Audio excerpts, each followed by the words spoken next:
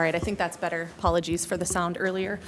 Our first order of business is to approve the board agenda. Is there a motion to approve the board agenda as presented? So moved. We have a motion from Director Simon. Is there a second? Second. Thank you, Director Langenfeld. Any discussion? Hearing none, would all in favor of approving the board agenda say aye? Aye. Any opposed say nay. With 6 in favor and 0 opposed, that agenda is approved. Our first recognition tonight is Emily Payan for the Presidential Award for Excellence in Mathematics and Science Teaching. We welcome Dr. Mary Wolverton, Associate Superintendent for Elementary Schools, Denise Schnabel, the Principal of Ramsey Elementary, and Emily Payan, second grade teacher at Ramsey Elementary. Welcome.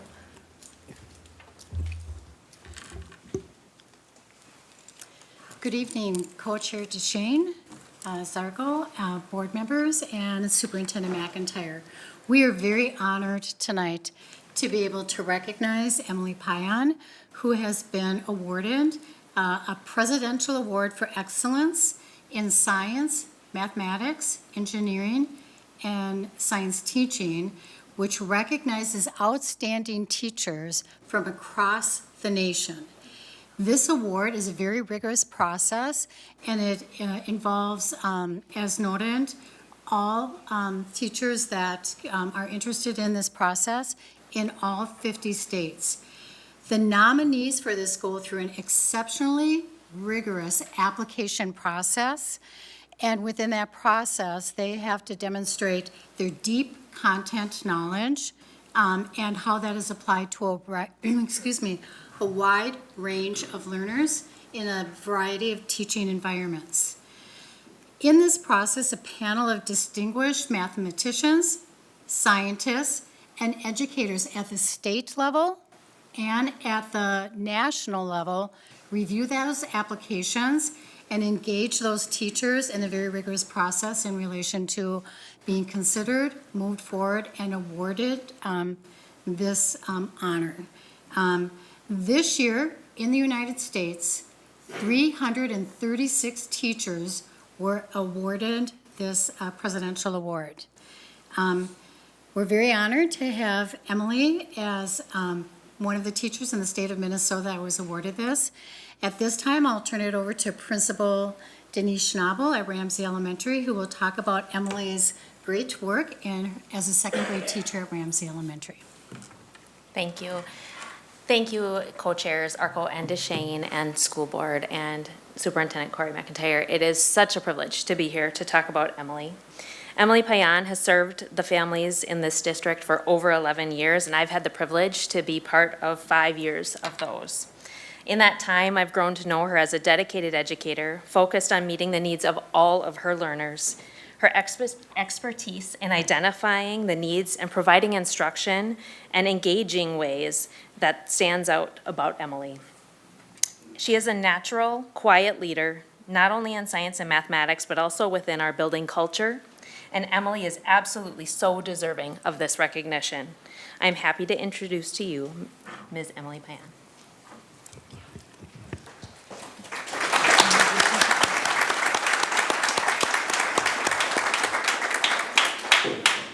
Good evening, co-chairs Arco, DeShane, and members of the board. Thank you so much for the incredible honor of being recognized here tonight. Math builds more than just academic skills. It builds confidence, resilience, and critical thinking. Research tells us that mathematics doesn't just predict later success in math, it also strongly correlates with reading achievement and overall academic growth. Math teaches us to look for patterns, to persevere through challenges, and to solve problems creatively, skills that are essential in every subject and in life. Thank you to the board for your continued investment in STEM education, my administrators, past and present, for your leadership and guidance. To my students, thank you for trusting me, challenging me, and reminding me daily why this work matters. Last but not least, to my husband, son, and my mom for your constant inspiration, support, and encouragement. This award is a milestone, but it's also a reminder to keep pushing, keep learning, and keep advocating for the power of math to change lives. Thank you.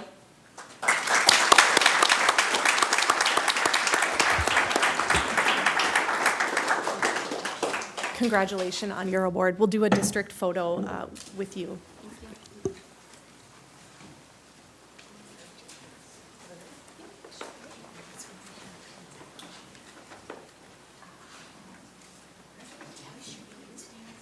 Denise, you're in there. Do you have me in the photo?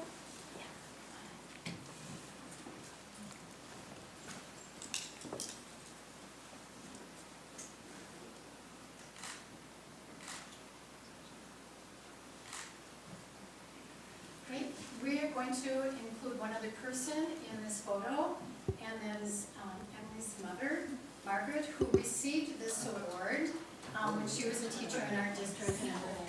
So,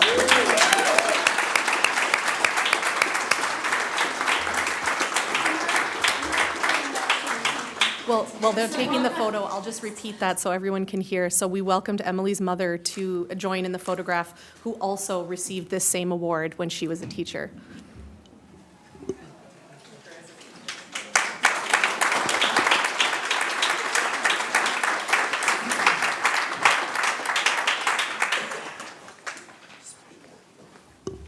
All right, thank you so much. Our next recognition is for Anoka Middle School for the Arts Magnet Merit School of Excellence Award. We welcome Becky Brodier, Associate Superintendent for Middle Schools, and Tom Haggerty, Principal of Anoka Middle School for the Arts. Welcome.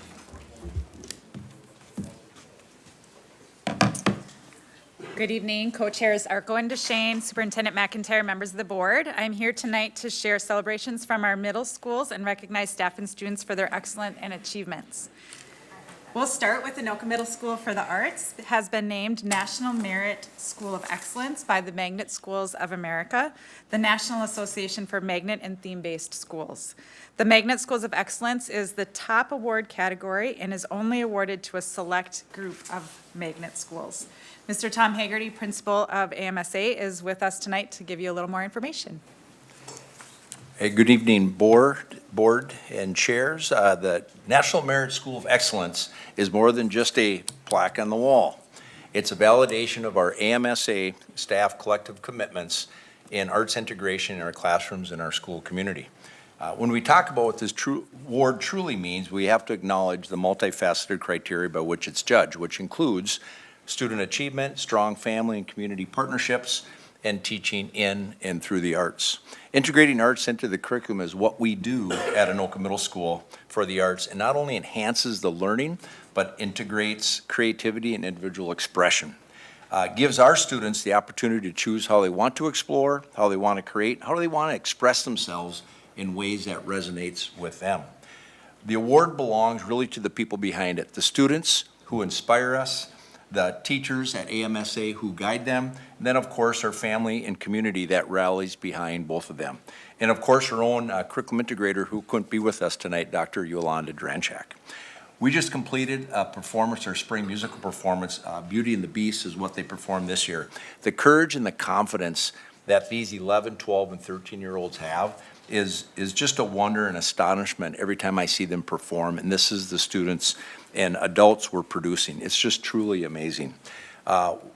In addition to this wonderful award, as part of our Specialty School for Arts, we were awarded the rank of superior in an arts literacy magazine called The Storm, which is a student magazine edited and guided by Yolanda Dranchak as well. And that's just another amazing part of this award.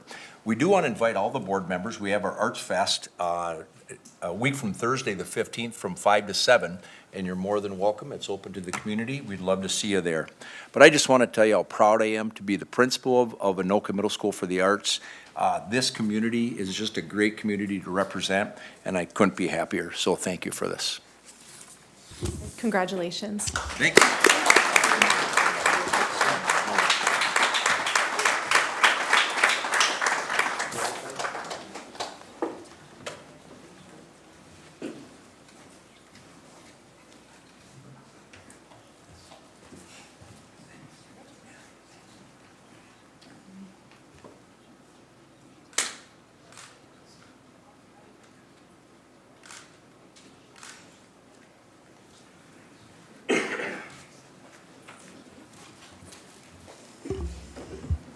All right.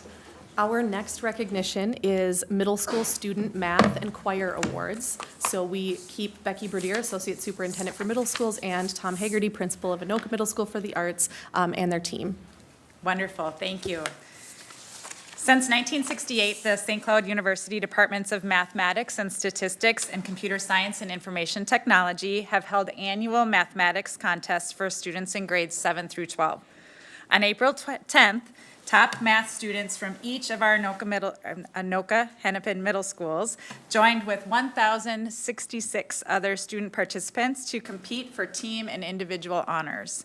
Anoka-Hennepin has a long history of excellence at the St. Cloud Math Contest, and it was another banner year for our middle school students, including Jackson Middle School with first, second, and third place wins by individuals and 2 first-place team wins. Second place team win by Oakview Middle School, third place team win by Roosevelt Middle School, among many other awards you'll hear about tonight from our schools. Students from all 6 Anoka-Hennepin middle schools were top performers, and I'm thrilled to introduce them to you tonight. In addition, each year, the American Choral Directors of Association of Minnesota forms special honors choirs to provide enriched singing opportunities for students in grades 4 through 10. Anoka-Hennepin students have a history of being selected to participate in the ACDA State Honor Choir, and this year is no different. Over 2,000 students prepare pre-selected materials and compete in a rigorous audition process for placement into honor choir program with just 900 selected. Our extremely talented students stood out from the thousands and had the honor of performing with the honor choir. Tonight, we have representatives from 2 of our middle schools to introduce to you and recognize. So with that context, we'll start with the recognitions from Anoka Middle School for the Arts and Mr. Tom Hagerty. We have 3 students we're going to recognize here tonight. First is Colden Johnson, who scored in the top 5% of our 8th graders. Then it's Charlie Blancett, who Charlie scored in the top 10% for our 8th graders. And lastly, Daniel Batti, who scored in the top 10% of our 8th graders. Those are our 3 students from Anoka Middle School. Congratulations.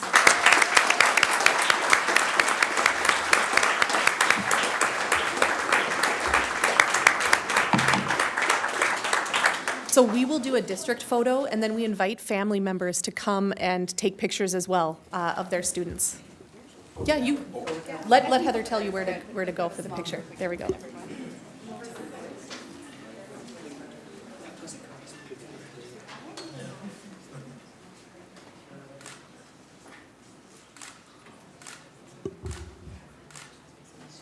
Okay, family, please come up. Yeah, come right up. You can get right up here to take a picture.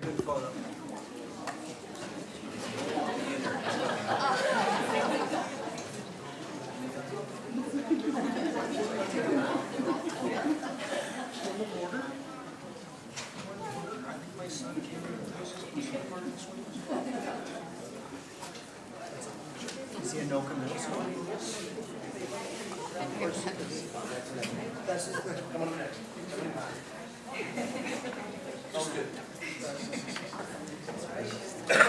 Congratulations once again.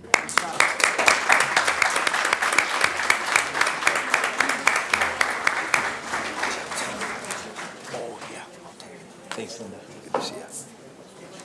Our next middle school to be recognized is Coon Rapids Middle School.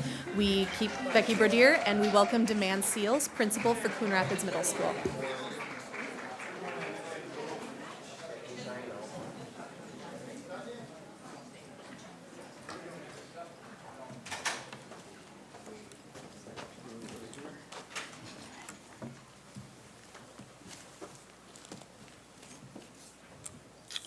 School Board, Superintendent McIntyre, thank you for having me to give me the honor of recognizing 2 math scholars here for the Math Recognition Award. We have with us tonight Cameron Loomis and Jesse Dorsey. Congratulations, guys.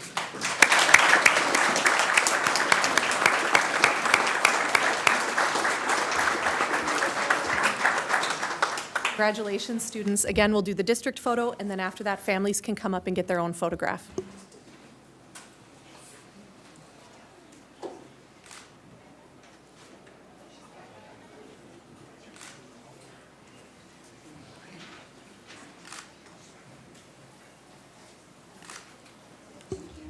All right, family, come on up.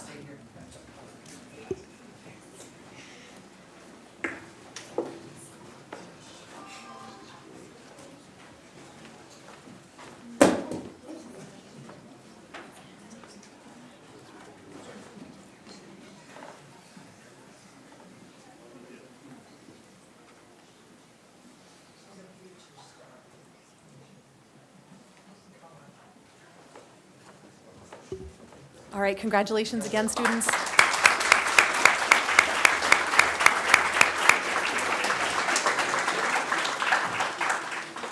Our next middle school to be recognized is Jackson Middle School, so we will welcome Joel Young, principal for Jackson Middle School, and team.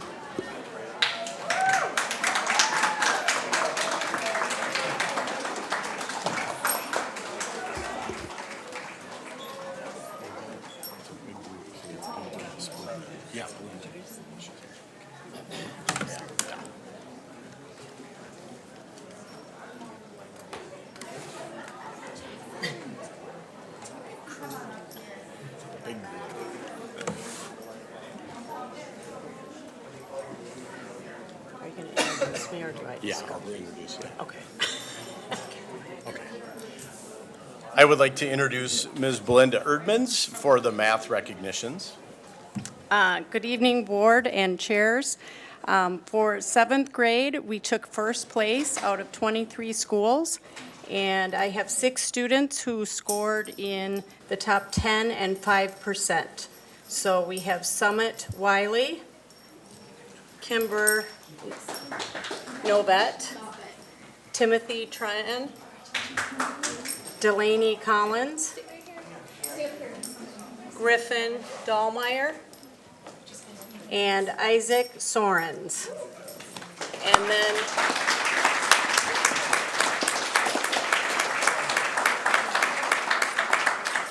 Isaac Sorens also was first place out of 290 students.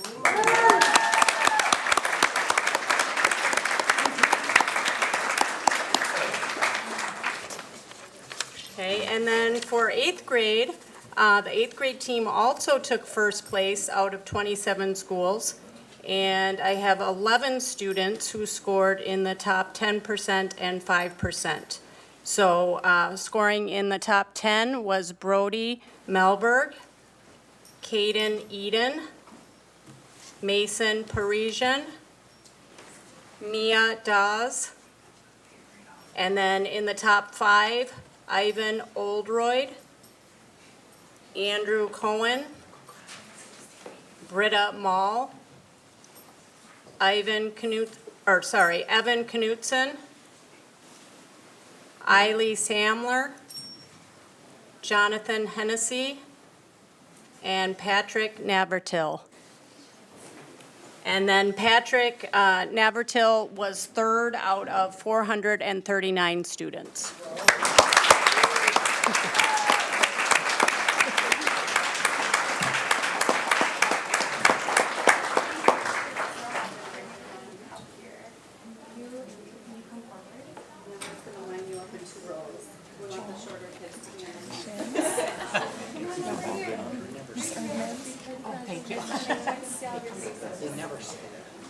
Congratulations, Joel.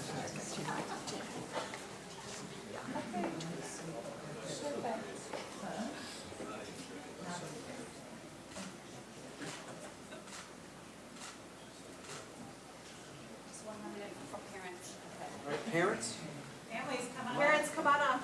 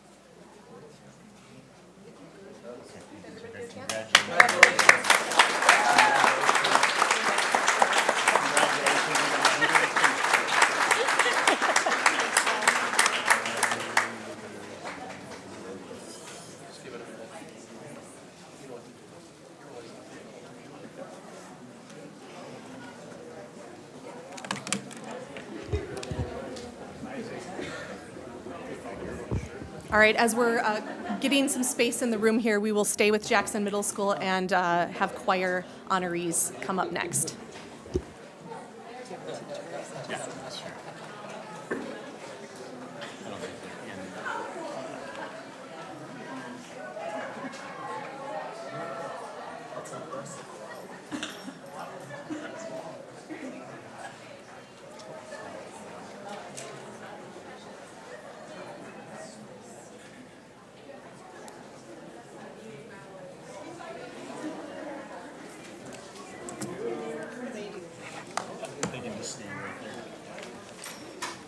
I am pleased to introduce Ms. Ruth Morgan for the State Honor Choir recognitions.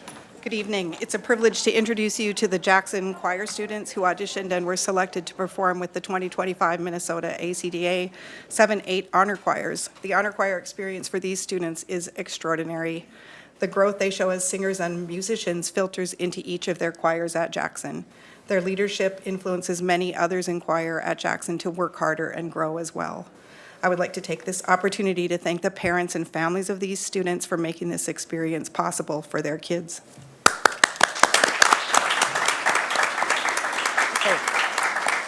And the Jackson Honor Choir students are Ayawole Fatejo, he sang bass, Lena Barnes, alto, Nora Crosland, soprano, Addison Nelson, second soprano, and Zariah Williams, alto.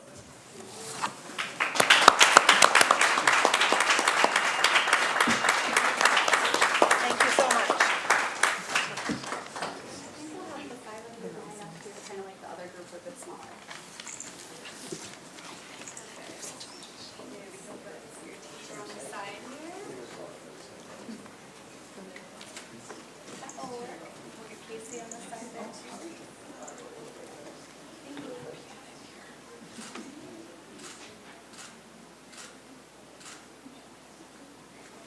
Families, come up and take pictures.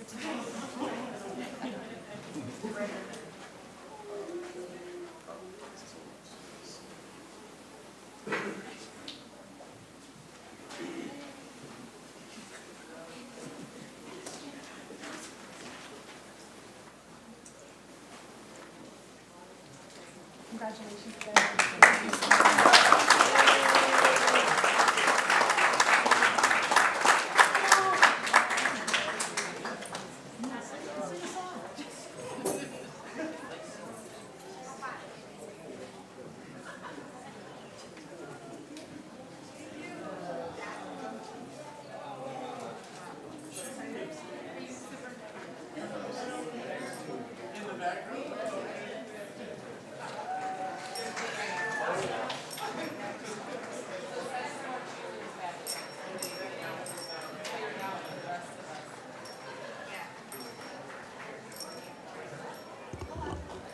All right, our next middle school to be recognized is Northdale Middle School. We welcome Becky Brodier and Jeff Leach, principal for Northdale Middle School and team. Welcome. Well, good evening, Co-Chair Arco and DeShane, board members, Superintendent McIntyre. It's my distinct pleasure to be here tonight to introduce you to one of our outstanding educators at Northdale Middle School, Ms. Stephanie Pogoltz. Good evening. We have a few students from Northdale we would like to recognize tonight. Placing in the top 5% was Liam Jan and Henry Carney. And then in the top 10%, we had Addie Stimwadell, Mia Pelton, Fatima Muhammad, Ferdosa Muhammad, and Lucas Hilker. Congratulations, students.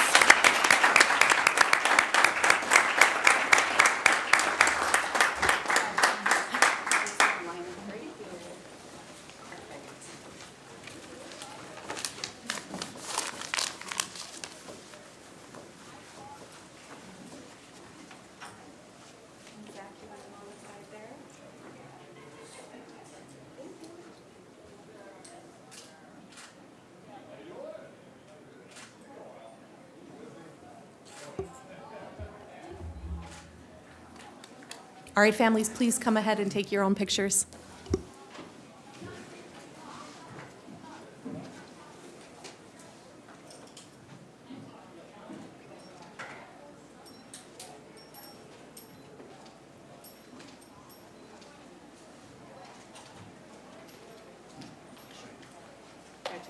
Congratulations.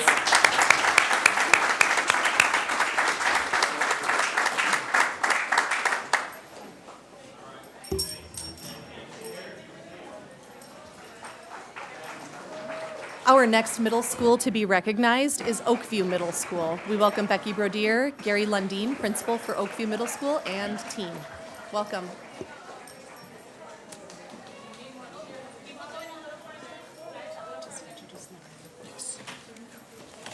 All right. Co-chairs Arco and DeShane, board members, Superintendent McIntyre. It's my honor to introduce Lauren Bouzet, math teacher from Oakview. He is going to assist recognizing our math students. Thank you. At this time, I'd like to recognize several top award winners at the St. Cloud State University contest. In the 7th grade division, individually at the top 5%, we have Cameron Exman, Thomas Hansen, who also took 4th place in the contest as a 7th grader, Matthew Ritter, who also took 3rd place as a 7th grader individually at the contest. In the top 10%, Whitney Shepard for our 7th grade. In the 8th grade division, also our 7th grade placed 2nd place in the entire contest. In the 8th grade division, individually in the top 10%, Cole Minotaur, Broderick Quinahan, and Joseph Reed. Thank you. Congratulations, students.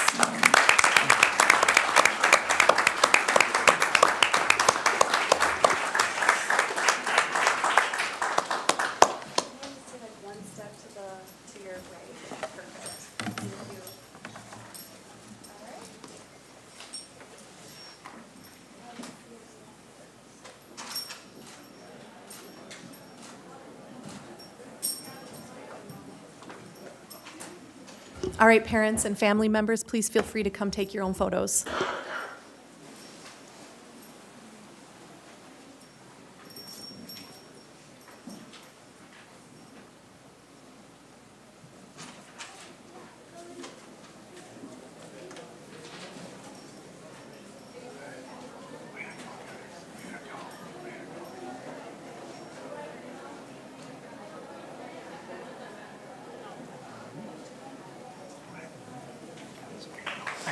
Congratulations again, students.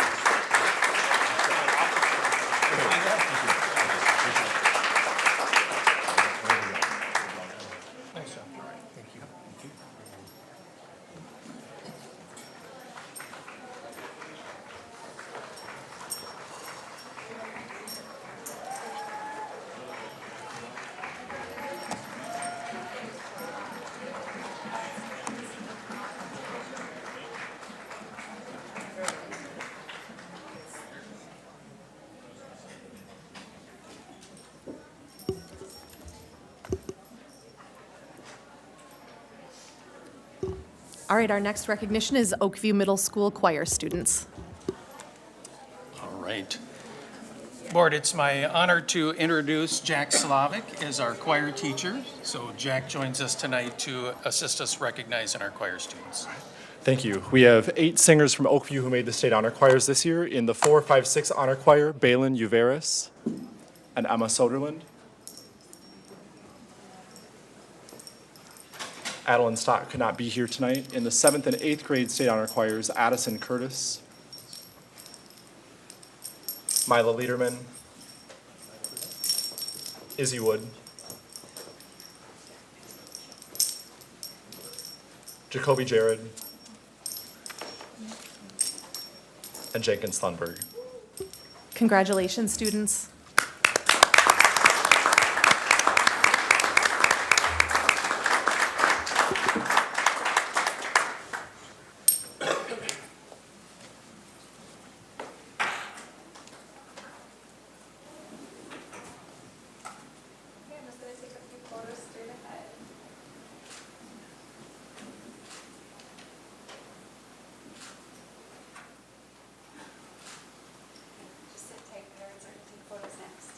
All right, family members, please feel free to come up and take your own photo.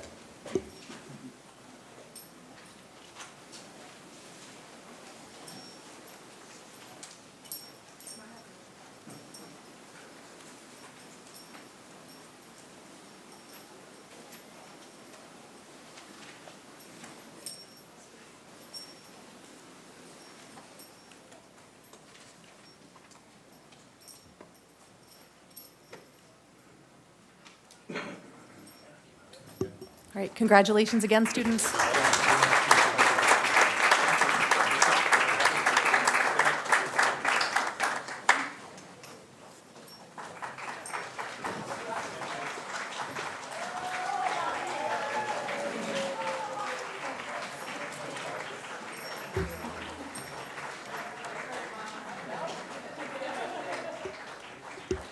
Our next middle school is Roosevelt Middle School. Welcome again to Becky Brodier and Kayla Rikucki, principal for Roosevelt Middle School, and their team.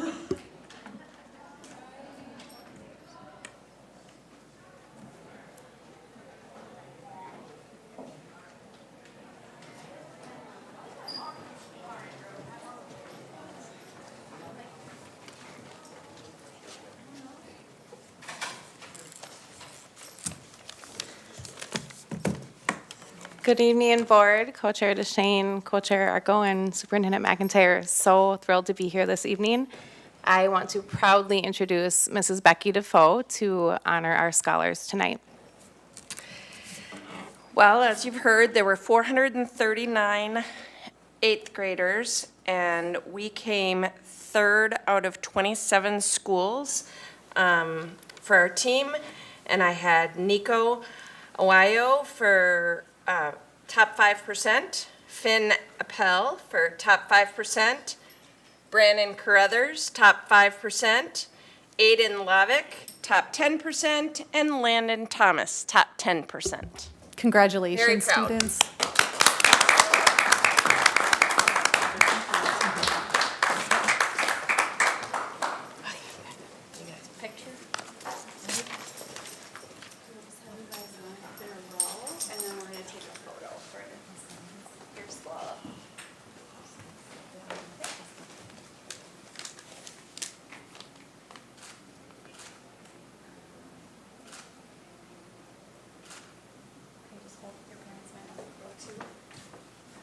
All right, families, feel free to come right up and get a photo.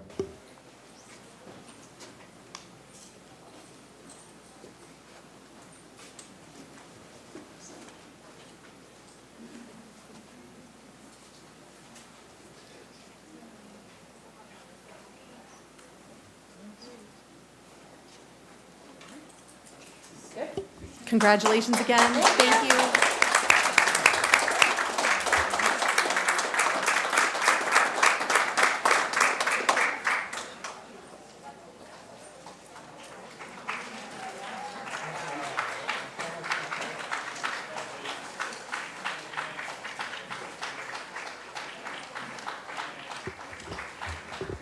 All right. There's one more recognition that we wanted to do, and that is to celebrate National Volunteer Week. So I'm going to share a statement that was from our Community Education Department. We had intended to share this at the last meeting, but with that one being postponed to today, we want to just take this opportunity to acknowledge and thank all of the volunteers in our community, with a special thank you to those serving the students and staff of Anoka-Hennepin schools. All of our volunteers have had an incredible impact on our community. Last year, over 9,200 volunteers contributed almost 173,000 hours toward developing, supporting, and enhancing a variety of programs in our schools and our communities. This year, we're on track to meet or exceed those numbers. Our volunteers are a really valuable resource, and their time and effort are so appreciated. On behalf of the Anoka-Hennepin schools, thank you again to our volunteers for everything they do to show support to students, staff, and our community. Thank you.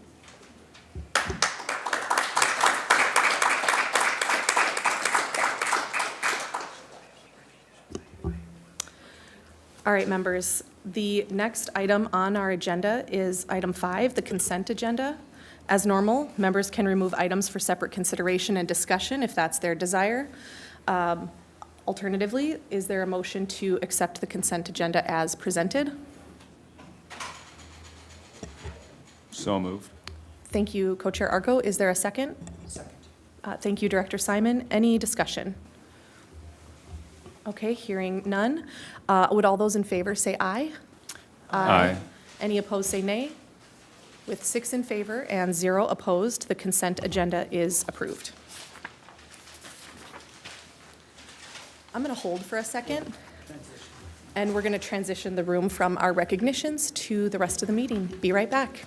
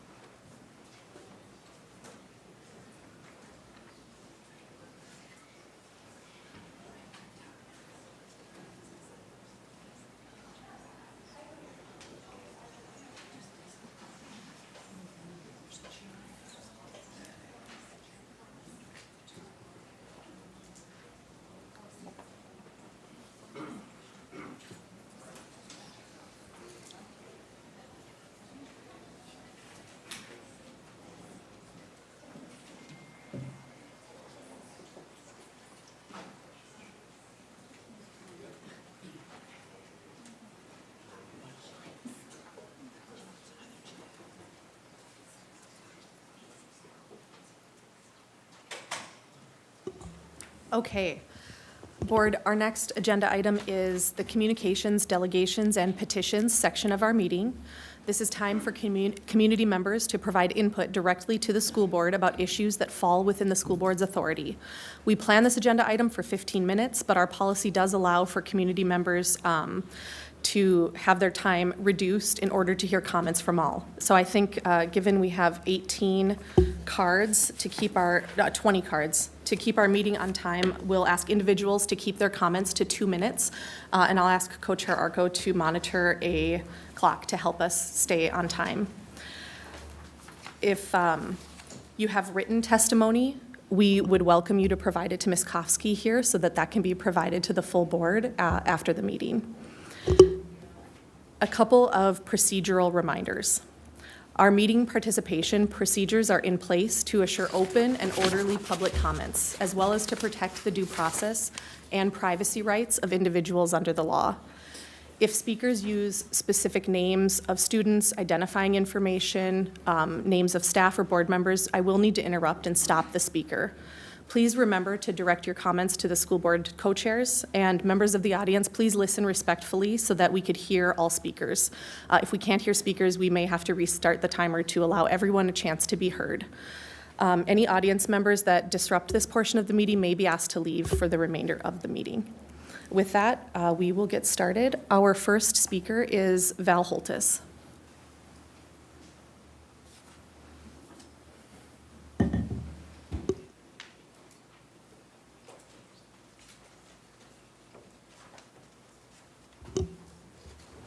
Welcome. Thanks for having me.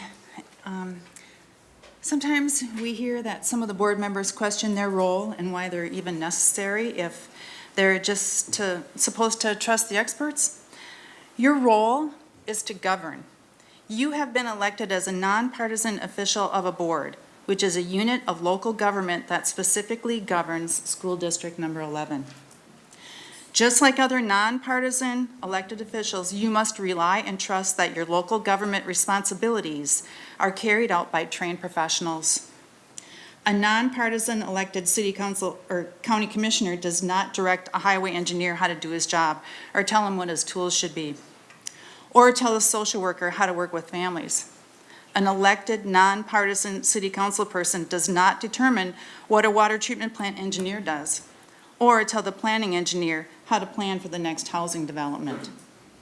According to state statute 123B.09 subdivision 8, school board members must superintend and manage the schools of the district, adopt rules for their organization, government, and instruction. The board will adopt a calendar, balance a budget, maintain the physical plant of their school buildings, and follow rules and laws. The board must be certain to be lawful in order to qualify for state and federal funds. They must keep registers and prescribe textbooks and courses of study. Prescribe in this case means to lay down as a guide, a rule, a direction, and make a recommendation.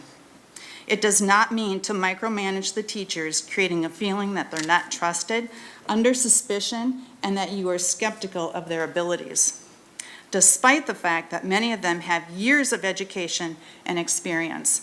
15 seconds remain. No one wants to work in those suffocating, discouraging environments.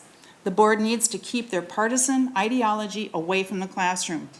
In addition, the board needs to realize that they don't own the district and should not be the gatekeepers You're at 2 minutes. of whether or not their constituents are given the right to improve their district through a referendum if they vote to do so.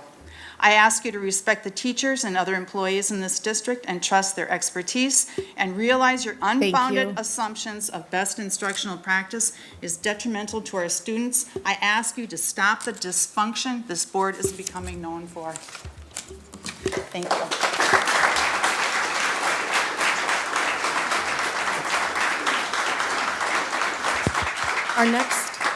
Our next speaker is Pankuri Goraksha Hicks.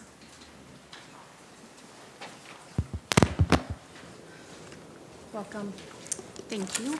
I am here today to read a message on behalf of a concerned Anoka-Hennepin parent who is also a teacher in the district, and one of the several teachers that I know who believes deeply in the power of public education, professionalism, and expertise of her fellow teachers. At your April 14th meeting, some of you ignored and dismissed the curriculum update recommendations from professional, licensed, and qualified educators. Those of you who feel that personal ideology is a substitute for professional qualification, it is not. You want to indoctrinate our students in your own personal ideology, the very thing which you are against, which is hypocritical. It was suggested that lecture-based instruction should be dominant method in our classrooms. That is not developmentally appropriate for elementary students or even other students based on their learning styles. Some of you question whether our teachers are capable of leading classroom conversations that include diverse viewpoints. And perhaps, worst of all, you suggest that our district should do the bare minimum to comply with Minnesota's educational standards, especially those that reflect ethnic studies and inclusive practices. You worry that diversity, equity, and inclusion will hurt rather than help our students, but that is nothing further from the truth. Diversity exists in public schools, whether you believe it or not. Without our diverse cultures, we may have lost World War II. It was our Navajo citizens and their language that developed the unbreakable code that helped us win. This is an example of an important historical fact and one amongst the many that should be taught and not overlooked. It is not lost that immigrants built this country. Their stories are part of our 15 history, seconds are remain. important, and should be authentically taught and told. The strength of this country lies in its beautiful diversity, and really we seek to make this country equitable for all and include all citizens to make America great.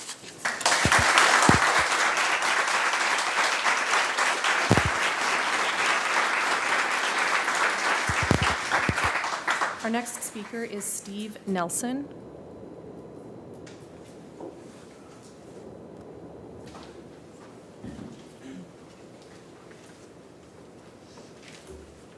Welcome. Good evening. Thank you. Well, I'm not going to give you a curriculum report tonight. I used to chair the Systems Accountability Committee years ago. You have now a CCAC, which is a Community Curriculum Advisory Committee. You should utilize them to help you through your political questions that you have as to how your curriculum should go, how you should be teaching your classes, whether you should be lecturing, whether you should be doing work groups, whatever method it is, you should take their advice, because these people, I was on this committee for 13 years. I think I reported to the board 5 or 6 years in a row on how the school district was performing. And I'm reading about you in the newspaper, and it's not good publicity.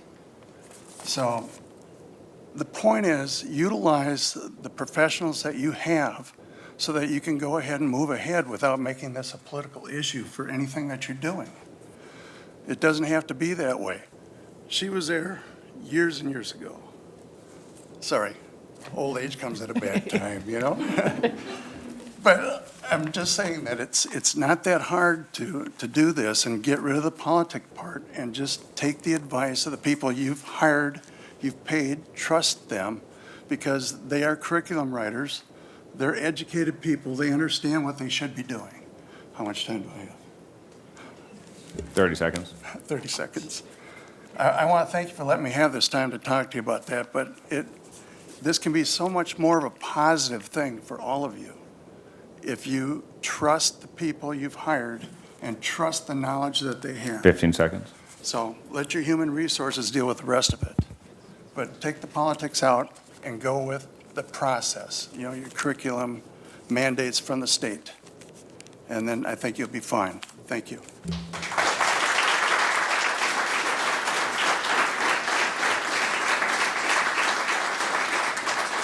Our next speaker is Jennifer Wahlberg.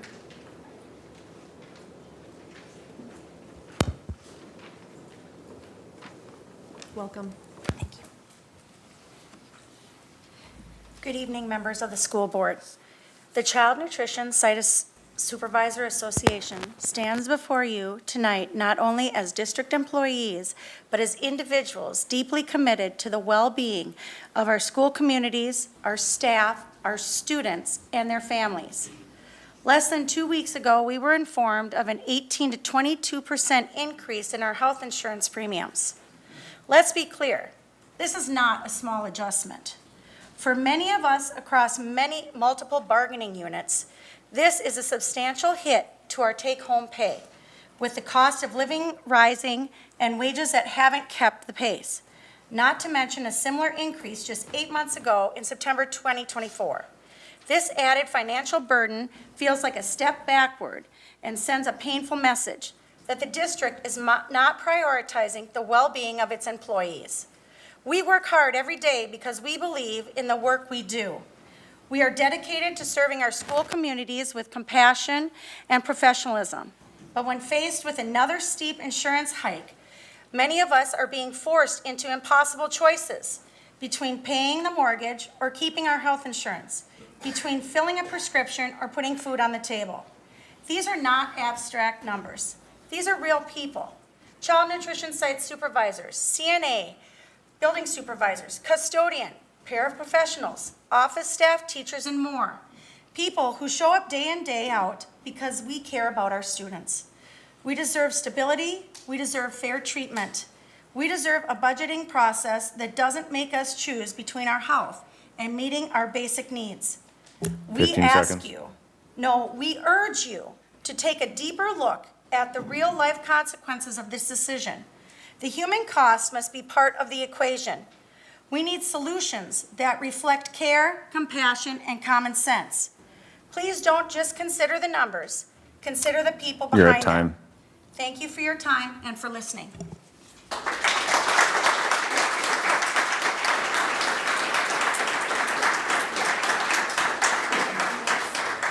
speaker is Dr. Jody Baker.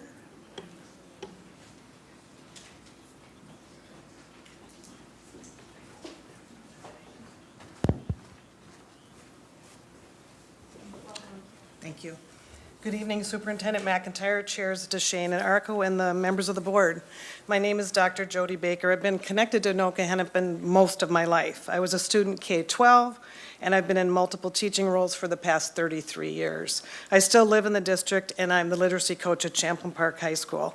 So I have multiple stakeholder roles, and I care deeply about the education of our students. 3 out of 4 of my college degrees are in education, which I only tell you because my most important role is learner.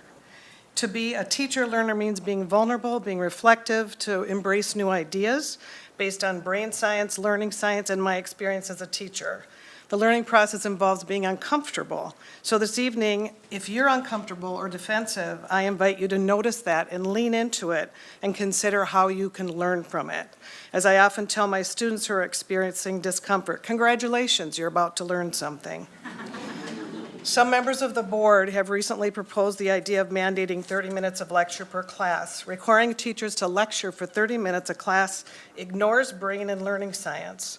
Requiring teachers to lecture for 30 minutes a class dismisses their professionalism and their ability to determine which teaching method best meets the lesson's purpose and their students' unique needs. Lecture is one of our tools as teachers. It's not the only tool. It makes no more sense to mandate a teacher conduct 30 minutes of lecture per class than it does to tell a carpenter they must use their hammer 50% of the time. As professionals, teachers know they have lecturing as a tool. Mandating lecture disregards teachers' experience and expertise. Students come to us with their own genius and experiences. They're not blank vessels to be filled up by a teacher 15 lecturing seconds. at them, especially not for 30 minutes. A Harvard University analysis of lectures concluded current best practice recommend lectures be used sparingly and thoughtfully. There is an art and science to teaching. Learning is complicated, fascinating, and magical. I implore the board and all stakeholders You're at to time. sit in that messy, tense role of being a learner. Our students deserve that. Thank you.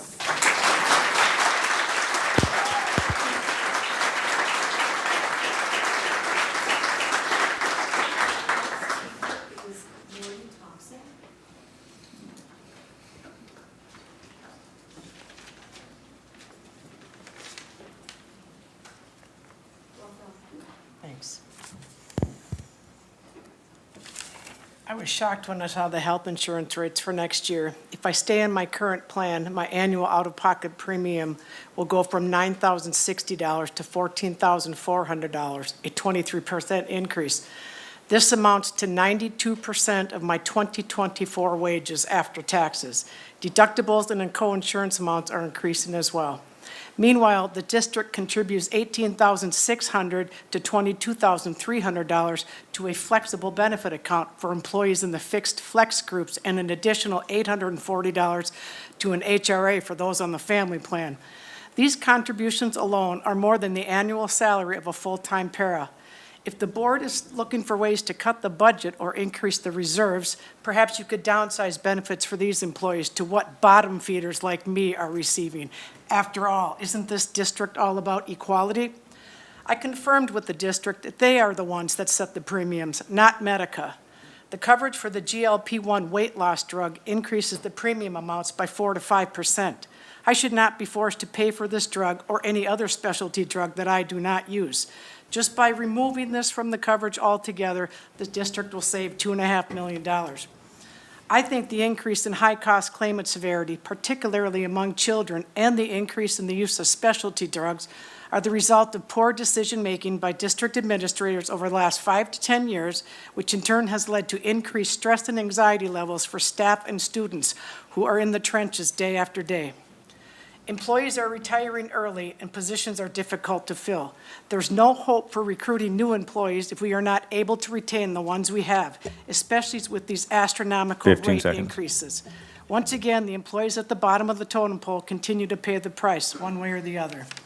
Consider these proposals. 1, offer cash in lieu of health insurance coverage for employees who can't afford these new rates. Or 2, contribute an annual amount to an FBA for them to purchase You're their at own time. plan outside the district. I'm asking the board to not approve the rate increases under any of the options being proposed. Send the Labor Relations and Benefits Department back to the drawing board and do better for your employees. And lastly, I'd like to thank all the MEGA supporters here tonight who showed up in red, including some of the board members, because it happens to be my favorite color.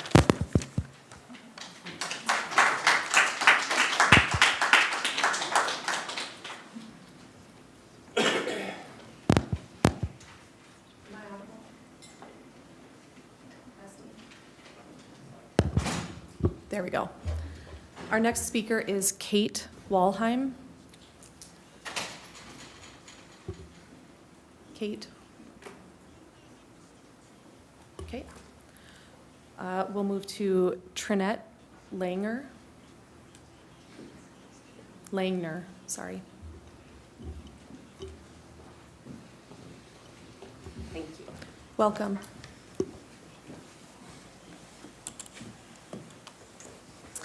Good evening, Superintendent McIntyre and school board members. I come to you as a teacher in Anoka-Hennepin.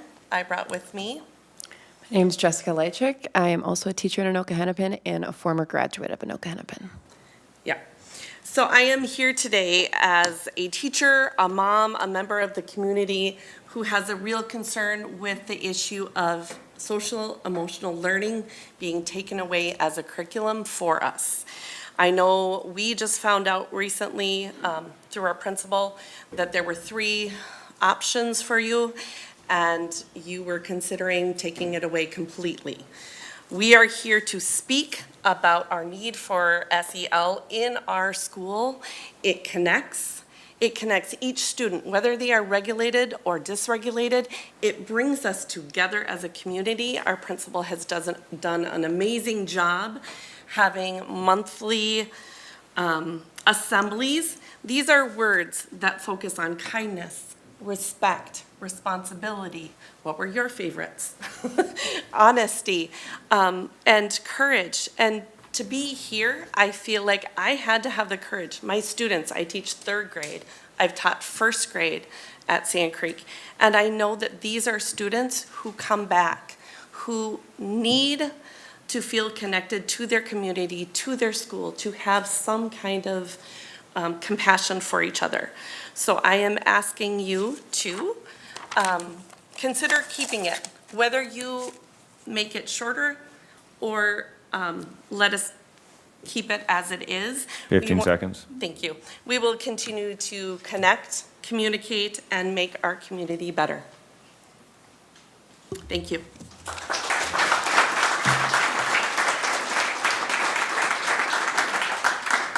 Our next speaker is Barbara Blake.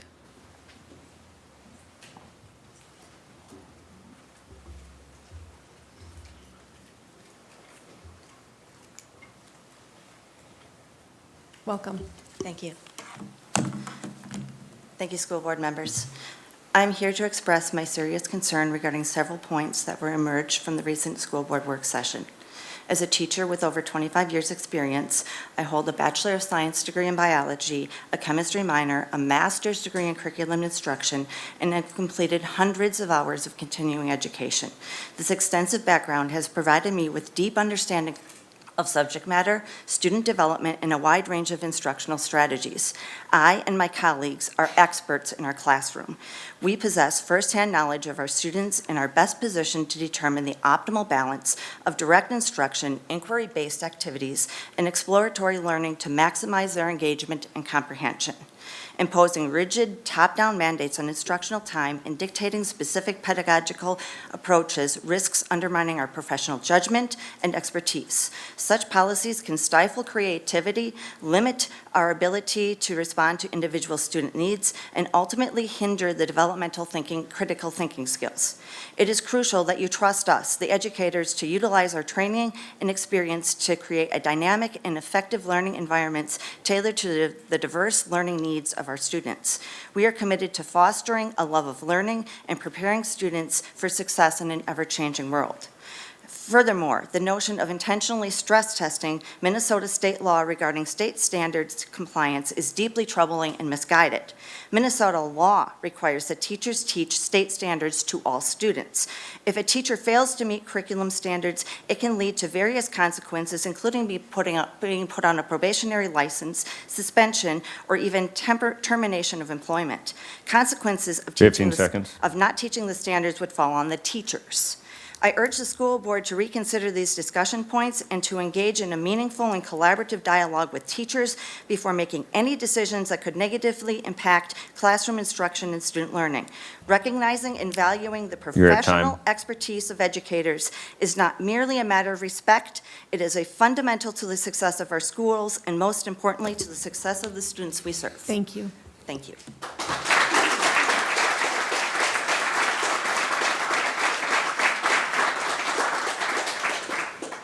Our next speaker is Megan Schmidt.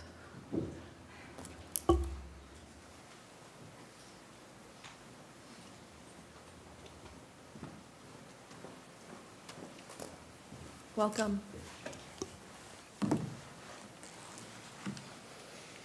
At the start of formal education, Socrates drew knowledge out of his students through questioning and dialogue, while Plato championed truth and structure. And so began the ongoing pendulum swing between inquiry and direct instruction. 2,000 years later, we know that the best method of instruction depends entirely on the students in the room.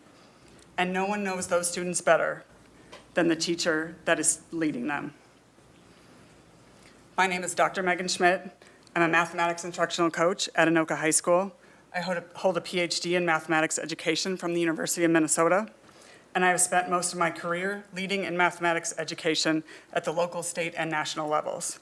I am also a parent and a community member. In 2027, math will join science and social studies in adopting new standards.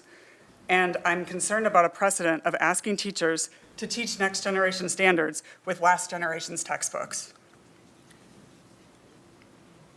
We aren't going to create critical thinkers and creative problem solvers by asking kids to tune in to a 30-minute monologue and to lower the bar under the weight of nostalgia. These new standards will demand a true mastery of conceptual understanding, relevance, and procedural fluency. It's often said, even in this very room, that doing math in public feels intimidating. But that fear doesn't stem from mathematics itself. It stems from the school math experience. The learners in this district deserve a different experience, one not built on formulas and fear, but on meaning, empowerment, and mastery, combined with 21st century science and social studies. Our math specialist, Jessica 15 Tucker, seconds. and I would welcome the opportunity to engage in a future work session with the board to discuss the deep mathematical knowledge for teaching that will be required to ensure Anoka-Hennepin students are truly prepared for college, career, and community life. Thank you.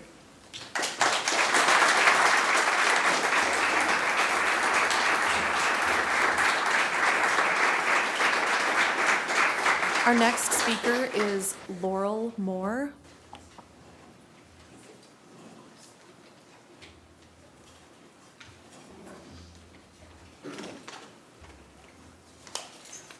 Welcome. Thank you. All right, good evening, co-chairs DeShane and Arco and Superintendent McIntyre, members of the board. My name is Laurel, and as a parent of 3 students in our district, I'm increasingly concerned about the shift toward inquiry-based learning in our classrooms. While exploration is valuable, I hear frustration from students who feel they're expected to solve problems or understand concepts without adequate instruction beforehand. Our students want and need guidance in learning how to read, analyze, and evaluate effectively. Direct instruction is a proven method for building foundational knowledge, particularly for students who need extra support. This is where our focus should be, and where our teachers should be supported with the best tools and training. I trust that our teachers know that direct instruction is not lectures. There's far more to it than that in a simple Google search to find out what it is. I know they know that. I'm grateful that our school board is prioritizing student learning and achievement. It's encouraging to see meaningful discussions and applying lessons that we've learned from the science of reading to other curriculum areas. I value your careful consideration in board meetings to empower teachers in providing high-quality instruction. Diverse perspectives on this board help ensure well-rounded solutions and better outcomes for our staff and students. Anoka-Hennepin demonstrated foresight with the READ Act, recognizing the need for structured literacy long before the law mandated it. We have an opportunity to lead in other subject areas as well, ensuring our students receive the instruction they need to be engaged and successful, both in the classroom and beyond. I urge the board to take decisive steps to prioritize evidence-based teaching methods and curriculum that build strong foundational skills for all learners. Thank you for your time. Our next speaker is John Wohlhopter.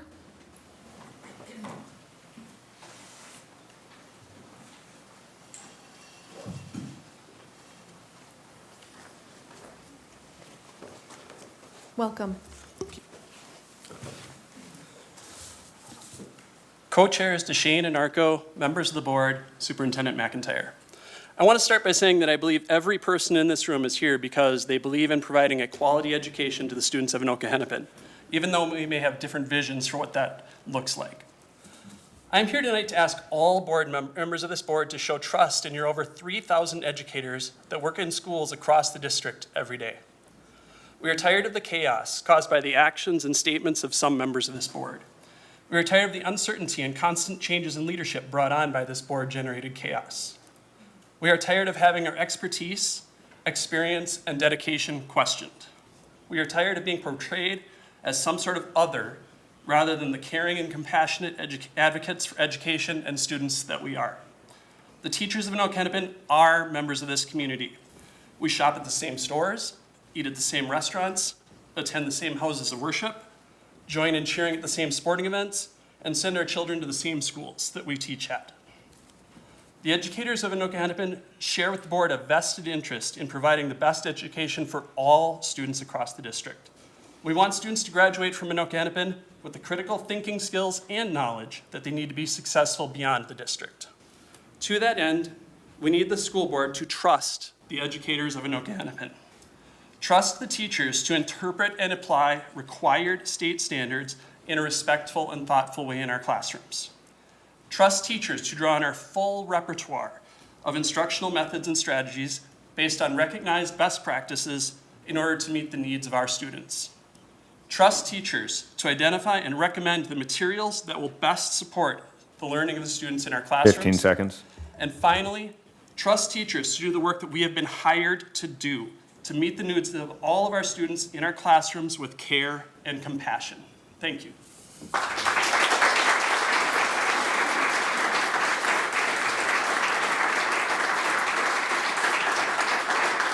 Our next speaker is Katie Yankovic.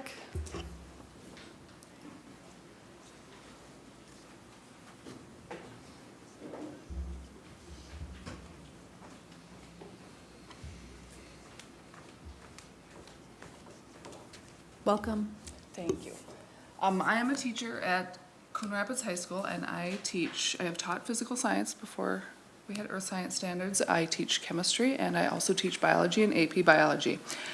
What I came to talk to you tonight about is the curriculum adoption process in the district, in case you're not familiar with it. It is an extensive process. It is not teachers coming together one day and saying, yep, this looks good. The first step in the process is for the district to do an all-call for many different sources to send their curriculum materials. Teachers look at them, evaluate them against a rubric to make sure they align with the state standards. At that point, then teachers will pilot more than one set of curriculum materials in their classroom for an extended period of time. Then, students, parents, and community members are given several opportunities to provide feedback on the curriculum. After that has been done, then the Science Study Committee meets. I have been a member of the Science Study Committee since the year 2019, because this is how long we have been working on implementing new science standards 6 through 12.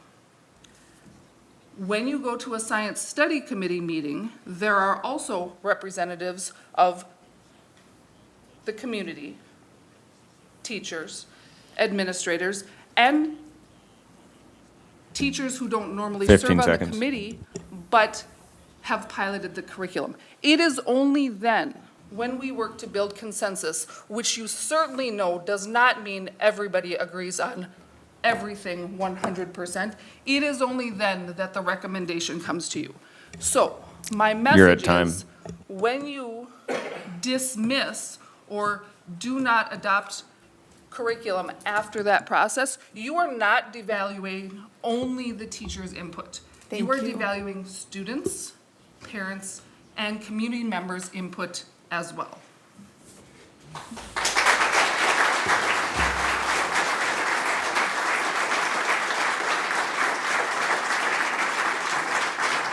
Our next speaker is Kelly Bilkey.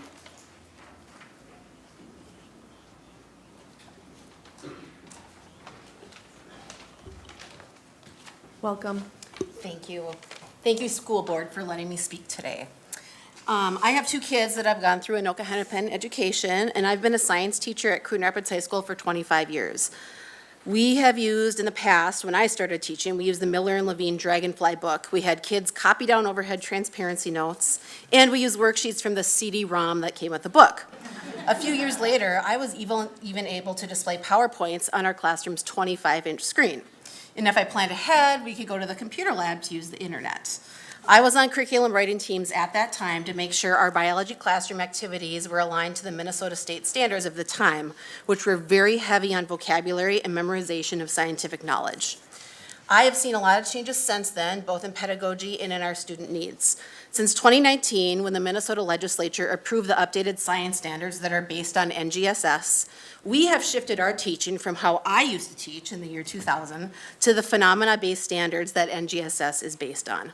My biology colleagues behind me have spent hours studying and choosing versions of biology curricula that are very different from the Dragonfly book of years past. I piloted New Visions during Tri-2 of this year. I normally teach mostly Project Lead the Way biomed classes, and New Visions approaches student learning the same way Project Lead the Way does. Hands-on, real-world connections, making meaning in a student frame of reference, using scenarios for applications of learning, and students discovering through doing. Nowhere in this type of learning is 30 minutes of direct explicit instruction time recommended, as it has been by some of the school board members here before me. As far as I'm aware, there aren't any studies that prove this is best learning. Teachers are professionals in their craft, and just as teachers would never tell a surgeon or an engineer how to do their job, it does 15 not make seconds. sense for someone outside of the field of education to tell a teacher what the best way to teach kids is. I would ask that you have an open mind and trust the teachers in our district to make decisions that are best for students, and not use something like 30 minutes of direct instruction as the line in the sand for not approving curriculum. Thank you.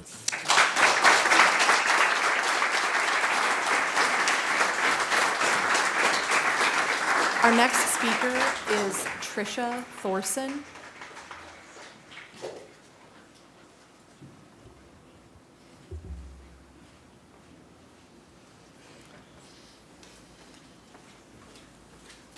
Welcome. Good evening. My name is Tricia Thorson. I've been teaching biology for 16 years now. The last 9 of those have been at Andover High School. Over the last 3 years, I've been a part of a team of Anoka-Hennepin biology teachers that have been researching and piloting biology curriculum for implementation. Based on all of our research and our observations in the classroom, we have come to an agreement on the best option for our students. This curriculum aligns with Minnesota science standards, engages students in learning at a deeper level, and it has students doing science and applying their skills to new situations.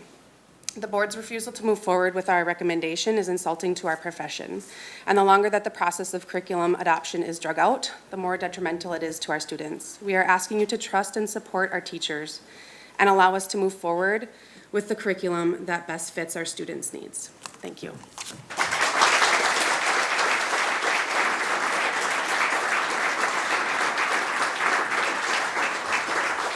Our next speaker is Emily McCullough.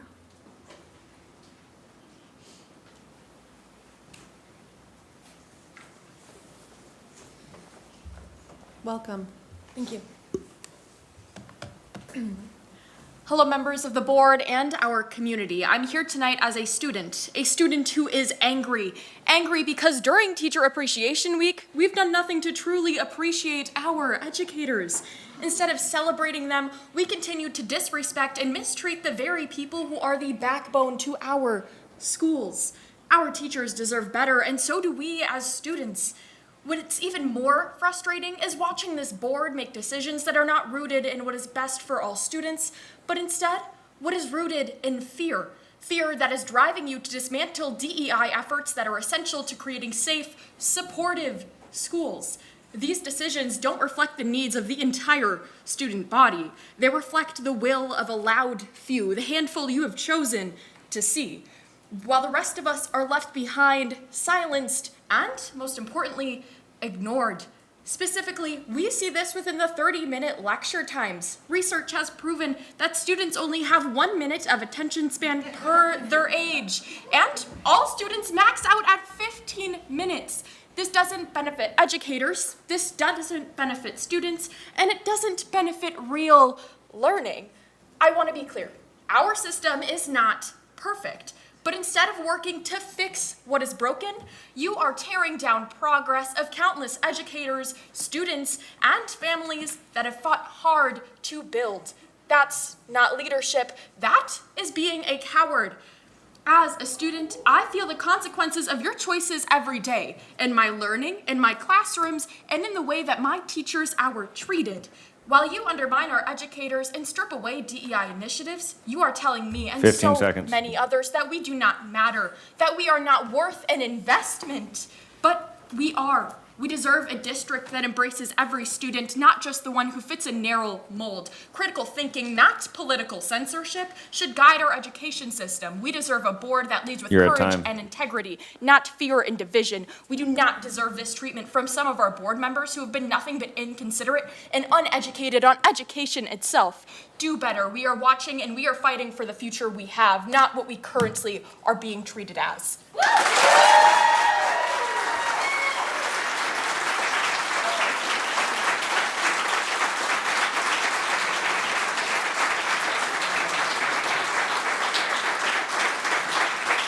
Our next speaker is Joe Rothstein.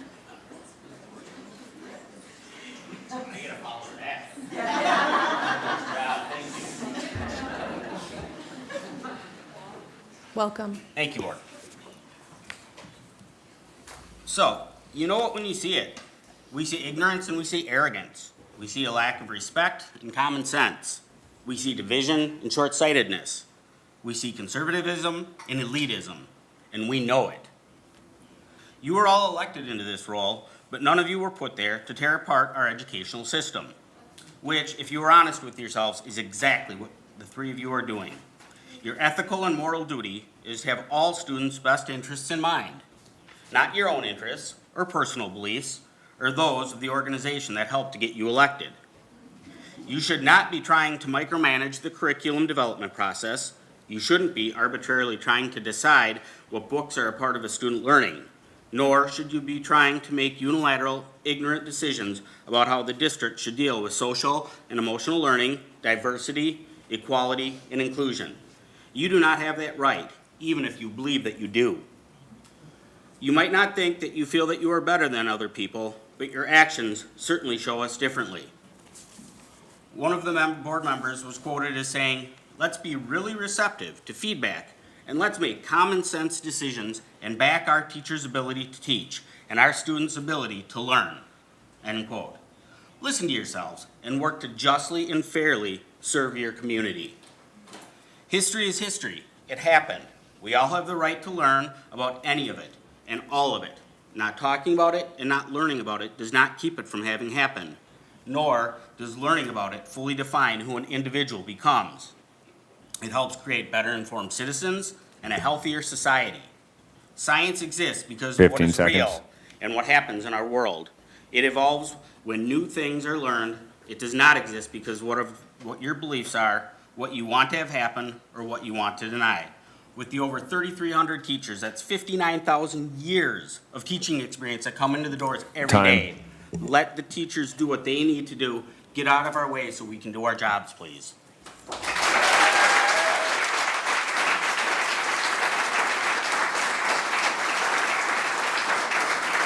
Our next speaker is Beth Lynn Heimer.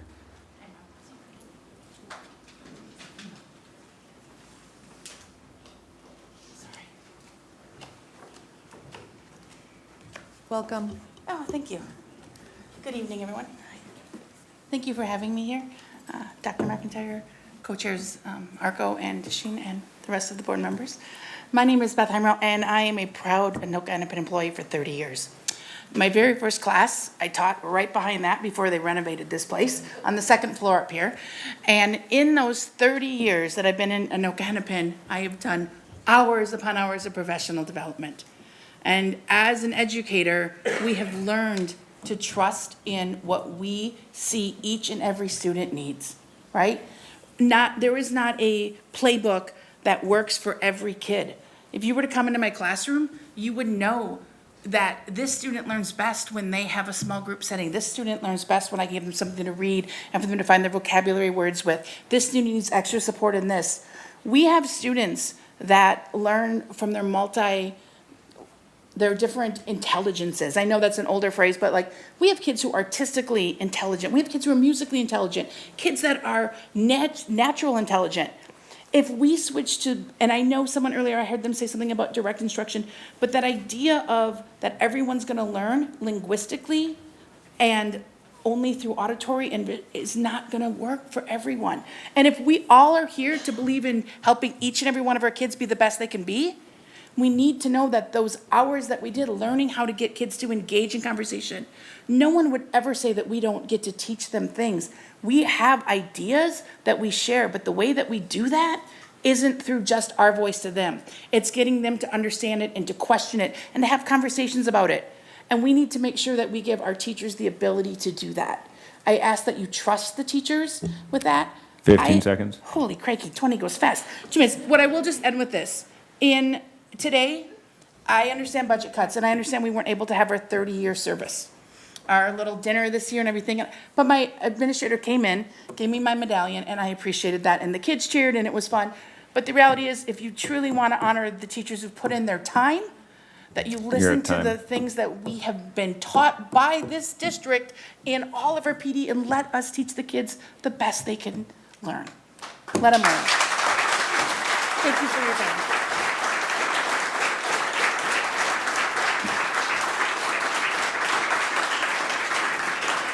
The next speaker is Judy Dunn.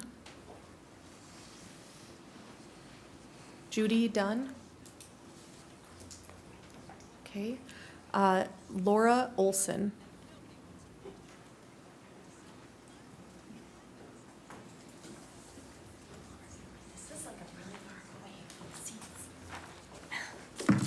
Welcome. Welcome. Thank you. Good evening, board. Good evening, superintendent. My name is Laura Olson. It used to be Laura Kaiser, so most of the kids in the district know me as that.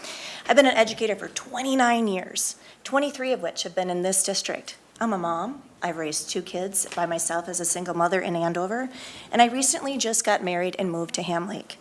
I'm a taxpayer, and I'm concerned about the money that we've been spending on our social studies curriculum writing.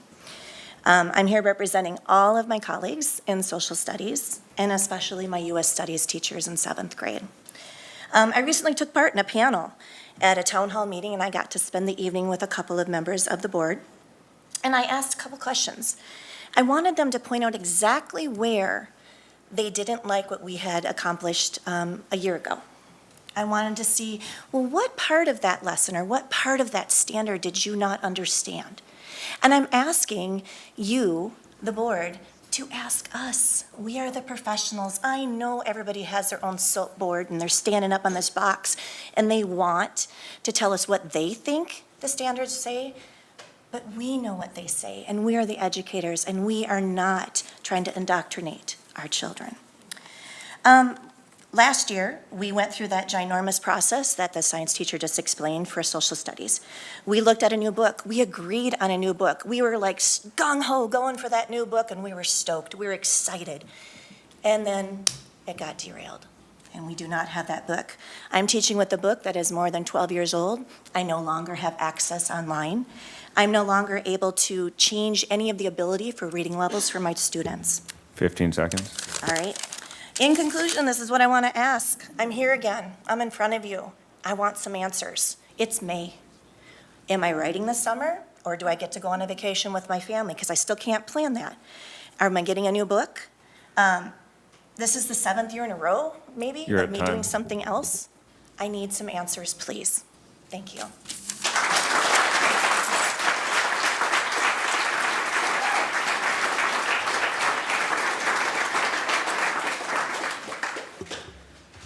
Okay, that concludes our yellow cards. There's no more over there. Okay, very good. So, board members, our next agenda item is item 7, the board calendar and district updates. We will turn it over to Superintendent McIntyre.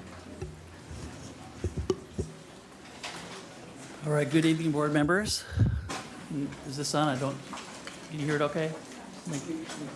Yeah, I'm gonna just pause till get some transition time.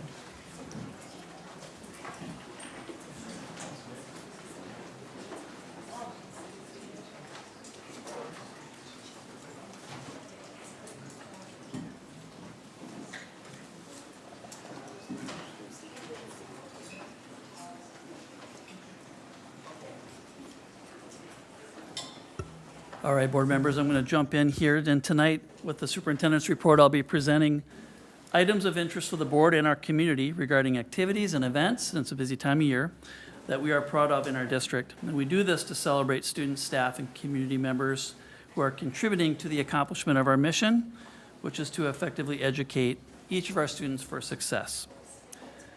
So to start us off, the Minnesota Scholastic Art and Writing Awards recognize students for excellence. Gold Key Awards are presented to students who achieve at the highest level. I have a couple to recognize tonight.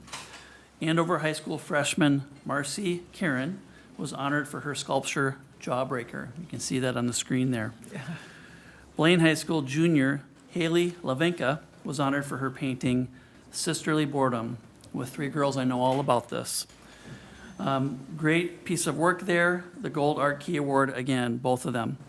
A number of students from across the district were recognized with Silver Key and also Honorable Mention Awards, and that information is posted on our website at ahschools.us. I just want to take a moment as my second item tonight to publicly thank our law enforcement partners for close cooperation and communication to ensure that our schools remain safe and our communities are informed during some high-profile situations we've experienced here recently in the community over the past few weeks. So just to reiterate, that partnership between school leaders and our law enforcement agencies really serve our communities, and it really makes a difference to ensure the safety of our students and staff, and those efforts are greatly appreciated. And finally, Anoka-Hennepin is celebrating and honoring staff members and the impact they make during Employee Appreciation Week this week, May 5th through the 9th. This week here, and these events in the district coincide with the National Teacher Appreciation Week. And there are many activities scheduled throughout the district by volunteer groups in our schools to show support for staff. The theme for Employee Appreciation Week is You Make a Difference. It's a time to say thank you to all of our staff, to show our appreciation for all staff does for our students and the communities we serve. Perhaps the group that appreciates our staff the most are our students. So when it came to time to produce a video message that shows the true appreciation for all we do as a school system, students stepped up to deliver that message. So let's take a look.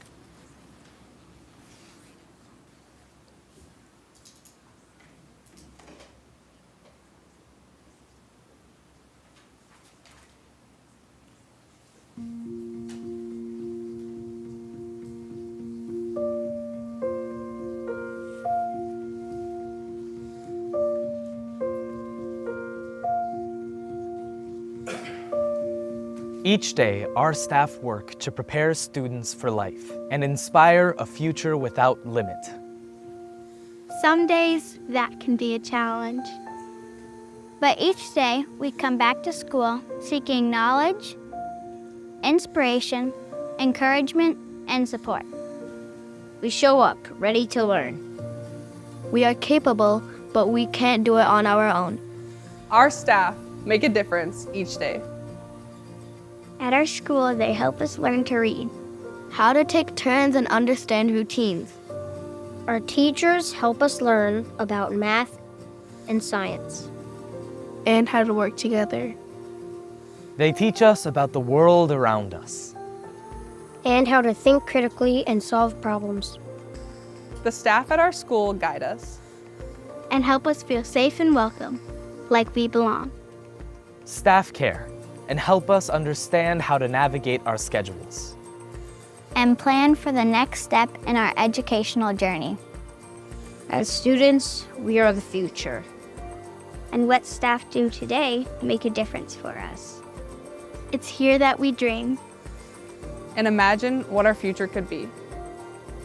Staff in our schools make a difference, each and every one of them. Whether they are serving up a smile, listening with care, someone we can count on. Staff at our school keep us connected. And keep things rolling smoothly each day. Staff at our school make a difference, each and every one of them.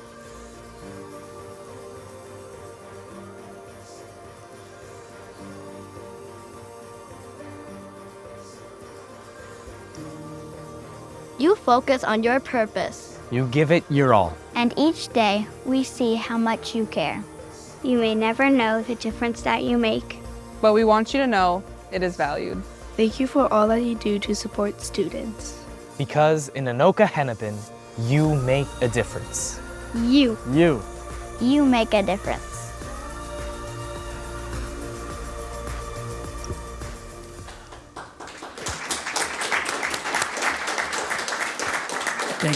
Thank you to our communications team for putting that together. And it's just a good reminder that it does take all of our staff and all the roles in the district to really do everything we need to do to bring out the best in our students. And for me, it's just a good reminder that our staff are the backbone of everything we do to help our students thrive. So I know you join me in this. Thank you to all of our staff and every role in the district, nearly 7,500 employees across the system. Thanks for everything they do each and every day. And that wraps up, and we will continue to see those activities throughout the week in our buildings, appreciating and honoring our employees. So, Co-Chair DeShane, that is my superintendent's report for this evening. Thank you. Thank you. Board members, any questions for Superintendent McIntyre? All right, our next agenda item includes several resolutions brought forward by Employee Services. So we will welcome Dr. Jennifer Cherry, Executive Director of Human Resources. Thank you, Co-Chair DeShane, members of the board, Superintendent McIntyre. I have 3 resolutions this evening pertaining to staffing. The first one is a resolution relating to the non-renewal of teaching contracts of probationary teachers. There are 10 teachers on this resolution who are probationary teachers, and their contracts are being non-renewed due to a reduction in student enrollment, financial condition of the district, and other appropriate reasons. At this time, I'm recommending approval of this resolution. Thank you. Board members, are there any questions for Dr. Cherry on this resolution? If not, members, before us is a resolution relating to the non-renewal of teaching contracts of probationary teachers as presented in Appendix J. Hearing no requests for discussion, would the clerk please call the roll? Simon votes aye. Hochman. Aye. Audette. Aye. Langenfeld. Aye. Arco. Aye. DeShane. Aye. With 6 in favor and 0 opposed, the resolution in Appendix J is adopted. You can present your next one. Thank you. The second resolution this evening is to rescind the inclusion of certain teachers' names in the resolution terminating probationary teachers. So this is a follow-up from our last business meeting, and this is the wonderful news where we have an opportunity to hire back some of our newer teachers that we had to issue non-renewals to in the last business meeting. So before you are 19 names of teachers that we are recommending bringing back for hire in the next school year. Thank you. Board members, any questions for Dr. Cherry on this resolution? Okay, if not, members, before us is a resolution to rescind the inclusion of certain teachers' names in the resolution terminating probationary teachers as presented in Appendix K. Hearing no requests for discussion, would the clerk please call the roll? Simon votes aye. Hoekman. Aye. Audette. Aye. Langenfeld. Aye. Arco. Aye. DeShane. Aye. With 6 in favor and 0 opposed, the resolution in Appendix K is adopted. Please continue. And finally, this evening in Appendix L, you will see a resolution proposing the immediate discharge of continuing contract teachers. This is in compliance with Minnesota Statute 122A.40, Subdivision 13, Part 6. There are 3 names. These names are not public information according to the Minnesota Government Data Practices Act. If there are any questions, I can follow up with those now, but it is a proposal to approve this resolution. Board members, any questions on this resolution? Okay, if not, members, before us is a resolution proposing immediate discharge of continuing contract teachers as presented in Appendix L. Hearing no request for discussion, would the clerk please call the roll? Simon votes aye. Hoekman. Aye. Audette. Aye. Langenfeld. Aye. Arco. Aye. DeShane. Aye. With 6 in favor and 0 opposed, that resolution is adopted as well. Thank you, Dr. Cherry. Thank you, Board. Our next agenda item is elementary and secondary education. Item 9A, the elementary ELA initial curriculum adoption and recommendation, which is coming before us for approval tonight. We welcome Dr. Mary Wolverton, Associate Superintendent, Ann Sangster, Director of Elementary Curriculum, Instruction and Assessment, and the rest of the team.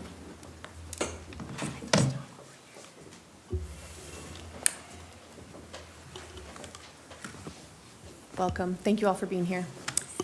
Good evening, Co-Chair DeShane, Arco, school board members, and Superintendent McIntyre. This evening, our team is coming forward with providing an update and a recommendation on the elementary ELA adoption. The purpose of our meeting, as noted, is to share the results of the elementary ELA pilot and study committee feedback and present the recommendation for the elementary ELA curricular resource for the 2025-26 school year.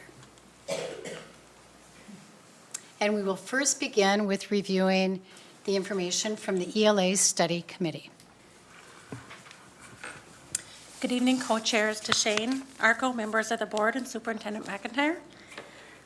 On our study committee timeline, in November, the ELA Study Committee met to establish goals, become familiar with the READ Act, the Reading to Ensure Academic Development Act, and have a common understanding of the science of reading. In December, the committee looked at Anoka-Hennepin's reading data aligned to multi-tiered systems of support. And then in January of 2024, they reviewed the current resource wonders along with the Minnesota ELA 2020 standards. In February of 2024, a recommendation and rationale were created from the committee that a new resource was needing to be piloted. In March of 2024, an all-call of curricular materials and a review of those resources took place. And then in April of 2024, the committee reviewed resource types along with an Anoka-Hennepin rubric that would be used to analyze those resources. And in June of 2024, EL opened up Great Minds, Wit and Wisdom and Amplify CKLA Core Knowledge Language Arts presented to the committee, and then they completed an evaluation of those resources. We then moved to piloting the recommendations, and these are the configurations of resources that were piloted in grades K-3 with 4 different options. And then we have the grade 4 and 5 pilot configurations with 2 options. Next is the ELA pilot, moving into fall of 2024. And in trimester 1, we started with pilot round 1. And then moving into August, we had teacher training for those pilot teachers on the materials that they would use just for round 1. September 3rd through November 22nd, the teachers piloted their round 1 resources. And in the middle of that round 1 pilot, we learned of the CKLA 3rd edition release that would take place in December. So on November 5th, the teachers received some training on the resource they would then pilot for round 2. They received a survey for round 1 from November 11th through the 26th that were completed by the pilot teachers. And then trimester 2 began. So December 2nd through March 6th, the teachers would pilot their round 2 resources, of which they were trained back in November. January 2nd, those who were piloting CKLA would switch to their 3rd edition resource that had been released. We then learned in the midst of that January of the release of a resource called Arts and Letters, which was created from Wit and Wisdom. February 18th, pilot teachers would participate in the deep dive of the Arts and Letters resource, looking at that in relation to Wit and Wisdom. And then February 25th through March 6th, the survey for round 2 pilot teachers was sent out and completed. That concluded the piloting of the resources for K-5, and we then brought the study committee and pilot teachers together April 1st and April 8th to review the pilot data and generate recommendations. And from that, Candace will share the pilot teachers' feedback. Good evening, co-chairs Duchesne and Arco, members of the school board, and Superintendent McIntyre. You can see on the next slide there, the overall. This is our summary of the dimension data for K-3 knowledge building. So you can see from a statistical standpoint that this data reflects the strongly agree and agree for the pilot teacher. Again, CKLA outlined in blue for each dimension, and Wit and Wisdom geodes outlined in green for the each dimension, with the overall of K-3 knowledge building resulting in CKLA being 75% compared to the 55% of Wit and Wisdom and geodes. Next, we have K-3 skill building, and this was the foundational skills and/or the word recognition components for kindergarten through 3rd grade. Again, the agree and strongly agree for each of the dimensions, summarized, outlined, CKLA in blue, bridge to read in red. You can see a little more discrepancy here on the phonological awareness and phonemic awareness, phonics and fluency, but then CKLA in instructional supports and material management having higher scores along with assessment. Overall, they're very close, which leads us to our overall options for implementations pairings on the following slides. And next we have the 4-5, again, summaries, CKLA in and this is comprehensively with foundational and knowledge building together in one resource. CKLA is in blue, Wit and Wisdom, and functional morphology in orange. This also is interesting to look at the results in the dimension summaries as well, because Wit and Wisdom and functional morphology outperformed CKLA, which again leads to the pairing options for the voting for the study committee and pilot teachers on the following slides. That led us to different options for the pilot teachers and the study committee to provide us feedback on from April 1st and April 8th. One of the options was CKLA K-5 comprehensively. The next option is CKLA K-5 paired with Bridge to Read K-3. And another one was K-3 or K-5 CKLA Comprehensive, Bridge to Read K-3, and then Functional Morphology 4-5. Those are results of those 3 surveys put together in that option. And then the last option was the Wit and Wisdom K-5, Bridge to Read K-3, Functional Morphology 4-5, which leads us to the overall results.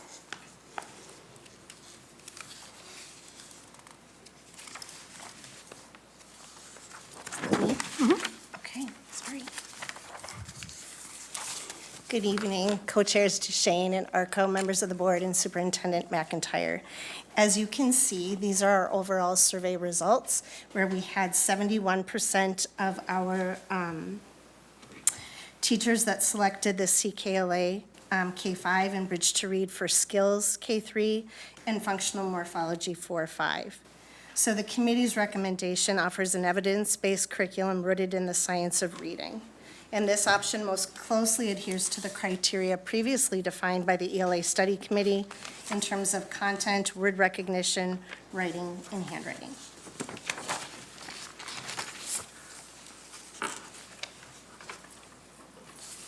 So now I'd like to bring you through the budgetary expenditures for this ELA adoption.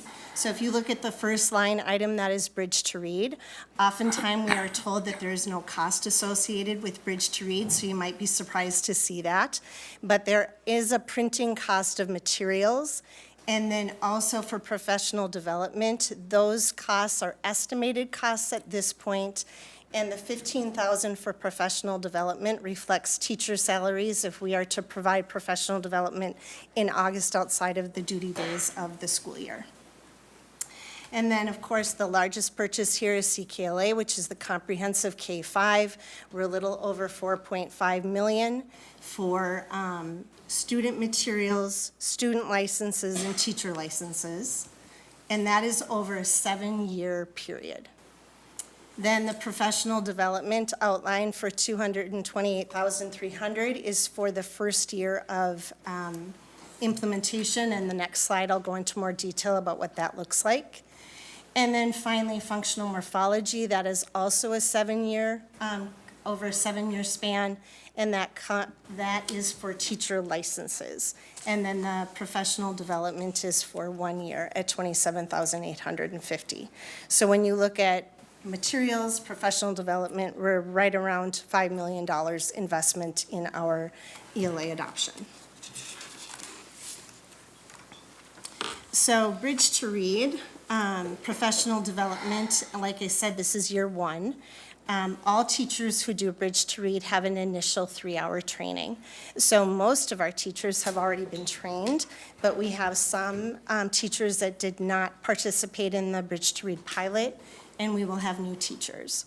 And then we have ongoing coaching support through Serve Minnesota and our literacy specialists who have supported Bridge to Read quite extensively in their role. And then when we look at CKLA, they provide an initial training for teachers, which is a full day. Part of that day is just letting them know what is CKLA, how do you use the website, but then they also get some planning time, so when they are starting the school year, they know really where to start. And then very important that our leaders have an understanding of CKLA as they're the instructional leaders in the building, so they will receive a program overview for 3 hours. And we also have an opportunity to have, and that's not on here, but we just found out about it, a session for our principals and hopefully also our literacy specialists to learn about the mindset shifts that will come along with this new curriculum. And then we have coaching that we will be able to take advantage of flexibly for our leaders, 6 hours per building during the next school year.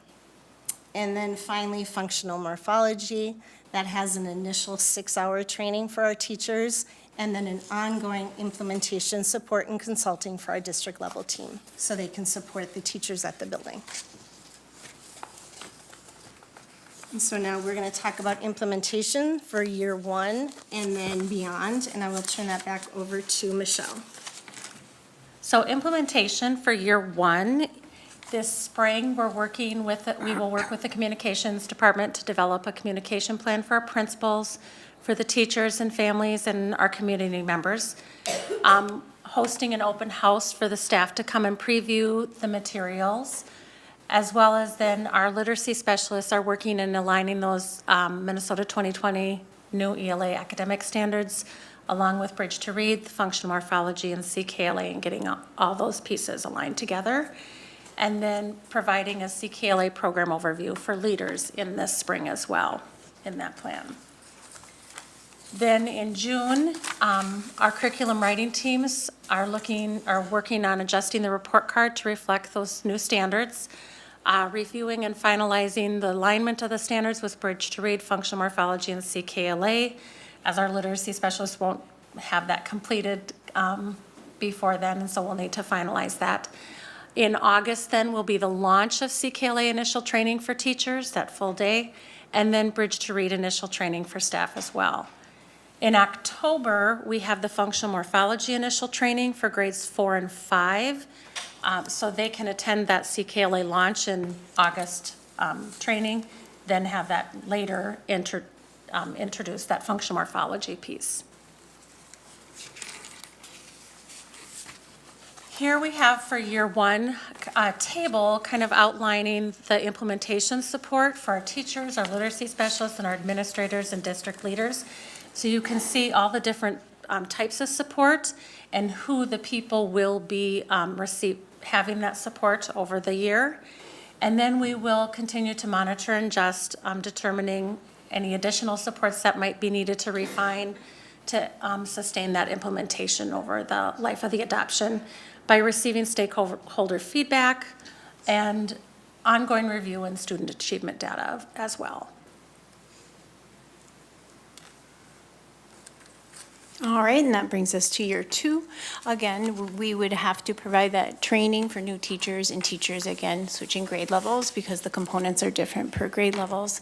Then we would look to do deep dive into the instructional components. And again, connecting back to that why of letters and our OLA professional development that we've had over the last couple of years. Some of those key focuses would be assessment, writing, vocabulary, language development. Another component of year two implementation would be across district communities of practice where all educators would be aligned with schools to share instructional practices and work collaboratively in refining the implementation along with principals and literacy specialists. And it would also be looking to integrate the intervention resources to better align to our tier one practices. And again, for the year two, for sustained implementation, teachers, literacy specialists, administrators, and district leadership would be involved in coaching cycles, walkthrough cycles, and check-ins throughout. Again, we would be seeking stakeholder feedback and reviewing that student achievement data to see better how to support the ongoing implementation of the resources.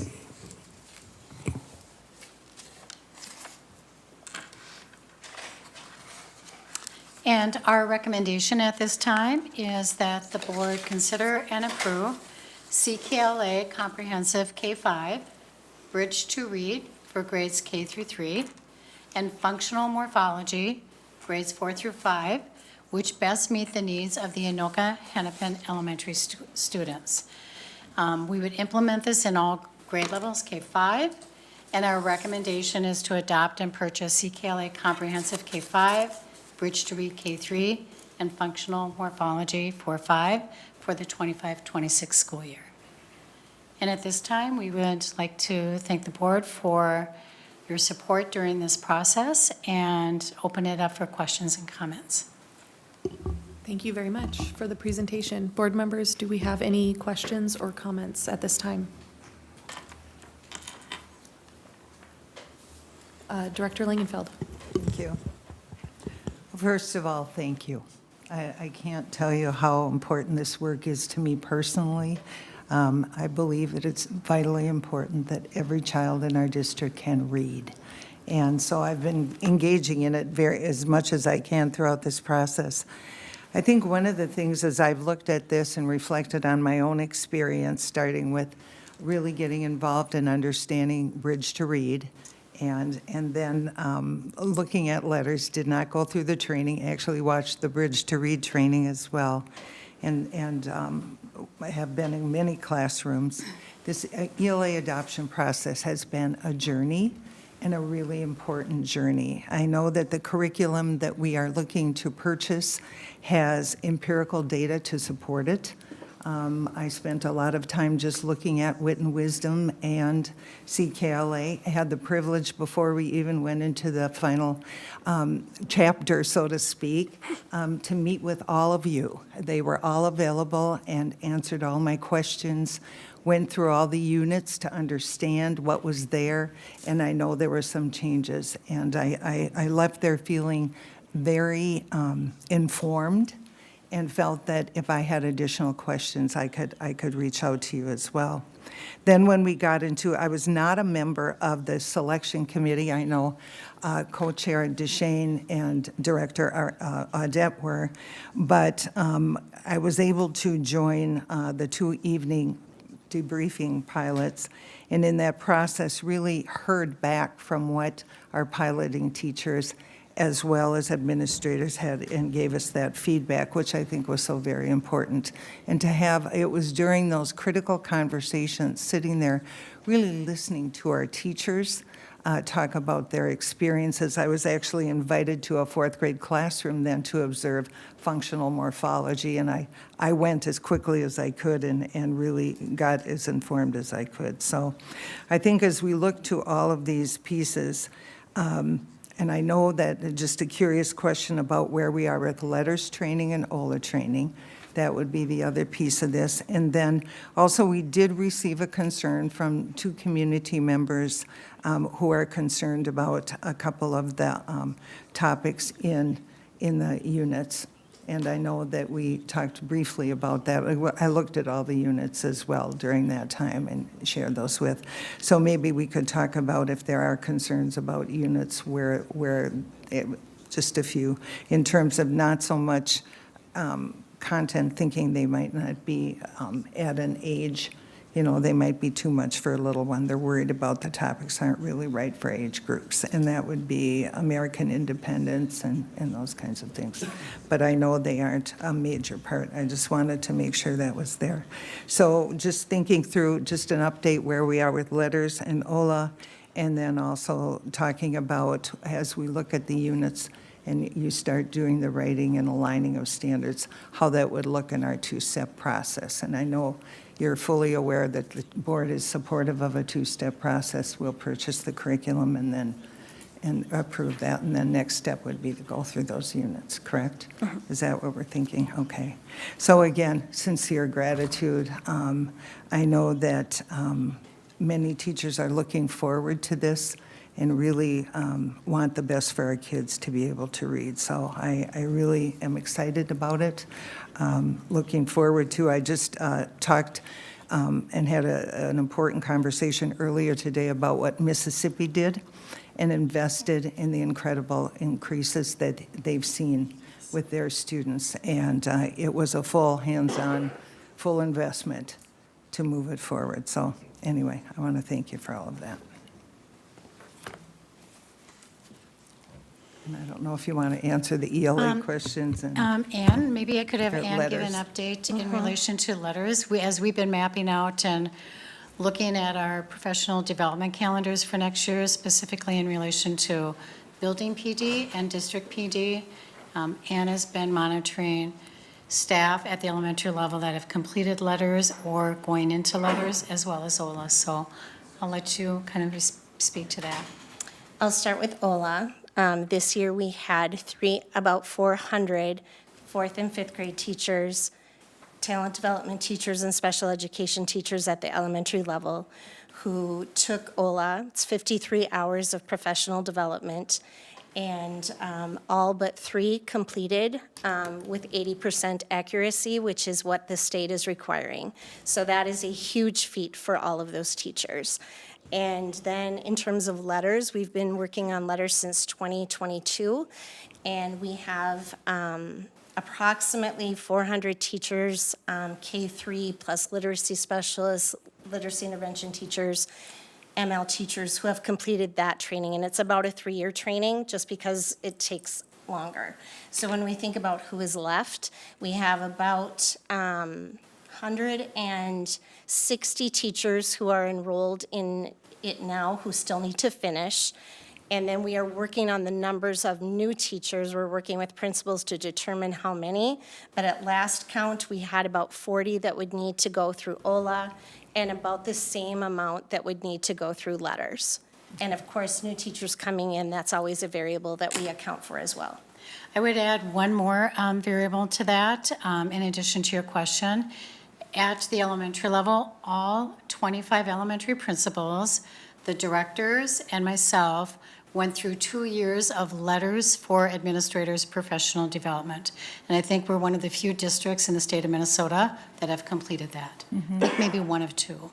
And then perhaps you said this, how many of our teachers are already trained? I know you started this years before it was required.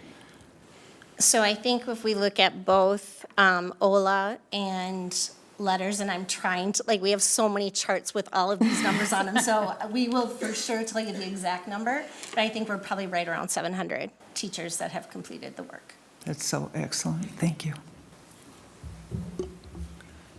Okay, board members, anyone else with questions or comments? Director Hoekman, sorry. Yeah, thank you all so much. I was able to come in and look through the materials with you, answered all my questions. It was wonderful and insightful. Really appreciate that. I know it's been an enormous task working through it all, and especially just grateful for all the teachers leaning into this, working hard to get the training, to learn so many new things, and to be prepared for new curriculum next year. It's still going to be a lot of work, but they've been working hard. It's great to see. For those who don't know, the Science of Reading isn't a single program or method. It's an evidence-based framework built in decades of rigorous peer-reviewed research from cognitive psychology, neuroscience, linguistics, education, developmental psychology, randomized testing and trials, longitudinal studies, following kids from kindergarten through high school. So it's really great that we're following this method of research and comprehensive approach that includes word recognition, foundational skills, phonemic awareness, phonics, but also language comprehension. I mean, you had it up there on those charts, all the things that these teachers are doing. It's really amazing, and to embrace this research-based approach to get our skills for our students turned around and get those test scores rising again. I know the countless hours, and there's so much more ahead. Really appreciate the work that everyone has done because we know we need every child to read, and especially in those early years. It's really a skill that's essential throughout life. So very hopeful and excited in the core CKLA, and hopefully we see a resurgence in literacy around the district. Thank you.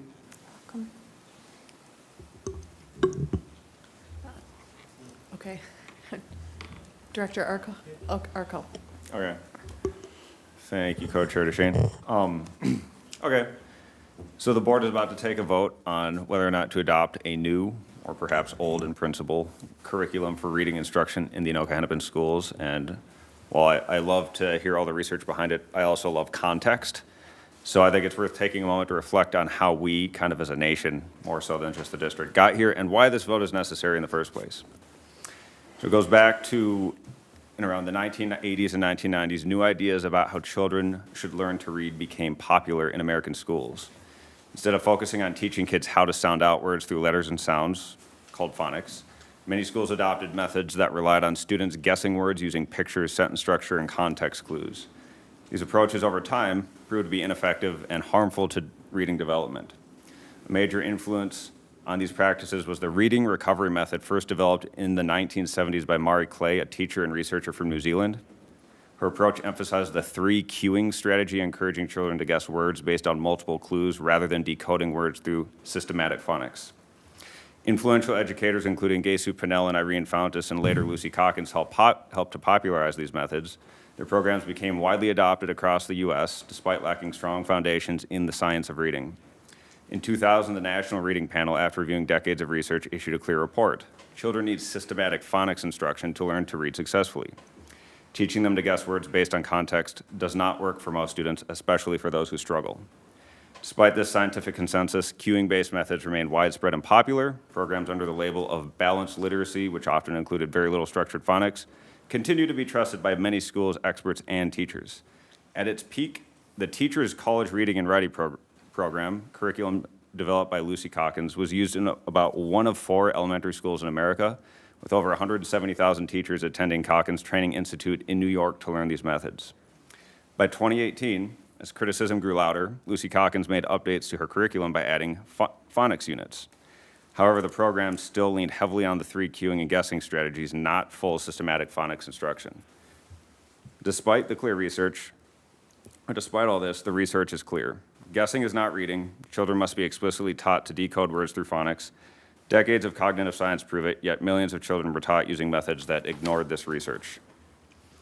And that brings us to today, as the board prepares to vote on implementing a curriculum that relies heavily on systematic phonics instruction to ensure that every child learns to read.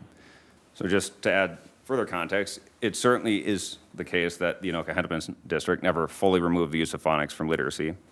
But it is also true that we're adopting a curriculum that relies heavily on phonics, and even just in the pilot program, we've seen great success, in my opinion.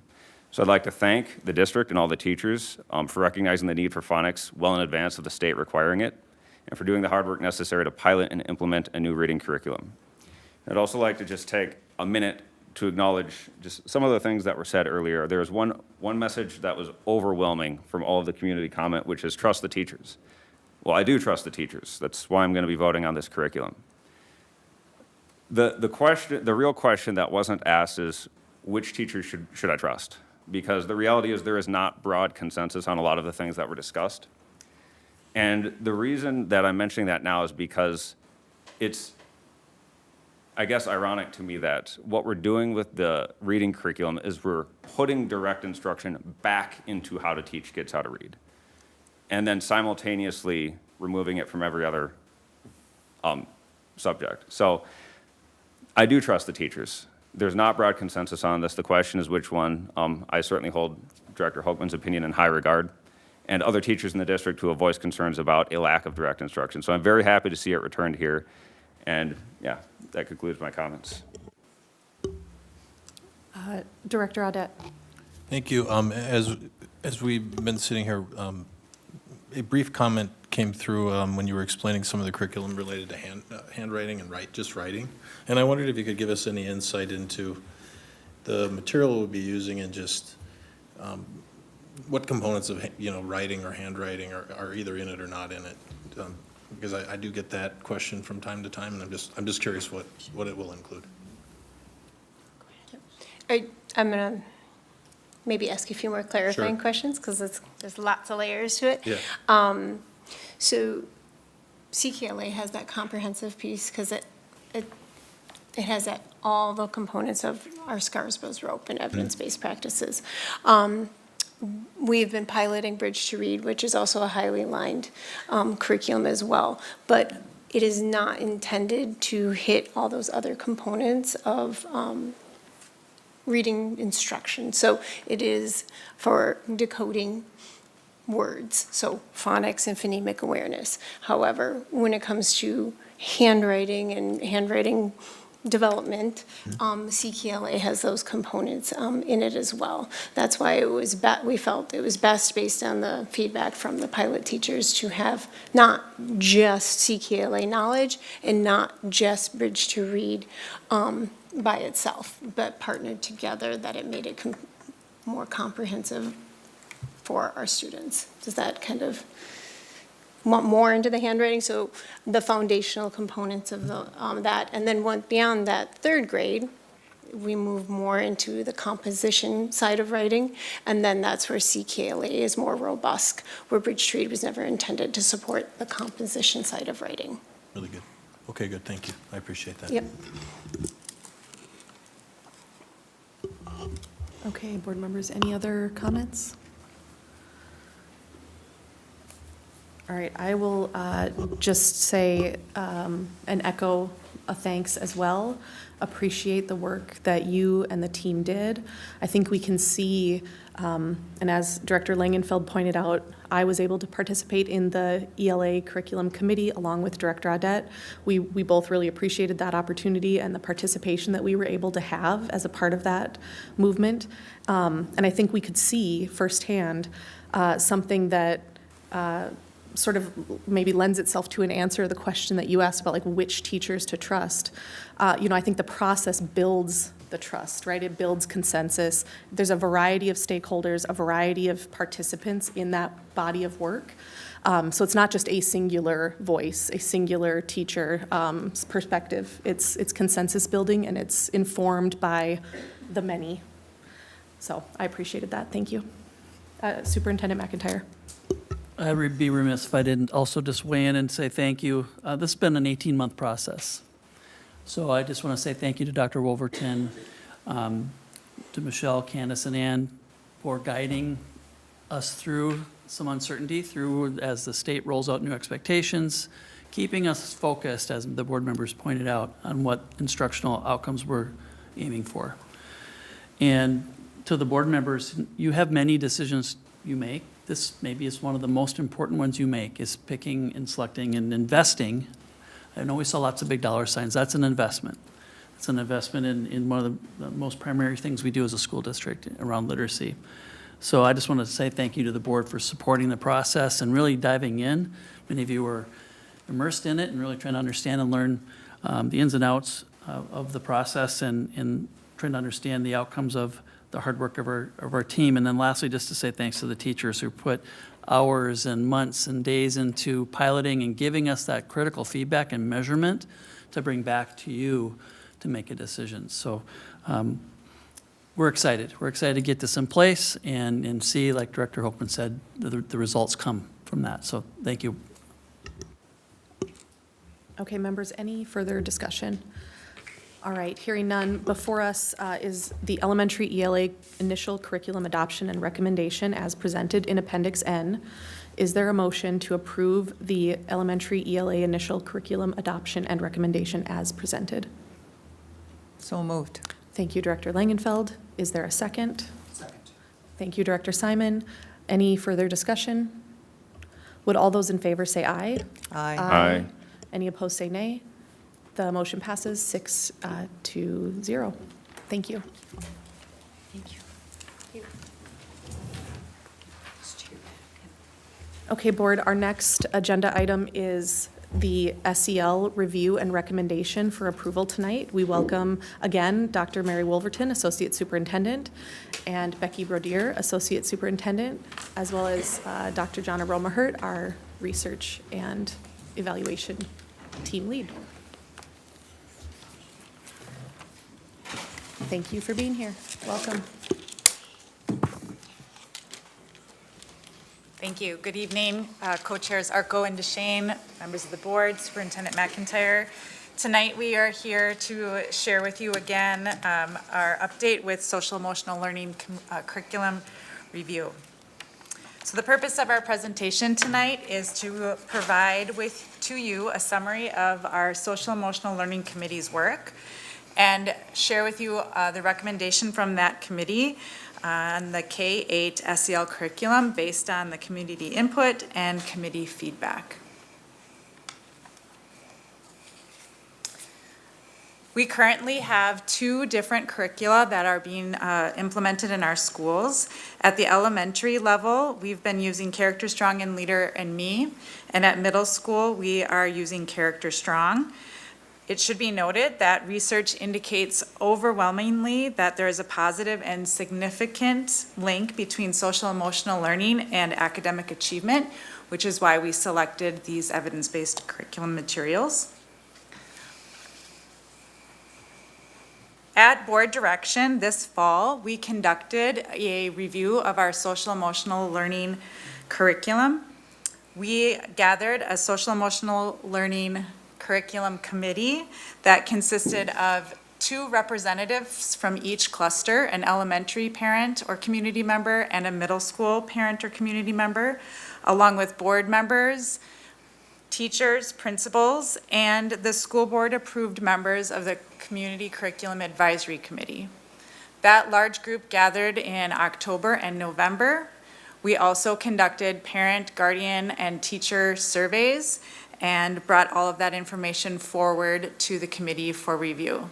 Dr. Jonna Romahert will go through the parent survey results along with teacher survey results. Thank you so much. As Becky said, we put together reviewed surveys prior to them being distributed with that full committee to look at the items that were going to be asked and get input on those items before we finalized surveys. And then we distributed surveys to parents of elementary and middle school students. You'll see on the graphic that the parents that rated importance of instruction in each of the areas as very important are depicted in blue, and the percentages of parents that rated these items as important for instruction are rated in red. Even though the survey was sent to elementary and middle school parents, they were asked each level at which they had children, and parents of children across all levels were represented. Nearly 80% of parent respondents indicated that students receiving age-appropriate instruction in the areas of problem-solving and social-emotional skills was very important. Planning for the future and professional skills were rated by parents as being the lowest level of importance. However, there were still 78% and 80% of parents, respectively, who rated these areas as being either important or very important. The importance of receiving instruction in social-emotional areas overall was similar across levels in which parent respondents currently have children enrolled.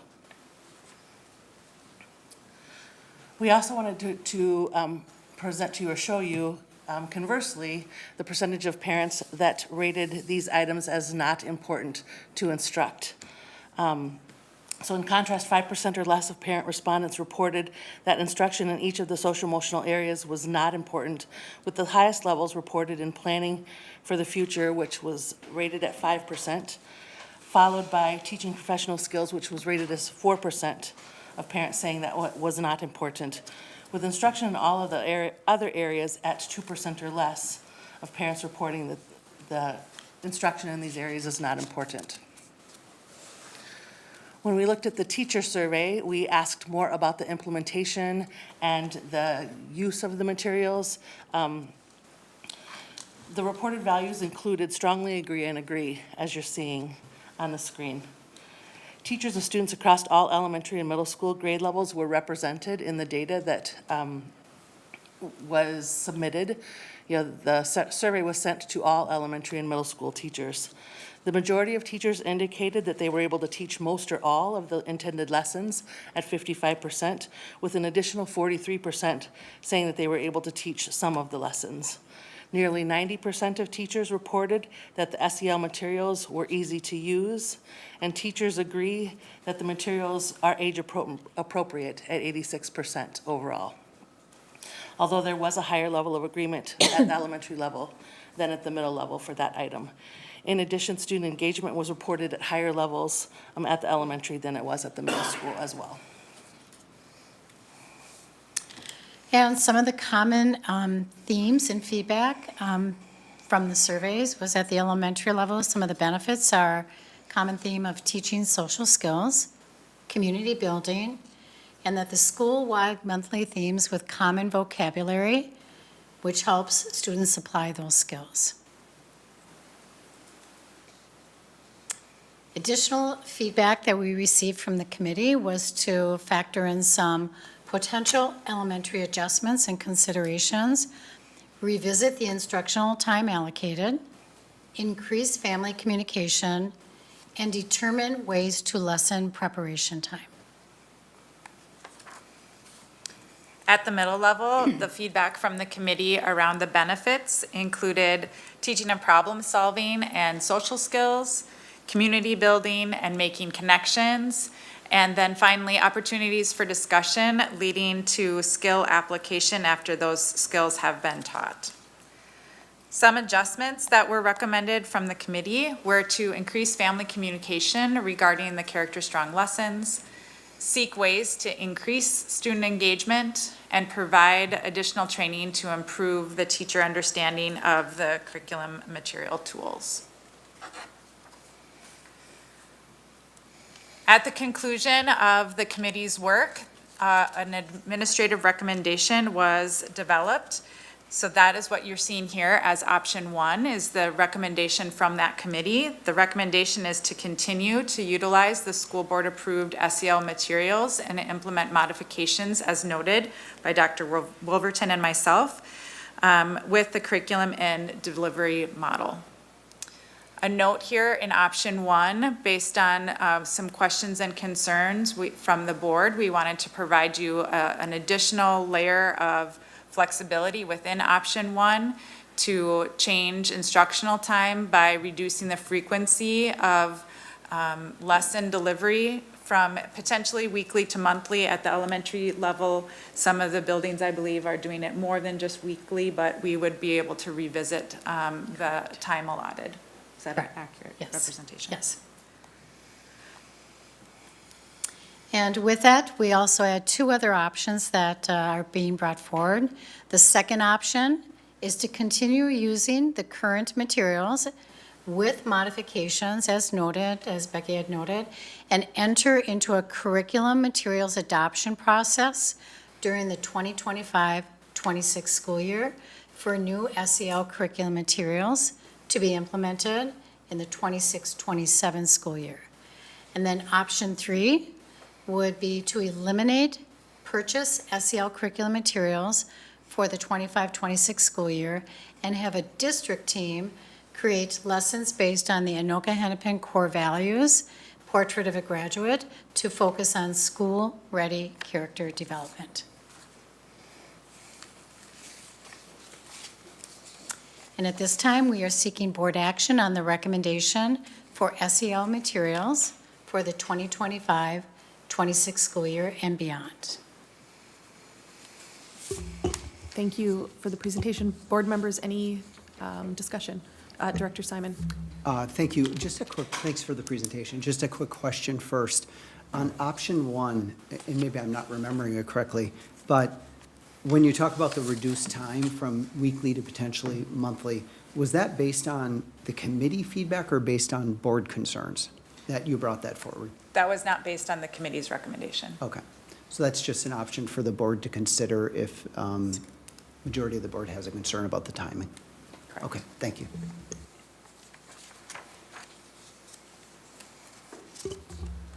Board members, any other discussion? Director Hoekman. Thank you. I'm just wondering, how many parents responded to the survey? Yeah, I don't have that number, but I can get it for you. Okay. At, like, ballpark at all? Just, Do you have it, Becky? Director Hoekman, I was just reading it before this meeting in the supplemental materials that we had sent to us with all the details and all the written responses, and it was about 1,400 parent responders. thank you. That sounds good.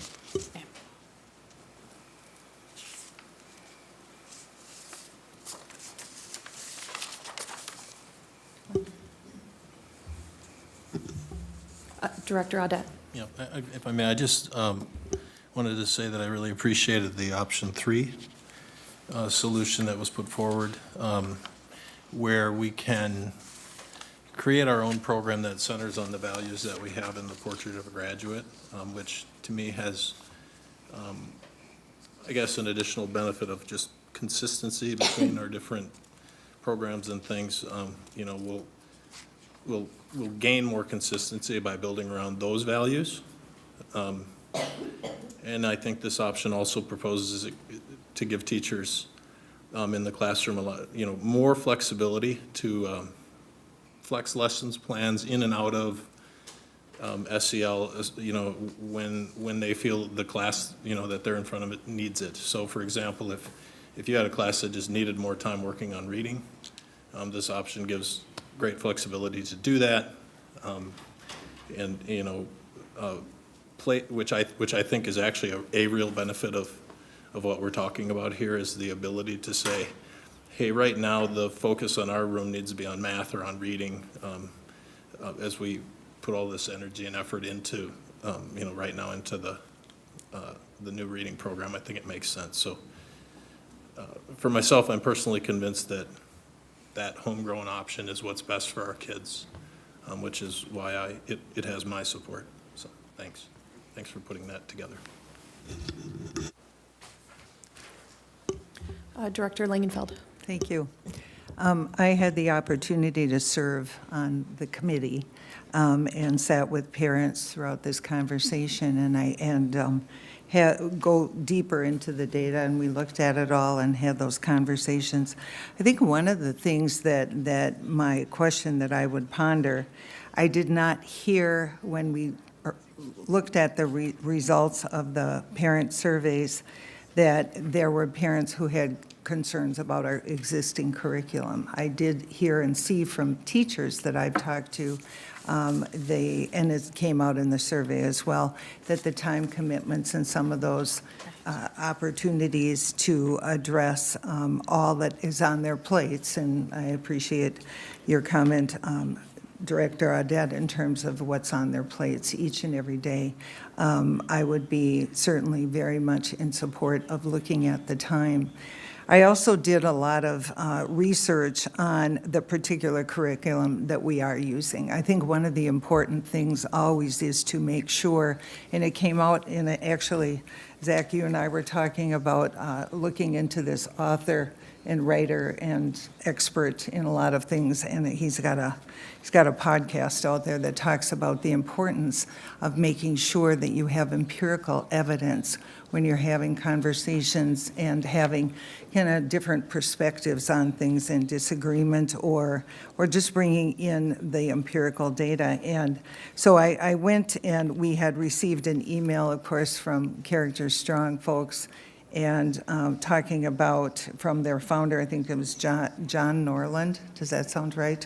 Anyway, and he talked about the evidence-based curriculum that they're using. So then I did a little more deeper dive into what their curriculum was based on and the research behind it, and the evidence as well, looking at where it was. And so it made sense to me that the recommendation from the parents, and I did my whole doctoral dissertation on parent involvement, and parent voice matters tremendously to me. And I am a parent and a grandparent as well, and I got into education because I was a parent, and my kids were well into school when I started teaching. So that parent voice is so vitally important. And so then the question becomes, we didn't offer an option 3. I don't know where parents would be at with that, but I did not see a reason from them other than a parent who may say they wish to not have it at all. And we already offered that opt-out. And then some parents said they wanted more communication home. In fact, some wanted to be able to extend the learning in the family. So just, and I believe I was with a middle school parent and at my table too, in our table discussions, a middle school, high school, and an elementary group there to listen to their concerns. And so I felt that in the room there was significant support for the current programming pieces, things like they talked about kindness and selflessness and forgiveness, some of those important areas as well. So right now, I'm trying to balance it, and the principals have weighed in. PTO we just heard from, and they talked about the reduction in behaviors. One school that weighed in, the principal talked about the fact that since they've been using Leader in Me, their suspensions from 2021 to 2025 dropped 13 down to 2. Their room evacuations dropped significantly from 20 to 0. So you can see that there is positive impact connected to these in their environment. So as I look at this, my concern is capacity right now. And there's 1,400 parents that weighed in, and their voices are there. What would it take to do option 3? How would we do it? What would the capacity be? And I'm going to put something out there that we talk a lot about, going rogue with content, and worried about and concerned about making sure that we have more, assurance that we don't have classroom teachers. Not that classroom teachers would typically do this, but again, that has been a conversation at this table. So I look at that and say, we know we have an evidence-based curriculum currently in place. We know that there's research behind it. We know that parents overall, just, most would support it. And I'm looking at, do we have the capacity right now to switch gears completely for the next fall with all the literacy, writing curriculum, and all of those things. At this point, I support the recommendation from option 1, which was part of the committee and the social emotional committee. Based on those reasons, parent voice matters to me tremendously. And so that would be one of the priorities when we go out and ask parents what they think. We have to really be mindful and responsive to their voice, in my opinion, so. And look at the evidence and research.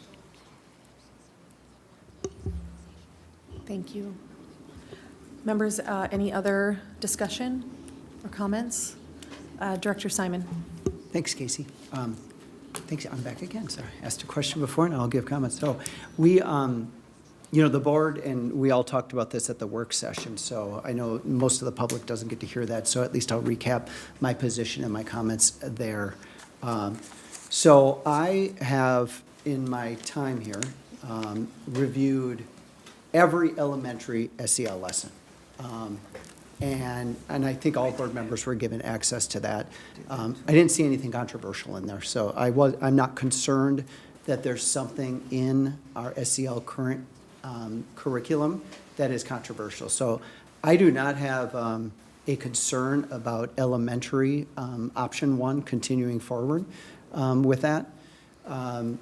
Now, for secondary, at least middle school, right? We do something different in high school. But in middle school, I will say that the majority of the feedback that I personally have received is that that we could and maybe should do something different in middle school. So that's kind of where I still lean. When we talked about it at the board session, though, some board members talked about option 3 as a good option, and I said that is something that I could support. Because I think it will, if this board can come to an agreement on that, we could still give our, at least elementary schools, what they need and what's working for them, and do it in a way that does, as Member Audette said, does give some flexibility in there also, which I think can be important. Since that meeting, and we heard a little bit here tonight, but I heard it very directly, maybe other board members heard it too, is that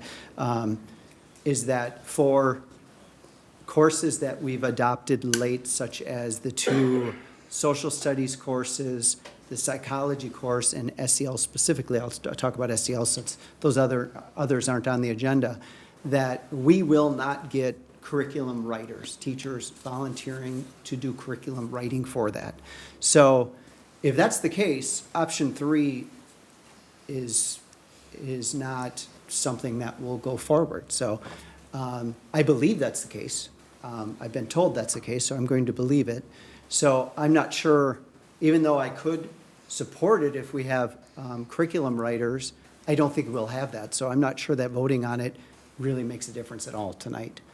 For me anyway, for me personally. So I think that then that brings us to, could option 1 pass? I don't think it will, personally, with the discussions we've had at the board.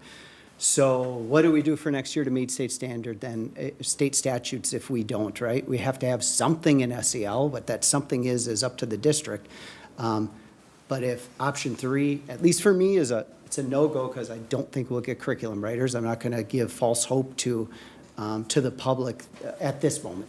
If we can confirm curriculum writers and bring this back in the future, I might reconsider that, but tonight I can't. So then if we can't adopt anything, what happens? We have a current curriculum in place. Traditionally, that goes forward, but that has about $67,000 for next year in the budget, right? And I think this board has been pretty clear that if there's something in the budget that folks don't agree on, the budget's not going to pass. So then, I guess just the logical conclusions of this discussion could affect other things too. So I just wanted to bring that out for the public with new information since our work session, and kind of how at least my process of how I think through things. So I could still go with option 1. I would really like a review of middle schools though, if we did that. But I won't be a stopping point to that. I'm going to keep saying it. And then I will support option 3 if we can confirm curriculum writers. but as of tonight, I won't vote for it because I don't believe we will. So I just need some assurances that we can actually execute that option before I vote for it. So that's at least where I'm at. Any other comments or discussion? Director Hoekman. Thank you. Perhaps, do you have any insights or thoughts of, would we be able to get people to work on that curriculum writing this summer? So I can speak from middle school. I think it's important context for us to remember this is the second year of a purchased curriculum. Prior to that, we did use Anoka-Hennepin developed materials for SEL in our advisory program, and there was a desire to provide consistency across all 6 schools, ensure that we had evidence-based curriculum that created the kind of fidelity that we desire in the district with implementation. So we have had materials in the past that were written in-house. And again, we're here today because we went through the curriculum adoption process that you've heard so much about. We explored our current materials that Anoka-Hennepin had written. We explored Leader in Me, and we explored Character Strong, and came forward in the spring of 2023 with a recommendation for Character Strong, which this board approved. So long answer to your short question. I think it would be extremely difficult at this point in time. I can't say that it would be a no for sure. I think it would be extremely challenging. The people who have expertise in writing SEL materials are few and far between. And so do we have folks that could do it and have done it before? Absolutely. Are they willing to do it now? I think they have concerns about their own time ability to do so and what happens to those materials once they're written. And, excuse me, I would concur for elementary with what Becky said, that we would face the same considerations that we'd have to factor in. Parallel to that, respectfully, it's May, and some of our staff who would potentially be curriculum writers in the summer may already have mapped out their summer. So usually when we're engaging staff in the considerations for curriculum writing, and, looking at that time that they would have to set aside, we typically would map that out a little earlier. Thank you for that. Yeah, I just definitely thinking about asking a lot of the teachers, and there's so much, especially in the elementary school, they're going to be working hard on adopting this new reading curriculum. And I noticed that one of the comments on the survey was, I am able to finish the lessons in the time, and 51%, so that I'm looking at half, they don't have the time right now to devote to that curriculum. So just thinking about, as a big picture, how does this fit in? We want to prioritize reading and ensure that our kids are moving forward in that. We're going to need to give teachers the time to work on that really important reading information. So I'm trying to understand how we can juggle this curriculum that has a cost and is restrictive of teachers' time when we're trying to get some really good reading things done, so. Could you, just wanting to build off of that, could you remind us of the amount of time that's currently spent in both elementary and middle school on the Character Strong or Leader in Me curriculum? At the elementary level, I think I'm going to respond with 2 parts to answering that question. One is approximately 3 times a week in their morning meeting time. That's when they look at that. Parallel to that, I know I have already started working with elementary principals on looking at the instructional schedules, because what Director Hoekman just spoke to is also some of the feedback that, as you've noted, that we're hearing from teachers, but I've been working with principals. We're looking at our instructional schedules and our minutes, and I would say it's not unique to when I was an elementary principal or when I was a middle school principal. We don't have enough minutes in the day for everything that we would like to be offering our students. What I am working on with our principals and looking at our instructional schedules is now starting to also look at in relation to, if the board approves the new ELA curriculum, we're looking at our minutes of instruction in relation to literacy, math, and then also looking at the morning meeting time, which consistently every one of our 25 principals said, do not touch that. Teachers really need that morning meeting time, but if we're going to continue with SEL, how would that fit into that time block? And do we make, as noted, I think in option 1, do we make adjustments in relation to the number of minutes and the lessons that we can say with confidence we can teach throughout the school year? Because maybe that needs to be modified. And just to build on that, the essence of that item was about the length of lessons, compared to the amount of time that's allocated. So the lessons are longer than the morning meeting time or Becky will talk about the advisory time that they allocate. So paring back those lessons was really the essence of not being able to teach them in the time allotted. And for middle school, every day at middle school, we begin with advisory. That is about a 20-minute block of time for a smaller group of students to connect with an adult to start their day. 1 day per week, we do character strong lessons.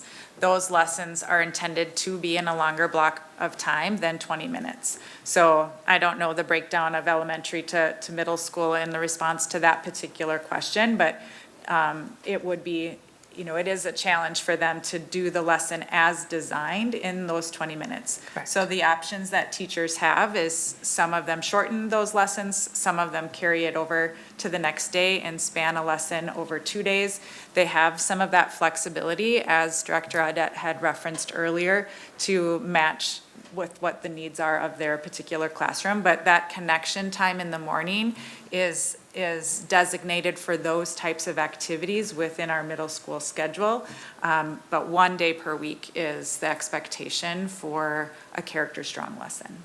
And as Becky noted with character strong, we would mirror that same component in relation to maybe taking a lesson and breaking it into 2 days versus 1. And fewer topics. Superintendent Fewer McIntyre. topics, yes. I think Director Hoekman's asking some good questions. I think that's the path I would encourage the board to go down. So you got 350 teachers that rated this at 75%, actually a little higher than our reading adoption that you just voted on. You got 1,400 parents that basically put it at 95% satisfaction. So you got a core support there. I think it's frequency and duration that you can adjust if you want to, because I can't give you the assurance we will have the curriculum writers to do it. If we do, it's then the question of what's the timeline and capacity. So that might have to be a long game versus over the summer. I mean, I don't believe you can do it over this summer. Over time, we could probably build an implementation plan once we get enough people, and that would just have to be some revised planning, building out that process. So if you just went from weekly to monthly, for example, with the 2 we have, the teacher focus can now be on the literacy adoption. They already know this stuff. They don't have to spend any more time learning something new, and they can focus on learning the new things they're responsible for around literacy. So maybe the compromise is for the next year, do a reduced frequency and duration, allow us to focus on the literacy implementation, collect more data from the teachers from that adjustment. I think you have greater fidelity if you, versus creating our own. I think Dr. Lingenfeld, you mentioned that as well. So you can take the workload pieces and minimize those and allow us to focus on that literacy piece. So maybe that's the common agreement or maybe the compromise you can have here, and going from maybe 3 times a week, even if it was monthly, needed 1 lesson once a month. The 8 lessons, all board members can see those 8 or 9 lessons, get agreement on those from those 2 that we already have. And our teachers already know those lessons. They don't have to spend any new time because their capacity is going to be really centered around the new reading adoption, especially at the elementary level. So that's something I'd put on the tables for you to consider. It's a little bit of a twist on option 1. I share the same concerns with option 3. I get the idea, but I think from a capacity in the system standpoint, that's a harder thing to guarantee a solid outcome on at this point. Director Audette. I'm rather shocked at how we I don't know, we somehow seem, first of all, we waste so much time on this program, it blows my mind. And just shocked that we would go from a position of acting like this is so critical, but now we're willing to give it all away. We'll give up, we won't do it every day, we'll do it way less, we'll just put it off to the side, we'll give teachers the flexibility to go without it. Pretty funny to me, actually. I'm sure our survey didn't ask parents, or didn't inform them of some of the criticisms of the program before it asked them the questions about it. And if it had, I'm sure they might find, as I have, that there are great concerns with the content out there. And I've voiced it a lot of times, so I'm not going to waste any time about it tonight, other than to say to parents, if you just Google it, controversy related to social emotional learning or problems with social emotional learning, you'll find them, and they are there. I personally consider it, what's behind these programs to be poison to our kids. I'll never vote for any of these programs. Aside from the one that we create here, because we can keep an eye on it, we can match it to values that, you know, we have in our portrait that are long-standing here, that just makes sense. And give what kids need, which is, you know, they need some, and it's valuable to give some character education to kids. There never was a problem with doing it. Until we went in and we tried to fix it with these programs, and we haven't fixed anything. We could easily go back to where we've been. We have programs already created. They match our portrait of a graduate, I'm sure of it, or they could easily be modified to do it. So, but at any rate, if we want to debate it longer, we can debate it longer. That's fine. Maybe I'll just add, you're right, we've debated it for over a year, so I think a lot's been said, and there's just differences of opinion, we just disagree on it. But I would offer to you, if you can't get to option one, writing your own and trying to do that, even if it takes longer, is still better than nothing. And that's my recommendation to you as superintendent. These are important skills. Our staff and parents have shared that through the surveys we've used, and I know any survey can be debated. What's the best data we have, and it's been our process to collect it. I would still say we would need to come back to you with a plan to map out option 3. It's still better than doing nothing, because I think if you want to increase achievement, this is an important piece of the puzzle. But my primary recommendation as the team, and just following the committee's recommendations, is the adjustment offered in option 1. Co-Chair Arco?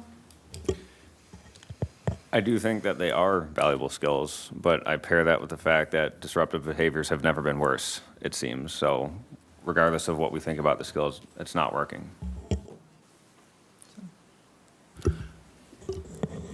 It may be worse if we don't, too. These are skills that I think are your prevention efforts, right? The research is clear, this is your prevention versus response efforts. And this district's prided themselves on strong prevention, strong response.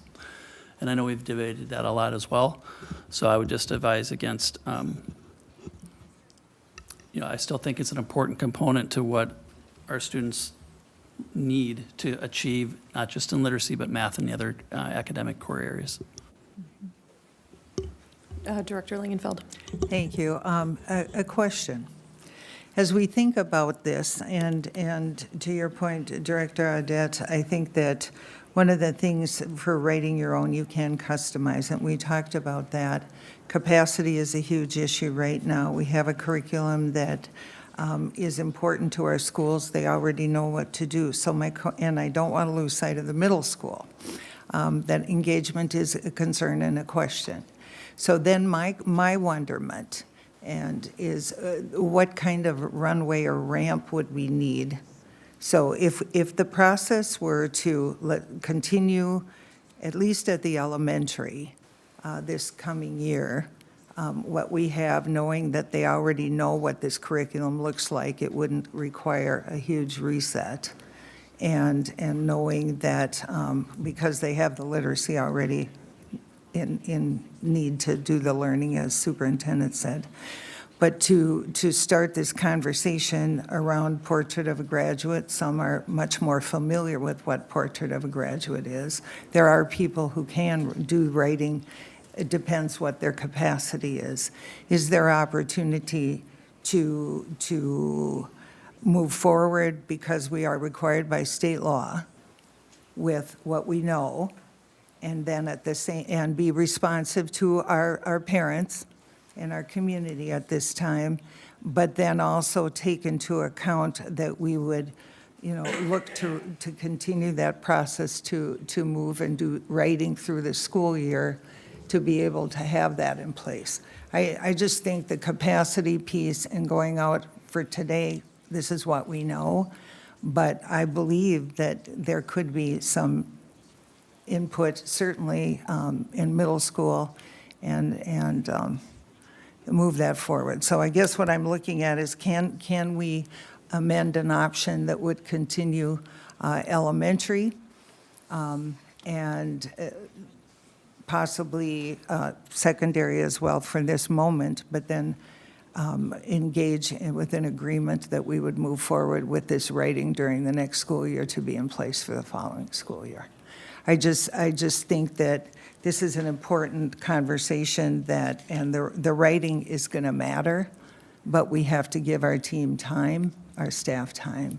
And right now, we know we have evidence-based materials. We know we have materials in place that can address with fidelity, but we're going to need some time if we're going to go back to everybody write their own kind of thing. So that's a consideration. I don't know if people could get there. Another point to add into the discussion here, we have shared around this table, just even at tonight's meeting alone, an appreciation for evidence-based decision-making, an appreciation for randomized controlled trials, independent evaluators, and science-focused decision-making. We've received information from both companies, the Character Strong and the Leader in Me, that are used in our schools currently, about how their materials were developed with that in mind, what I just said. Trials, evidence-based, using expert information about what students need. In addition to your point, Director Audette, being supportive of the Portrait of a Graduate framework, Character Strong aligns their skills in their curriculum to the Portrait of a Graduate framework's college and career readiness and employer-desired competencies. They include leadership, empathy, adaptability, being a learner, a collaborator, a problem solver, a critical thinker, being curious and innovative, all of the things that have kind of come up in different discussions around this board table tonight alone. As I think about the timing that we're at, the stated interests and appreciation for those focused areas, and the way of developing curriculum that we've talked about tonight, it seems like this idea of developing our own option, well, might be nice to have, is a solution kind of in search of a problem. The curriculum that we have meets all of those needs already, and to the points shared by Director Langenfeld, Simon, and our superintendent, as well as the team in front of us today about capacity, we as a board are putting a lot of stress in our system. A lot of decisions are being made and changed and delayed that are now backing us up into this capacity concern. It seems unnecessary to ask for one more thing when we have all of the access to all of the materials. I know I've also looked at all of the materials and have no concerns. Our families and community members can Google anything they want and find out there are national stories, there could be districts in different places that they could find information on and be concerned about SEL based on those stories. I am certain that that exists out there, but that is not true and that is not happening in Anoka-Hennepin. And we need to acknowledge that. These programs are serving students well. We've asked for parent feedback, teacher feedback. We should trust our process. And for those reasons, I support staying with what we are currently doing. I'd be open to a discussion about timing, but wasting so much time in this when it's 3 times a week at elementary at morning meetings, which are like 15, 20 minutes long, and once a week in middle school for 20 minutes, when we know that evidence shows students having strong social emotional skills that we just read about, right? Problem solver, critical thinker, sets them up for academic success and creates the opportunity for more learning. I think we need to stick with what we've already put so much time and energy into. Co-Chair Arco.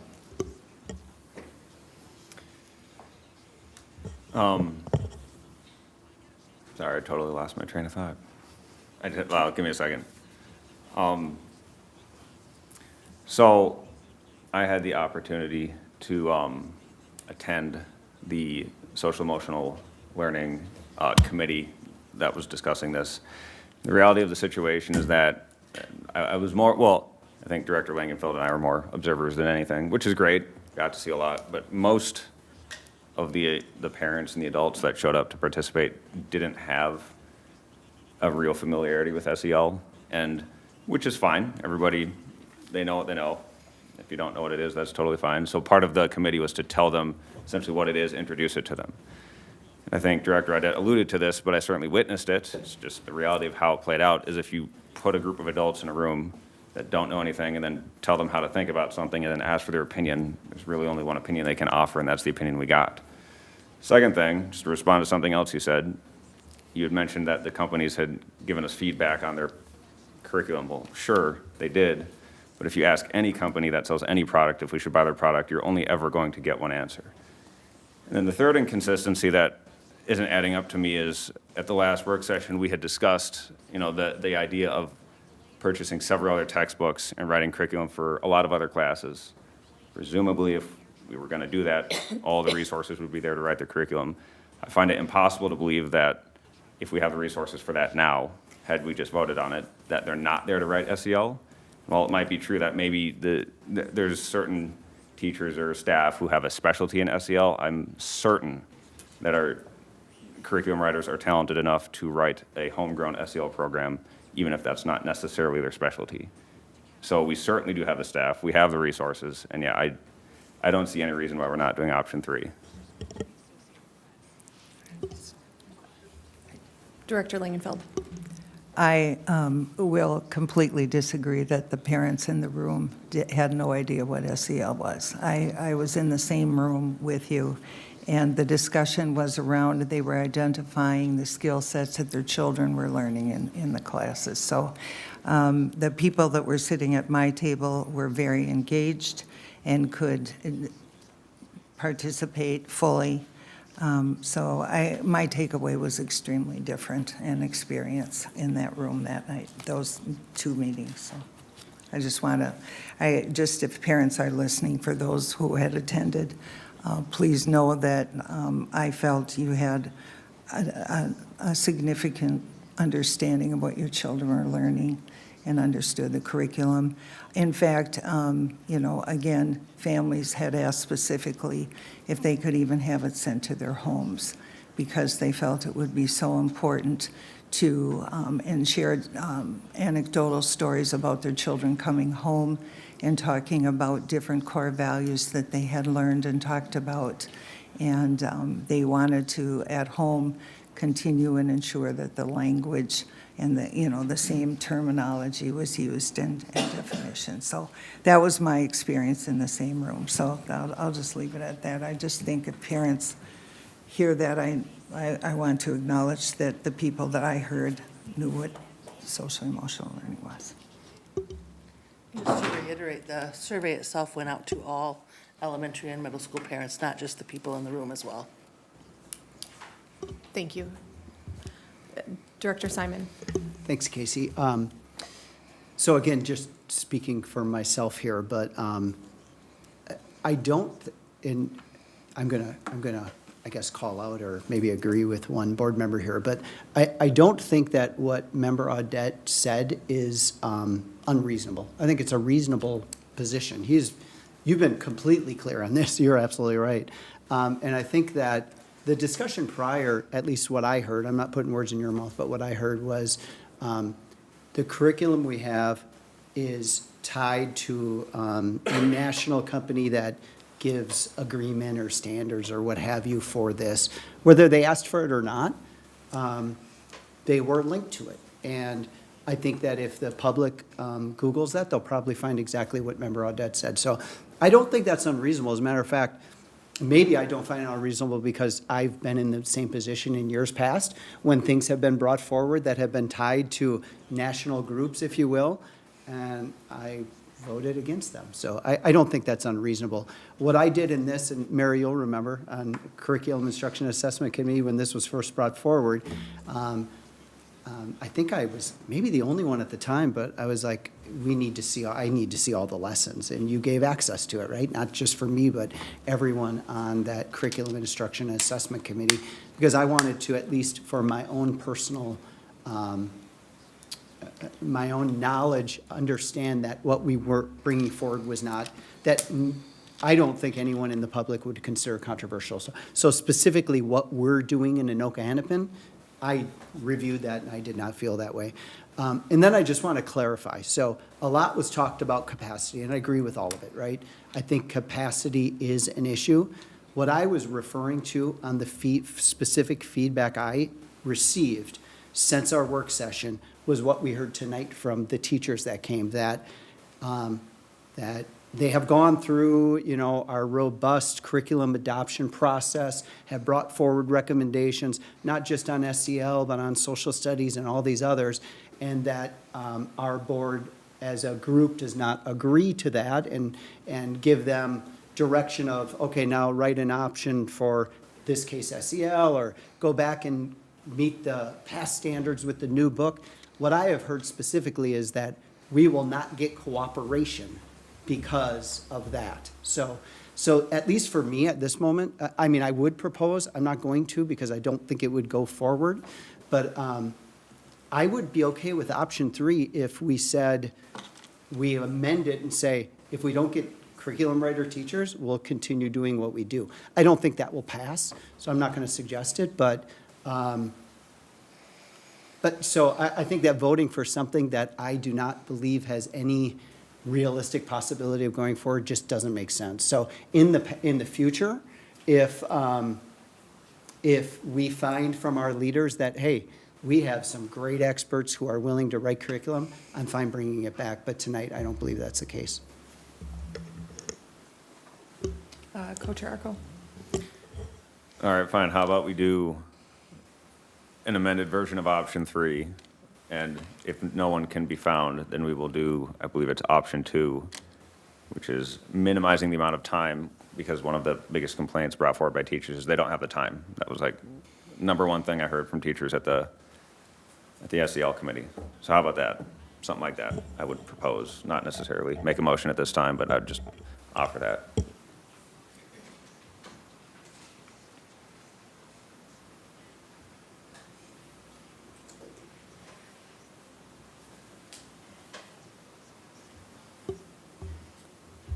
Board members, any further discussion on these ideas? Director Simon. So I'll answer Zach directly. No one's jumping in. I am fine with, if we amended option 3, if you're in for this, I think this is what I heard, but this is what I'd be for. Amend option 3 that if we do not, if we cannot execute the curriculum writing, that we will continue option 1 with the review of timing. I think that's what you said, so I'm for that. I would vote for that. Can I? Yeah. I would add to that, just to be a little more specific. If curriculum writers aren't found, then we would do what Corey had proposed and switch it from, I think I heard like 3 times a week to once a month. Or, sorry, 3 times a month to once a month. Do the less SEL, but still continue with what we have. Just do it less, assuming curriculum writers can't be found. The only thing I'd like to do is say yes, we can, I would agree with looking at less time, but leaving the flexibility up to the teacher. We talked about flexibility. If their specific classroom needs more of it in their expert opinion, I want to make sure I give that flexibility to them. So not sure if that works for you, but that's what I'd be okay with. So I just have a question for the whole board. What exactly happens if no options pass? It's my understanding that if we do not vote to rescind a previous board decision or vote to adopt a new decision that would replace the existing, then the existing SEL decision would stand. Like what we're currently doing would remain. So normally I would agree. I guess the reason I asked the question is because I thought the reason we're in this position is because we did formally agree to go down a new path that involved this investigative process. So it seems like because we agreed to that, which had the assumption that there would be an outcome, this is why I'm asking, I don't think it would apply in this situation. I don't think we would default to what's currently being done. Does anybody else have any thoughts on that? There's legal. Were you raising your hand? I'm sorry, I couldn't tell. Director Audette? I gave the thumbs up. I was strongly agreeing with Mr. Arco about that. Okay. Director Simon? I think that was the general discussion about entering into this process, that this board would find a way forward, right? So I think that was the general discussion. I think that, and I mentioned this early on, so if we don't, right, I mean, if we don't figure out what to do and we don't do anything, then I guess we invite the state in to look that we're not meeting state statute, right? I don't know what that means, right? They don't come in, but this is a public meeting, so I guess I just said it. So the state would know we're not meeting state statute. And if we did continue forward, like you had suggested, because that was the previous decision, then I think this board, like I said, and I did the research, just under $67,000 will be spent on what we did last year for next year, and that would be in the budget. So then in June, I'm not making a prediction, but it would be logical to think we might not pass a budget. So I think it's a predicament. I don't know where to go from there. Co-Chair Arco? So I'm going to make a statement, and if anyone disagrees, I would like to understand why that is. The statement is, I am 100% certain that if we found an independent contractor in the occurrence that no one in the district wanted to write the curriculum, we paid the independent contractor and gave them a report to every graduate, that they could write the curriculum to that, and they would have no opinion one way or the other about what's happened previously in the district with curriculum adoption. So is anything I just said false there? Superintendent McIntyre? Probably very true and probably very expensive, as we're staring down many millions of cuts. So it's not a path that I encourage the board to go down, because I think it's much more cost effective and get more buy-in for our own staff to write it. So I'd rather figure out a longer term plan to do it internally. I just think you're asking for a very, I don't know, we haven't done that. That's just my fear, is it could be cost prohibitive, but we'd have to figure that out. I would rather see, the bottom line is, board, we need a decision, because we don't know what we're doing next year. And we got a month of school left. So at some point, I'm encouraging you to pick one of the options, so we at least know what we have to do, like starting tomorrow, as far as organizing and planning. And you heard teachers say earlier, they're planning their summers if they haven't already. So I'd rather not push the decision down the line. We've pushed it for a year already. Co-Chair Arco? I would like a quote on what that would cost from a contractor who'd be willing to do it if we can't find anyone in the district, before I'd be willing to vote on anything other than option 3. Well, our quoting process, I don't know if Michelle's in the room, that's typically, if we're following protocol or policy, that's an RFP process, which can take days or weeks. That doesn't help us in the short term. I think we got to do that in a certain way. I mean, Yeah, Director Simon, go ahead.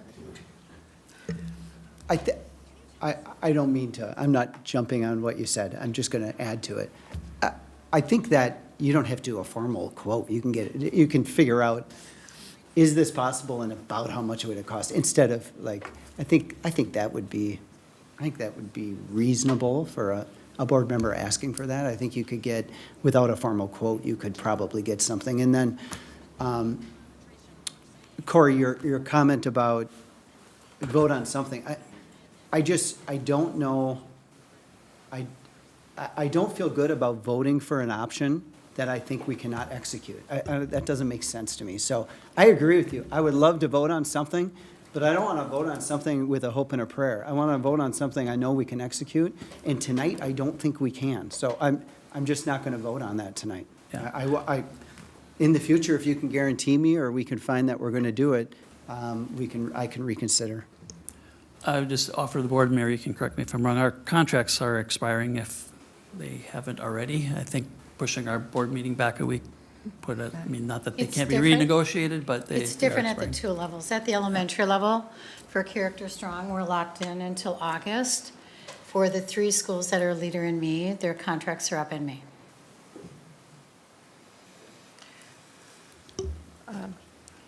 Director Langenfeld. As I look at option 2, continue the current materials with modifications as noted, and that would be the timing piece, correct? And then enter into curriculum material adoption process. That could be not an adoption process, it could be the writing, it could be the new SEL curriculum in 26-27. The concern I go back to is I want to be sure that what we're bringing forward to our students reflects exactly what number 3 is intended, that the team gets the local flavor to, and I would be concerned, quite frankly, about an outside person who has no attachment to this district. One of the benefits of our own curriculum writers is because they know this district, and it's a unique district. And so that would be the wonderment if people could get behind that with that recognition. I just truly believe that there is going to be time needed if we are going to develop our own curriculum materials at this late date, based on what, 2 things, new learning and the writing pieces. Those 2 pieces alone are going to give us a long on-ramp that we won't be ready by fall. I mean, I'm looking at it from my own experiences as a person who has been in education and was there for 30 years. So I know this takes time if done well and right, and I don't think anybody here wants it not done well and right. I'll just stop with that. But top 2 would be an option if you would look to, combine 3 with it. And it'll give us that space. Coach Arco. So as I'm thinking this through, I think there are 2 fail-safes in place. The first one, it sounds like we've done this in the past, so the district has written curriculum. I would be stunned if that curriculum was thrown in the garbage, so to speak, and we don't have it anymore, so I'm sure it still exists. So there's a chance we don't have to have any curriculum written at all. We could just look at what exists, modify it as we see fit. And then the second thing, just to frame this properly, there is a 100% chance, not a 99%, a 100% chance that a curriculum writer external to the district would write curriculum, just depends on the cost. Now, you might not like the cost, you might not agree to the cost, but I'm certain there are contractors, there are businesses, whoever that would do something like this. It's just a matter of, are we willing to pay for it? Right now, I heard the number thrown out, we're paying $67,000 a year for the current programs. So I would say, at an absolute minimum, if they were willing to do it for $67,000 or less, it's a wash. It would, in a sense, be no cost or the same cost. So fail-safe number 1, we've got curriculum already we can use. Let's look at that. Fail-safe number 2, at a minimum, let's get an actual price before we just dismiss the fact that we could do that. And then, of course, perhaps the most important piece of all, we don't actually know for certain. No one's willing to write it. We just have a hunch that that might be the case. And if it is, that's too bad, I guess, but that's what the other 2 options are for. Becky Verdier. To your point, Co-Chair Arco, middle school does have materials that we used previously, that the lift for middle school to, I think, did you say dust those off, at whatever phrase you used, would likely be less than what it would be at elementary. And so, that might be something for you to consider, not that it's my place here to give you another option, but I don't think that's possible at elementary. Elementary is, when you noted the curriculum that's been written, that was only at the middle school level, not at the elementary level. So if you wanted to separate your action, middle school and elementary, I think maybe you were referring to that too, Director Simon, potentially? And that wasn't part of the recommendation, but if that was something that you would agree to move us forward, it might be something worth discussing. Co-Chair Arco. So I do certainly want to meet the state requirements for this, also keeping in mind that they don't specify what specifically or how much of it you have to use. That's an important piece. It's good to hear that there might be an option for the elementary one. Again, we can standardize it for all the elementary schools, and if it sounds like we're to do it like once a month or whatever the recommendation was, it's only a total of 8 lessons. I can't foresee how writing 8 lessons, maybe I'm just unbelievably naive here. I don't see how that would cost more than $67,000. Maybe it does. Maybe I have no idea what I'm talking about, but I don't foresee that being terribly expensive. It's 8 lessons. Director Simon. Yeah, I mean, I think Elementary, we're locked in at 26. Zach asked for a quote. I think we should, No, we are. I support following up on that. I think my concern was mentioned not necessarily about the cost. I bet you could get it done for that. I don't know, but I mean, it's logical. My concern is the buy-in from the staff, right? Like, you have your experts in your district writing, getting feedback from their colleagues and many hands. And we can certainly do something from a top down and push it down, but then what kind of buy-in are you going to get? What type of results are you going to get? And I know that before we had a set curriculum in middle school, even before it was written by the staff that did, middle schools did different things. And I think that you have the opportunity, I know you have the opportunity to get much more of what you don't want. So, yeah, that's all I got. Just a quick question. I know where Director Audette stands on this, but just curious, Director Arco, if your main concern is related to Castle on Character Strong and Leader in Me, and the fact that Castle said that the curriculums were evidence-based and research-driven? Is that why you'd like to find a consultant? So we've had a lot of discussion about this. Maybe, there's a lot I could say, but maybe I'll say this, is when you have, as Director Audette has pointed out, when you have curriculum that is, and I think Director Simon said this as well, is perceived to be controversial, whether it is or it is not. We can debate that back and forth endlessly. It's good, just for the integrity of the school, to have something that there is no controversy over. Even if the controversy isn't warranted, if we have an option that there's no controversy surrounding it, which is like a homegrown option, that's just a win across the board, in my opinion. We're still meeting state requirements. We're still doing SEL. Like, I don't see the downside to it other than the possible cost, but even that, I don't foresee as terribly high. Okay, so we've learned through all of the times we've been talking about this that Castle can come into anybody's curriculum. They look at it without an invitation, and they can decide if it's meeting evidence-based standards or not. How would we prevent any consultant that we would maybe find from being Castle-aligned?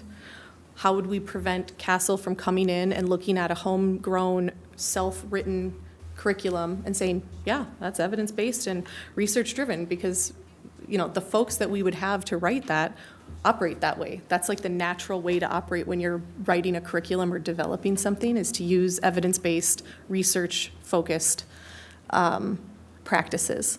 So I feel like we're finding a solution for a problem that doesn't exist. Like, there's not a problem that we need to solve aside from perception, and we have the facts and the evidence to correct that perception, that misperception.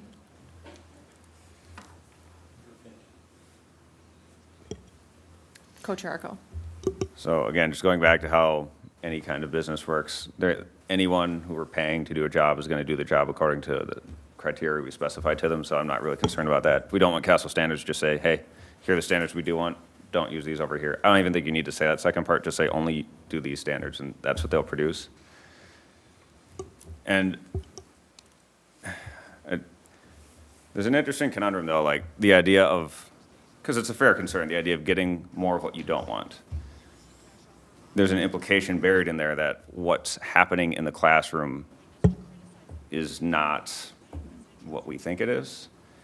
And maybe that's true, maybe that's not, but that's a troubling implication, I guess. So I would rather just do what all of the people commenting here had said and trust the teachers and know that if we give them a curriculum to use, that they're gonna faithfully execute it.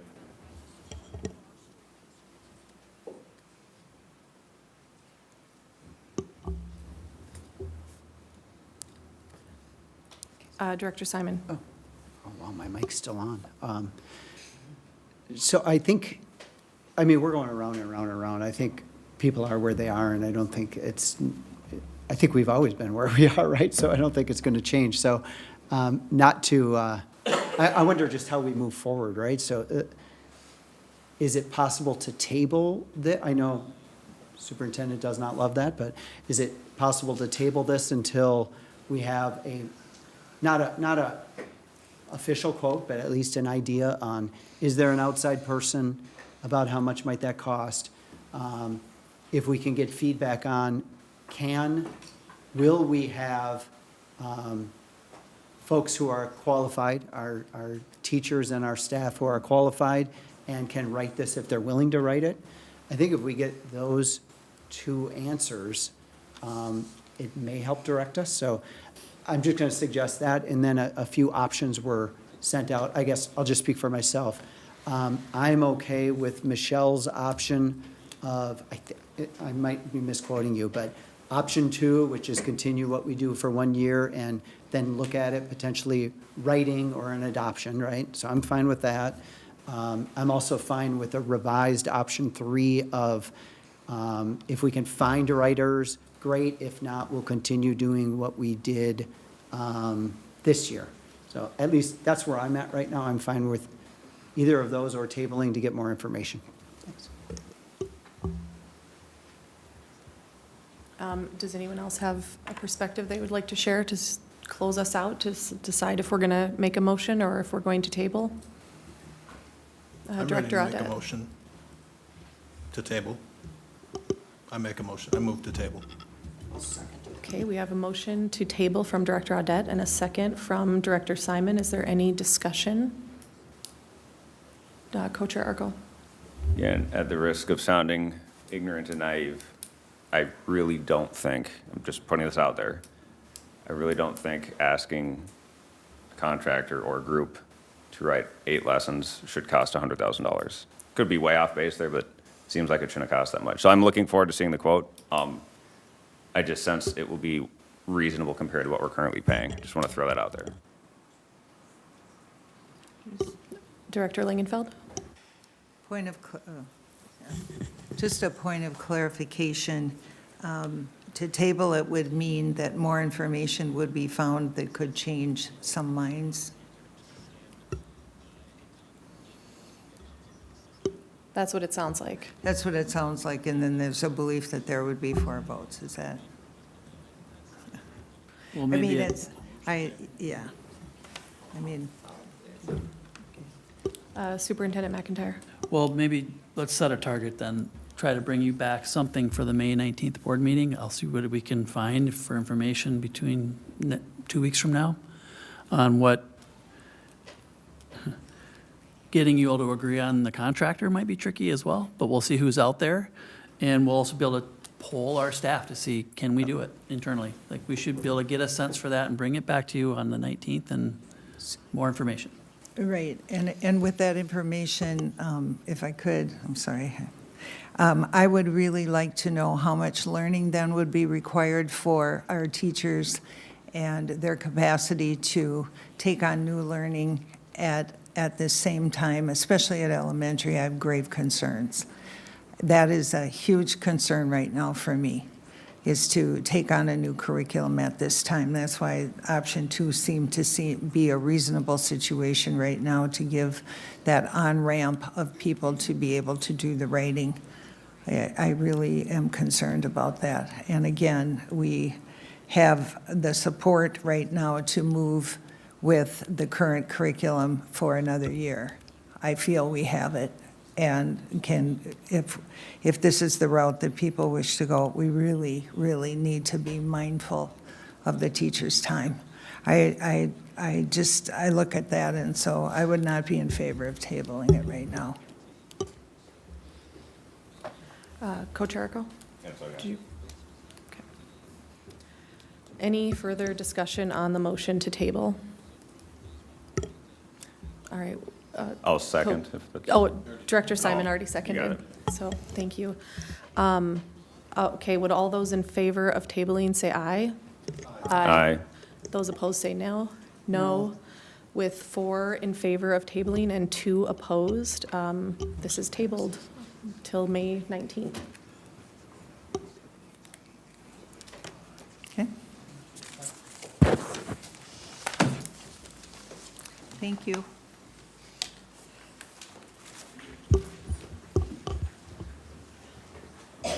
All right, our next agenda item is labor relations and benefits with item 10A, the 2026-27 calendar committee proposal. We welcome Dr. Jennifer Cherry, Executive Director of Human Resources, and Todd Mensink, Director of Labor Relations and Benefits, and Val Holtis, the President of the Anoka-Hennepin Education, Minnesota. Oh, she is going to come up. Welcome. Thank you, Co-Chair DeShane, members of the board, Superintendent McIntyre. We were here in April at the work session to present a first read of the calendar for the 2026-2027 school year. This calendar that we're going to be presenting this evening comes at the recommendation of our Calendar Advisory Committee. The committee is made up of 30 members that represent teachers, paraeducators, principals, and various district administrators.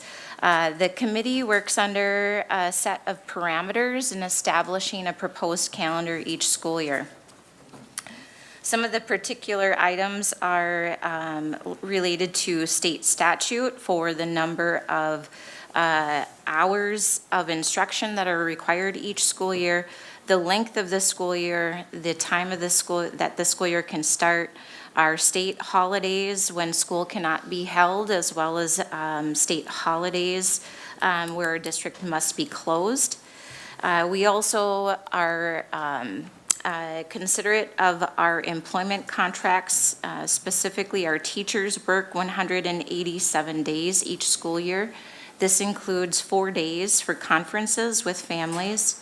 Our paraeducators work all student contact days, and then in addition to that, they also have a day of orientation before the first day of school according to state statute, and staff development days during the school year, 1 for secondary paraeducators and 2 days for our elementary paraeducators.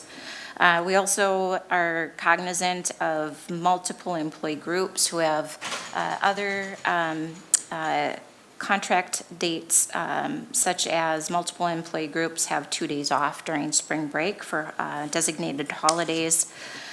We also, in consideration of developing our school calendar, look at the instructional days and ensure that they are spread equitably across the 3 trimesters. We strive to avoid 2-day school weeks or days where we avoid all weeks where there's only 1 day of school. During even-numbered school years, we do pay attention to Election Day as our school sites are utilized as polling places and are considerate of building security considerations. And so with that, I'm going to ask Heather to just display the calendar for us. It's in your packet board for your review. When we're looking at the 26-27 school year. She doesn't know. Oh, okay.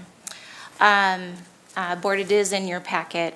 When we were looking at the 26-27 school year, one of the major considerations is Labor Day. We always start the day after Labor Day, and and September 7th of 2026. It's the latest possible date that can ever occur in a calendar. So this year this is the year we would start school very late in the year. The other adjustment to the calendar that the committee considered this year was the timing of those fall conferences at the elementary level, shifting that a little bit later into October. And so we do have a conference day where there is no school for elementary students. There are school for secondary students on October 26th.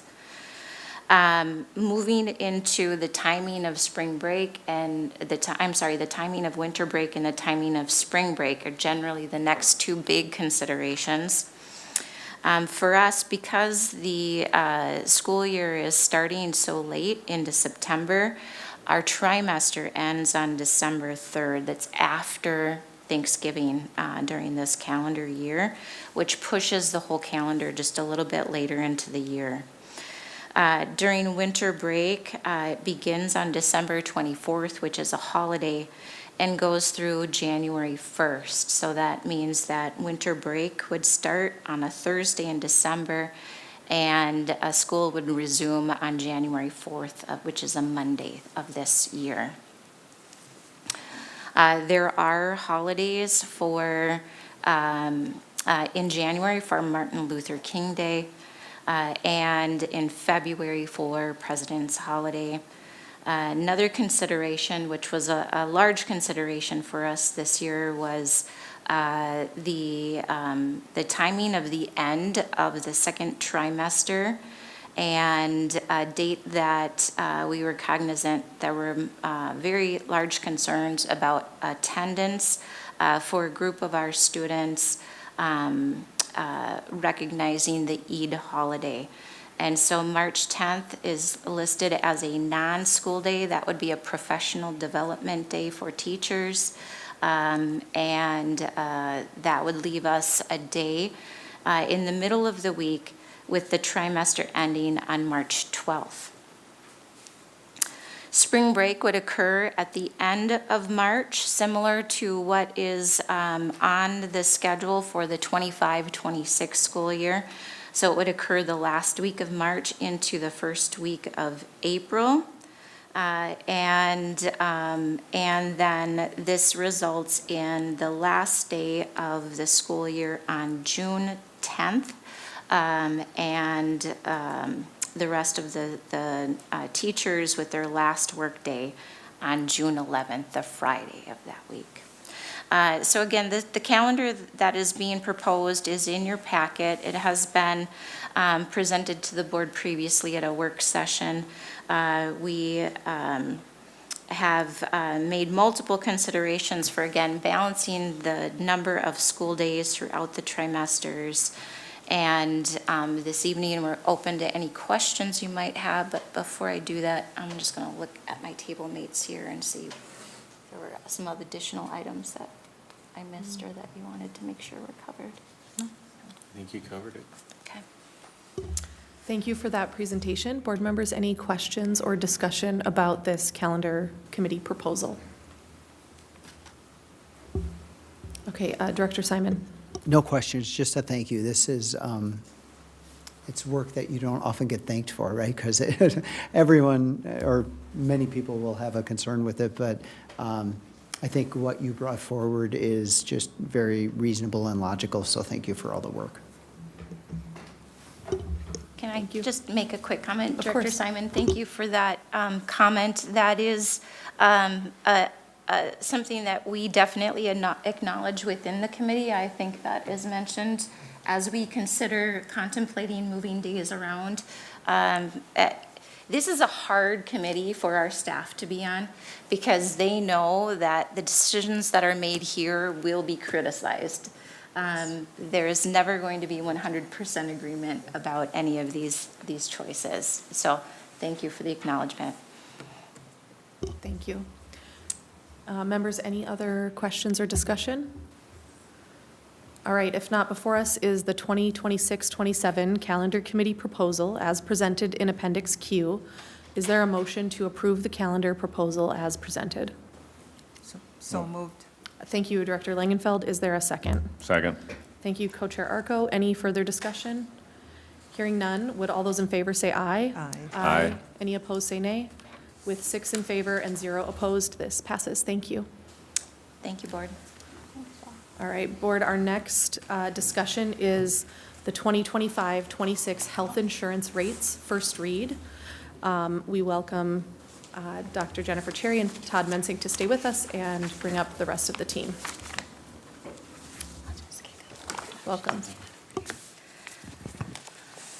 Okay, thank you again, Co-Chair DeShane, members of the board, Superintendent McIntyre. This evening, Todd and I are here along with our consultant from AON. This is Josh Johnson. He's the Senior Vice President of Health Solutions.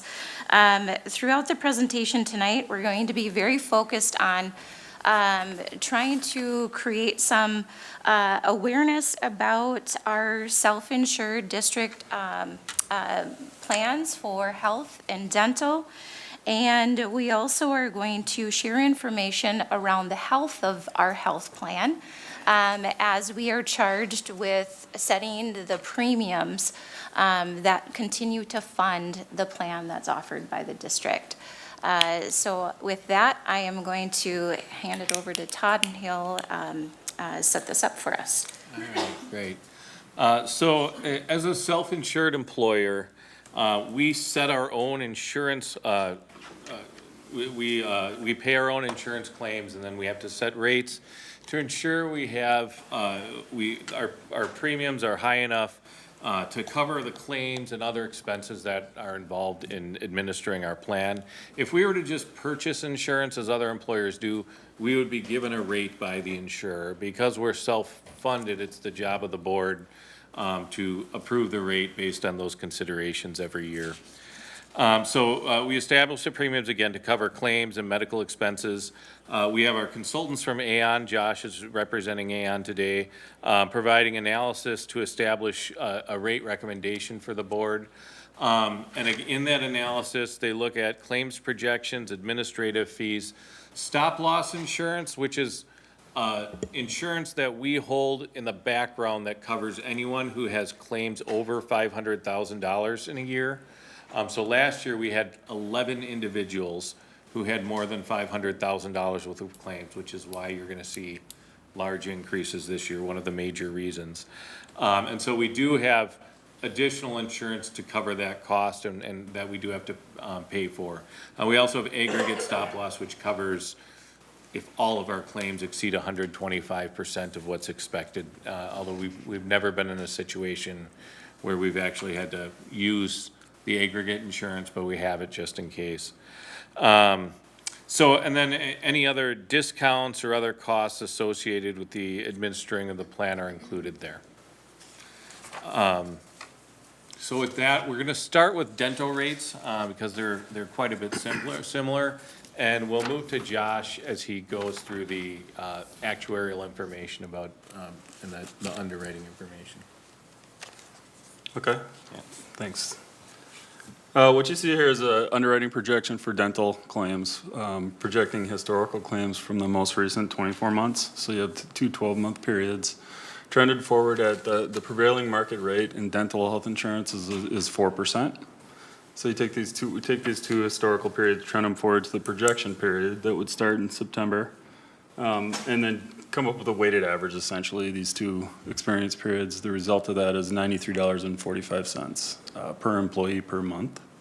And then the Delta Dental's admin fee is $4.85. So based on this projection, the total required cost is $98.30, which is about 15.6% increase over the current budget rate. So that's the rate you see on the top right in the current plan year, a total premium rate of 85, which has been for the last several years set somewhat below the projected cost because of reserves that Todd is going to talk a little bit more about. The bottom right of the slide there illustrates that without any increase for the coming plan year, we're estimating that about $800,000 of that reserve would need to be used without an increase. All right, so again, due to our high fund balance, especially after COVID, during COVID, our fund balance went from a little over $1 million to a little over $2 million. And we really only need a fund balance of about $900,000, about 2 months of claims. So we haven't changed the rate in several years, and we've been gradually spending down that fund balance, and it's projected to be back at about $1.5 million is where I'm expecting it to be at the end of the year. Again, they remain higher than, the reserves remain higher than the suggested target level, but they are projected to fall below that target level in 2026 if we don't have an increase. So we're suggesting a $5 increase this year, and there will likely be another increase next year. But rather than put it all in 1 year, since we do have more fund balance to spend down, we're suggesting increasing that premium from $85 to $90. Just so you know, with most of our groups, the district contribution is $80. So, you know, depending on the rates that are negotiated, if they negotiate no increase, the employees would take on that extra $5. Otherwise, they could negotiate an increase in their contributions and maybe see no increase. All right, with that, we'll move into health insurance. Sorry. Yes. Any questions on dental before we move to health insurance, just so we can keep them together? Okay, go ahead. One thing I'll also note, and Josh could confirm, dental is not as volatile as health insurance. There's a cap on the amount of insurance you can have in a given year, so it doesn't need to maintain as big a reserve as health, because it just doesn't fluctuate as much.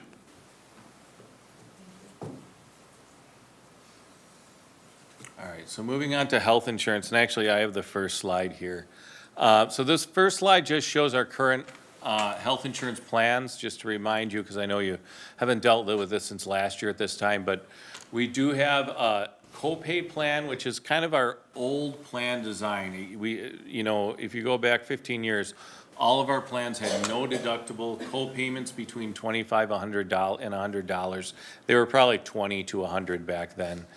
And just a wide open network where you can pretty much go to any doctor. It's a really expensive plan design, and we do maintain that. And you can see we have about 721 single and 222 family on it. Most of our employees have moved to a deductible plan. And so we have 3 options using the same 80/20 deductible design. And it really depends on the network. So Choice is a broad open access network that allows people to go wherever they want. But then we also have narrower networks that are more affordable, and so Medica is able to negotiate better discounts, and they're able to coordinate care better to keep prices down. So those Elect and Vantage Plus, because you're choosing a narrow network, are able to provide you with a lower premium. But all 3 of those plans have a basic plan design that has a $1,500 deductible for single and a $3,000 deductible for family. And then there's a 20% coinsurance that kicks in after you've hit that deductible until the out-of-pocket maximums, which aren't shown on here, but they're $3,000 and $6,000. 3,000 single and 6,000 family. There's also an out-of-pocket maximum on the copay, but no one ever hits it, so it's not too important to talk about.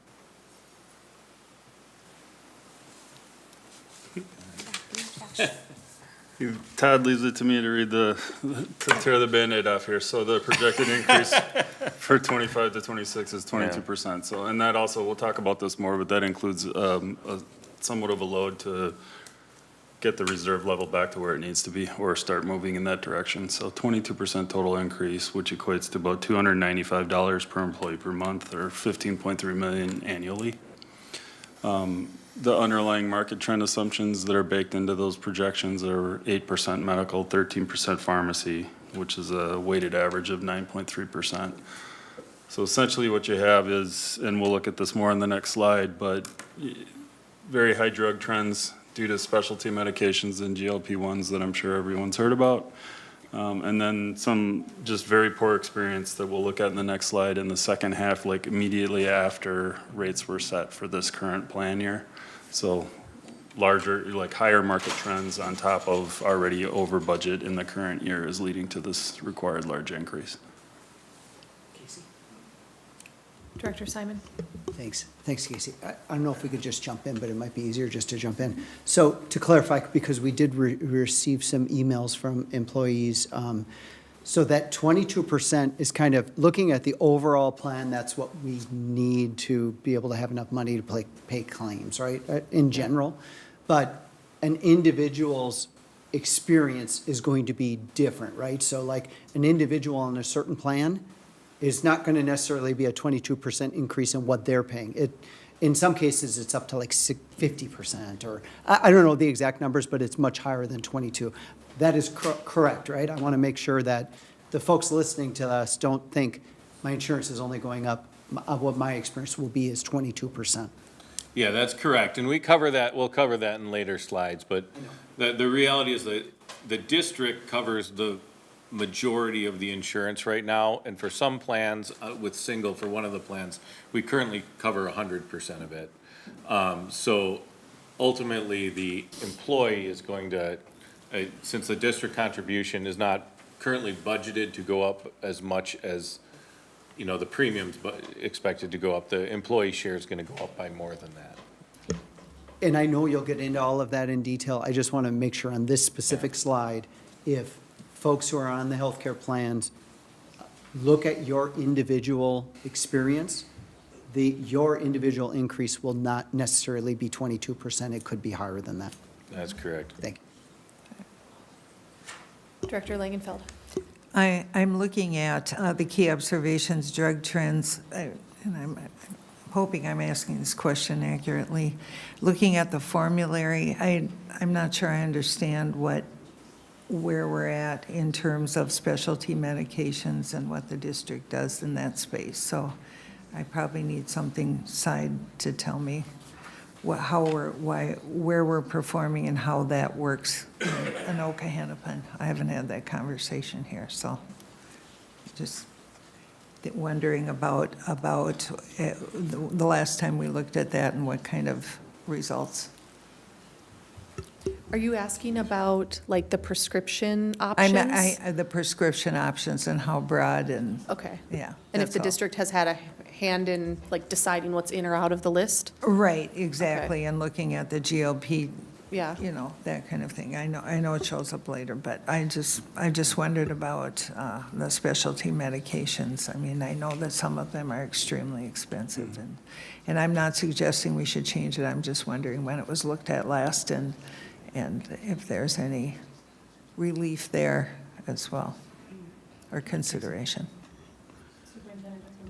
You'll probably get to this in a minute, but some of these are negotiated things. so- Okay, yeah. So that's helpful, right? Well, it is helpful because it wasn't in my previous world. Yeah. We did negotiate this part, And so. this particular item So number thank one you. here in the key observations, I hear a real mixed bag amongst districts who agree to cover it or agree to not cover it. Sure, that makes sense. That's very In the- helpful. Thank and you for maybe you were gonna reminding get me. to that, but that's an important note that it's a negotiated item to a point.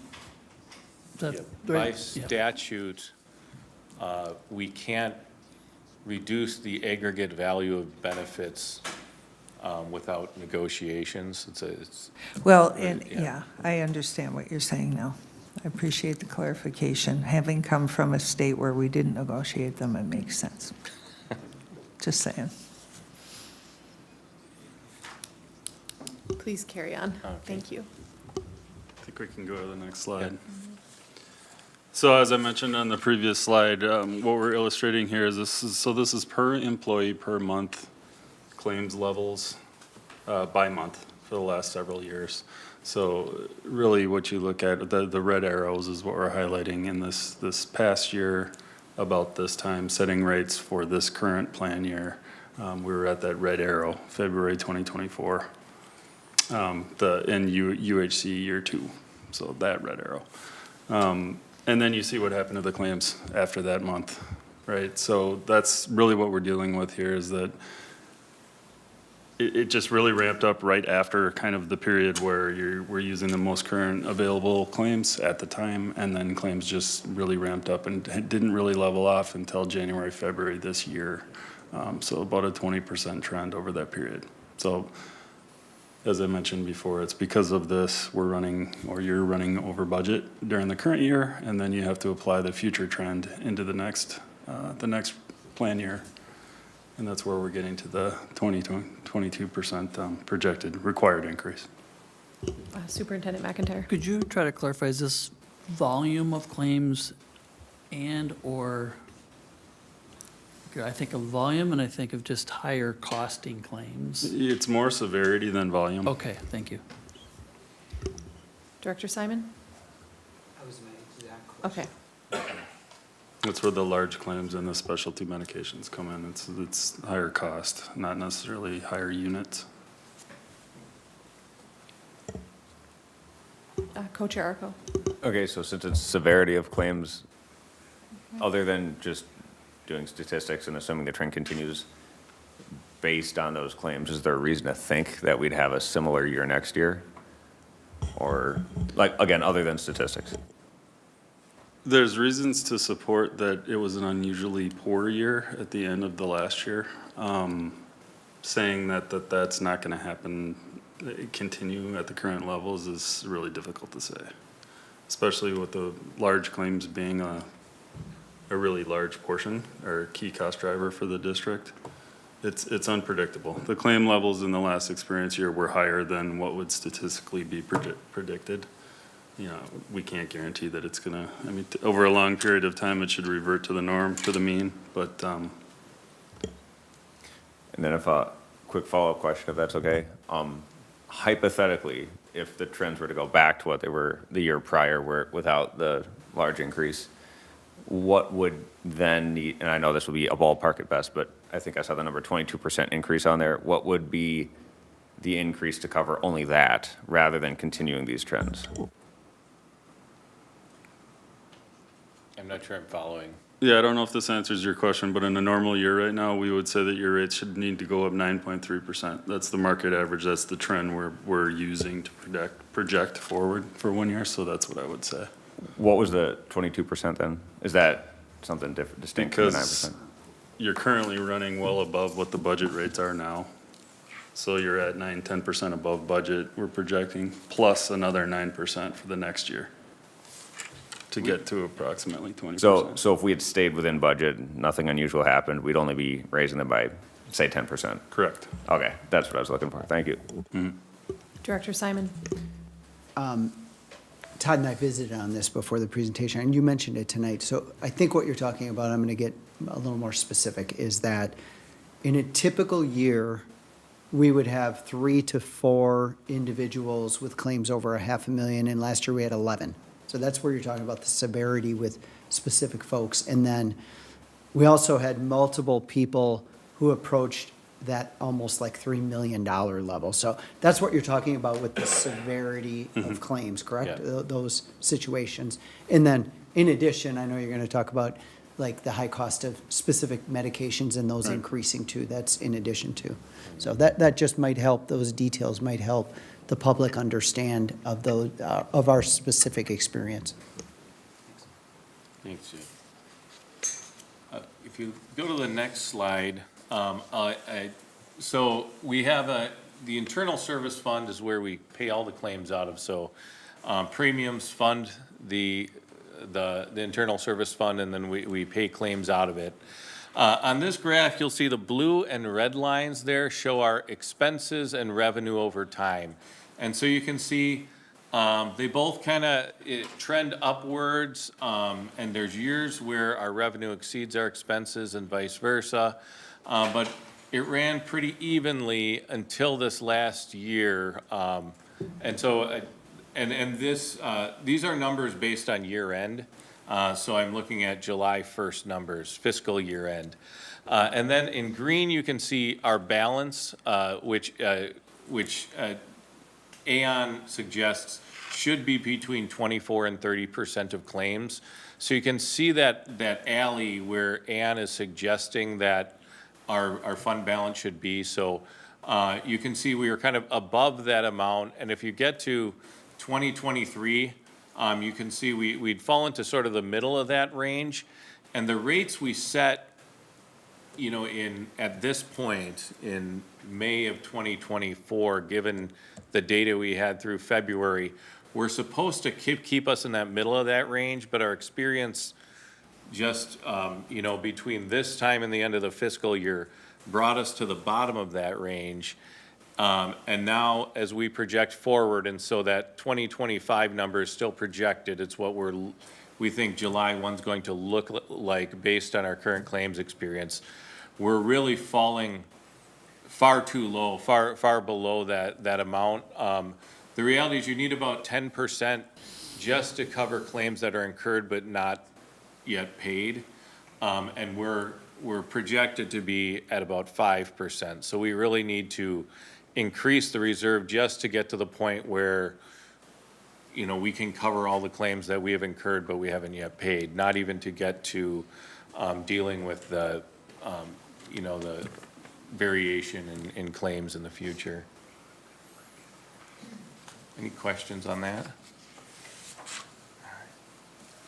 The next slide Josh will cover probably gives a better indication for you. I think it explains it pretty well. Thanks, Todd. Yeah, we typically call this a waterfall slide. I'm not quite sure why exactly it's called that, but it's essentially the main components that go and, you know, build in. It's a visual explanation of that 22% and what goes into it.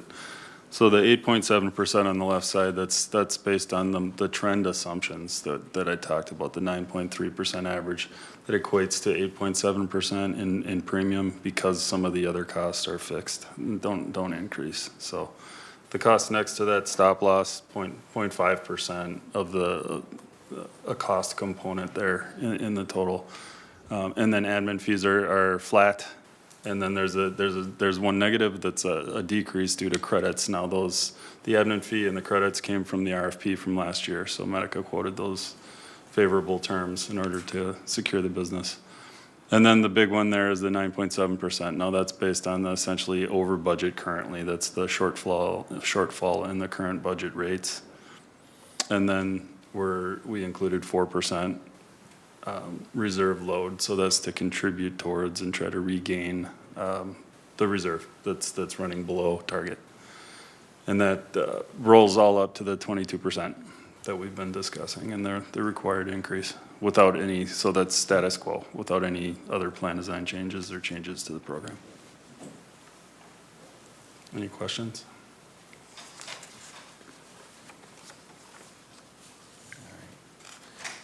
So the next slide's going to be about cost containment, and I'll have Josh talk about that, but what I want to share is we met with our insurance advisory committee a couple weeks ago. So originally we had planned to meet with them, I think it was before the April 14th board meeting, and then our first reading got delayed till April 28th. So we gave Ann more time to get more claims in so that they could have a more accurate numbers. And we consulted with Medica and with Aon regarding possibilities for plan design changes that could bring down the rate increases. And so we did share these with the committee, and we sought feedback from the committee, and we don't really have consensus among our bargaining groups. Well, I'll talk about it. Why doesn't Josh just go over them, and then we'll talk about kind of what the committee said. Okay, if you could show the next slide, please. So what we're showing here is a list of 8 different plan options, a la carte, if you will. So that the top row shows the current, and I should preface, we're mainly looking at that copay plan, the really rich plan with just the copays kind of is what it is. It's already high cost. We're looking at this is the plans that we can realistically adjust and get some cost savings potentially. The 80/20 $1,500 deductible plan. So it shows the current design at the top. And then we modeled various different kind of usual suspects, if you will, changes. So the pharmacy copays is one thing that we modeled, about a 0.3% impact. You kind of see that a lot of these changes really don't have a really large impact until you get down further and start making significant changes. So For example, scenario 5 there, I mean, you're going from the current 1,500, 3,000 deductible scenario up to a 2,000, 4,000. And then also increasing the out-of-pocket max, that'll get you a little over 2% reduction in the projected total. The next one down, coinsurance, that's in-network coinsurance is 20% currently that the member pays.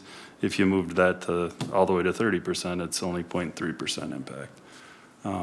If you the scenario 7 is rolling up 4 different of these major changes would be about a 3.1% or 2.2 million impact. And then the last one there is the weight loss coverage, GLP-1 coverage for weight loss, which is a significant cost and would be a significant reduction if you were to stop that coverage. And that estimates from Medica directly at 3.6%. I don't know if you had something to add, Todd, or?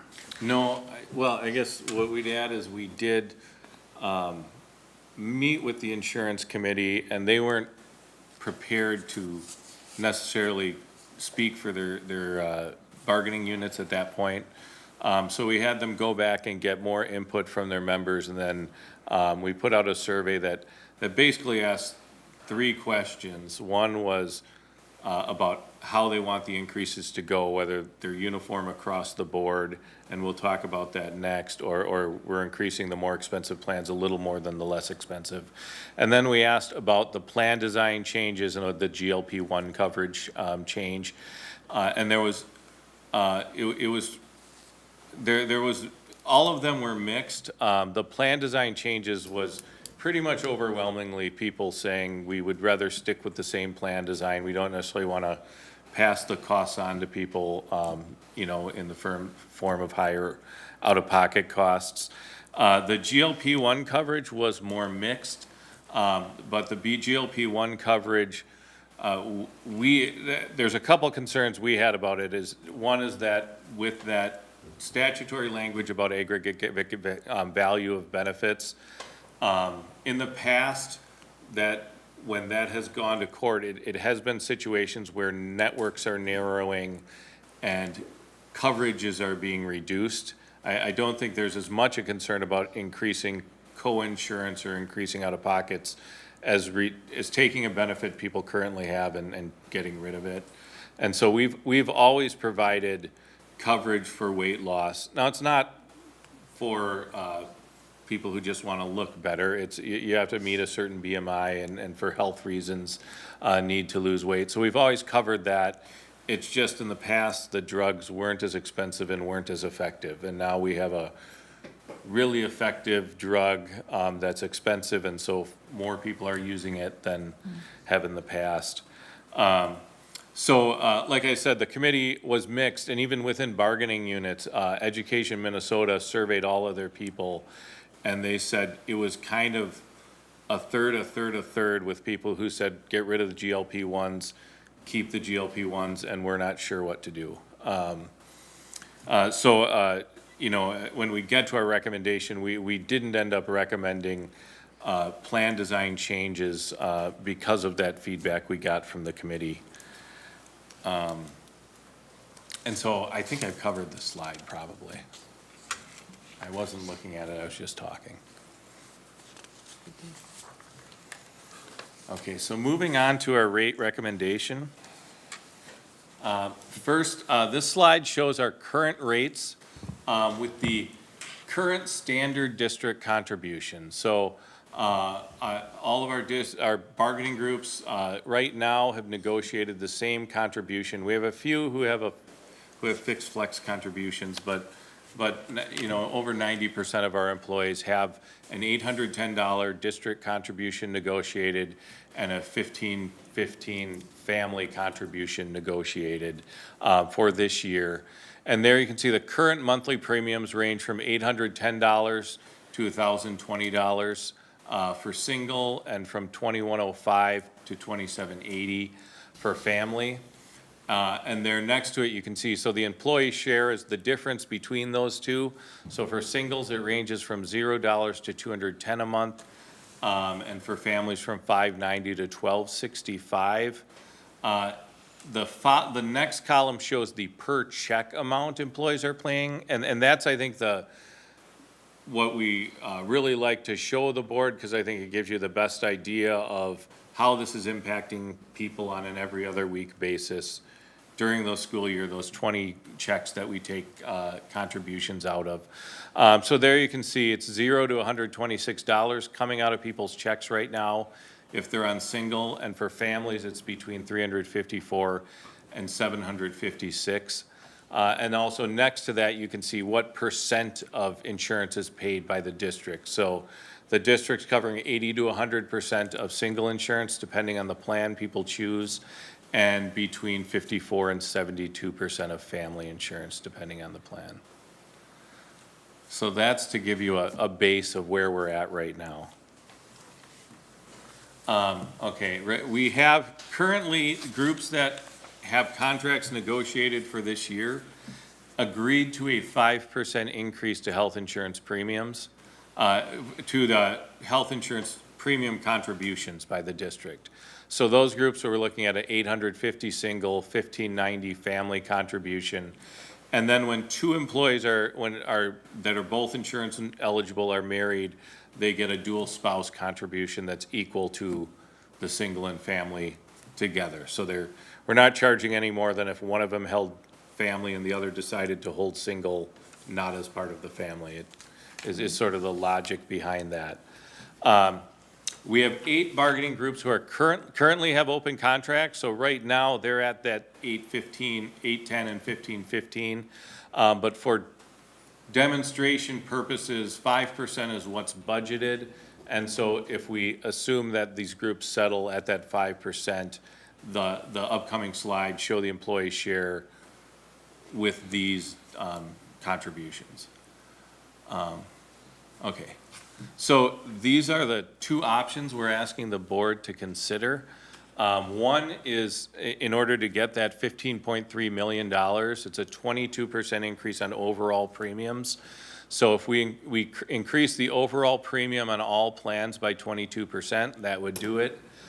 We have a second option, which is to increase the premium on the choice plans, the 2 higher plans by 23%. And then the lower plans by 20%.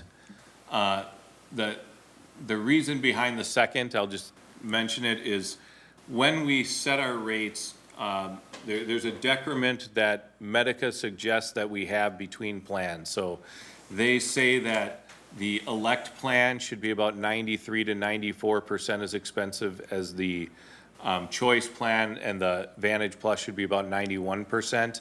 And right now, they're about 97 and 94%. So we have the ability to decrease them another 3% and still remain within that decrement so that we don't risk having people move to that plan and lose more revenue from premiums, than we save from savings from them going to a more affordable plan. So, either of these would be options. The second option, the goal would be to keep a lower cost plan for people. They can move on to one of those lower cost plans if they choose. So if you move to the next slide, this looks, again, like the one with the current rates. But what I note here, so this shows those new monthly premiums if you were to increase the total premiums by 22%. So doing that monthly premium goes up to $990 to $1,245 for single, and $2,570 to $3,390 for family. And then we see the district share and the employee share per month. So where that employee share previously for single was $0 to $210, we'd be looking at $140 to $395. And for family, what was $590 to $1,265 becomes $980 to $1,800. And then moving that to per check, on the slide, you can see the per check amount and then the change in employee contributions. So you can see, if you just look at the single, your choice copay, the employees were paying $126, now they're paying $237. So there's a $111 increase on that plan. If you go down to the bottom to Vantage Plus, employees were paying $0 and now they're paying $84. You know, we've had comments from employees that say, well, when they're concerned that they feel the percentages are misleading, and we understand that, because the percentages for employees are significantly higher. But if I put percentages on this, it would really kind of be confusing, because when your contribution goes from $25 to $87 to $102, that $87 district increase is going to be several $100s of an increase, but really the $246 the person on elect family is seeing, even though that's going to show up as a 40% increase or a 50% increase, it's going to hit them a lot harder on a biweekly basis. So because the employees are all starting at different contribution amounts, that percent increase on the employee, I guess, just isn't as valuable a number as the dollar amount. This is where you can really see the impact it will have on employees. Again, given, you know, current budgeted increases in district contributions. Yeah. Director Simon? Thanks, Casey.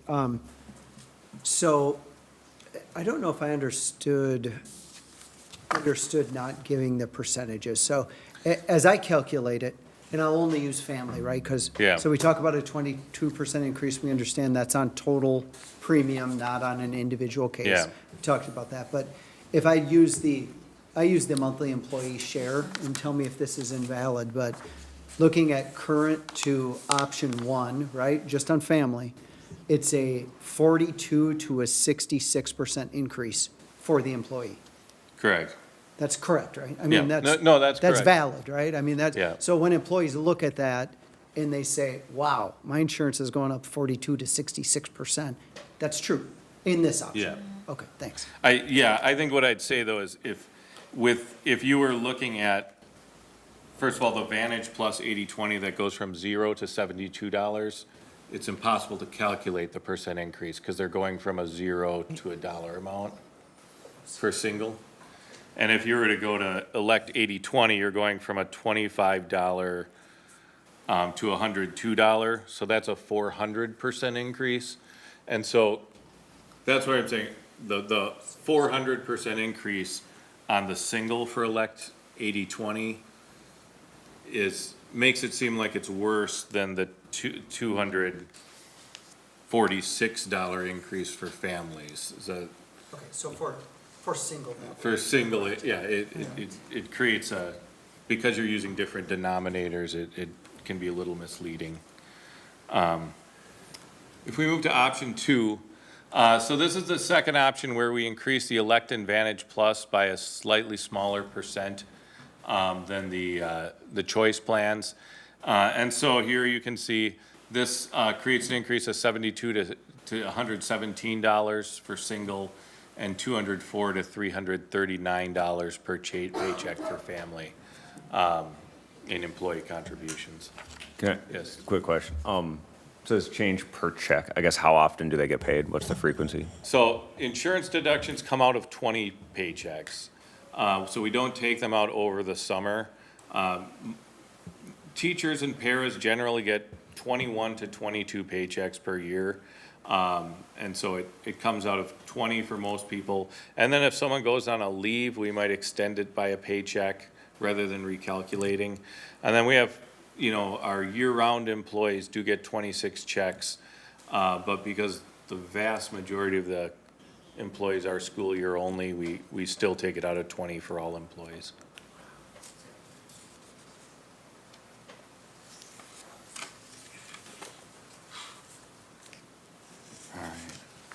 So moving on, what we are recommending from district administration is option two. So there you're seeing the amounts for option two. If you go to the next slide, it gives some justification. So the biggest thing is that increasing the Vantage Plus and Elect plans less than the choice plans provides a lower priced option, while also bringing our plans closer to their suggested cost decrement. So we don't want to be in a situation where we're getting huge migration to a plan that's artificially underpriced, but the plans would still be appropriately priced compared to each other. And then the second thing is that introducing plan design changes that may result in a reduction in the aggregate value of benefits isn't recommended without the consensus of all bargaining groups. And we didn't have the consensus of all bargaining groups at that table. And with these increases, we might get that in the future. So I think we're going to have ongoing discussions about possibly making changes to plans in the future and trying to get everyone on the same page. But right now, we just don't feel confident that we have that and we could avoid a grievance if we were to make a unilateral change. Co-Chair Arco. And so I know this is a first read, but when does a decision have to be made by? Like, what's the constraint there? So the constraint there, May 12th is next Monday, and we need to have our open enrollment materials to print on May 13th in order to get them in time for open enrollment to start. We also have an online enrollment system, and we have to have all the rates programmed into that. So they have to be programmed in by the vendor the week of May 12th so that we have a week to test the system before going live the week after after Memorial Day. So, yeah, if we don't have a board decision today, we would ask that the board meet again in some fashion, and I believe Superintendent McIntyre has spoken to you about the possibility. Yeah, we discussed having a special session specifically to allow for this first read because of the severe weather cancellation of our prior meeting. Having this public discussion about the rates as a first read and then coming back in a week on that Monday to take a vote so that the public has time to continue processing and reacting and providing us feedback. Yeah, I think one thing that needs to be made very clear is that the decision on setting rates is really just about ensuring that we get the 15.3 million more we need in order to keep the fund solvent. The question of what the district's contributing is a completely different question. So when people look at the change to my paycheck, there could be separate things the board can do to remedy that, but ultimately the rates are what they are. Director Simon? Thanks, Casey. So in our discussions and in my research for this, I just want to give, I received questions from our staff, so I just want to give this information. Correct me if I'm wrong. I don't think I am because, Todd, I talked to you about it. But so a 22% overall increase, like, and I'm not suggesting the district's going to take all that on, but if they did, you had mentioned to me it's about every 1% is a $500,000 cost, would be a cost to the district. So 22% is an additional $11 million that the district would, to keep things even now. So just to talk about the type of money we're looking at. I received a lot of questions about the public employee insurance program, which is the statewide health plan for districts. And so we receive quotes from them also, have in the past, and our self-employed has always been a lower cost than the public employee health program.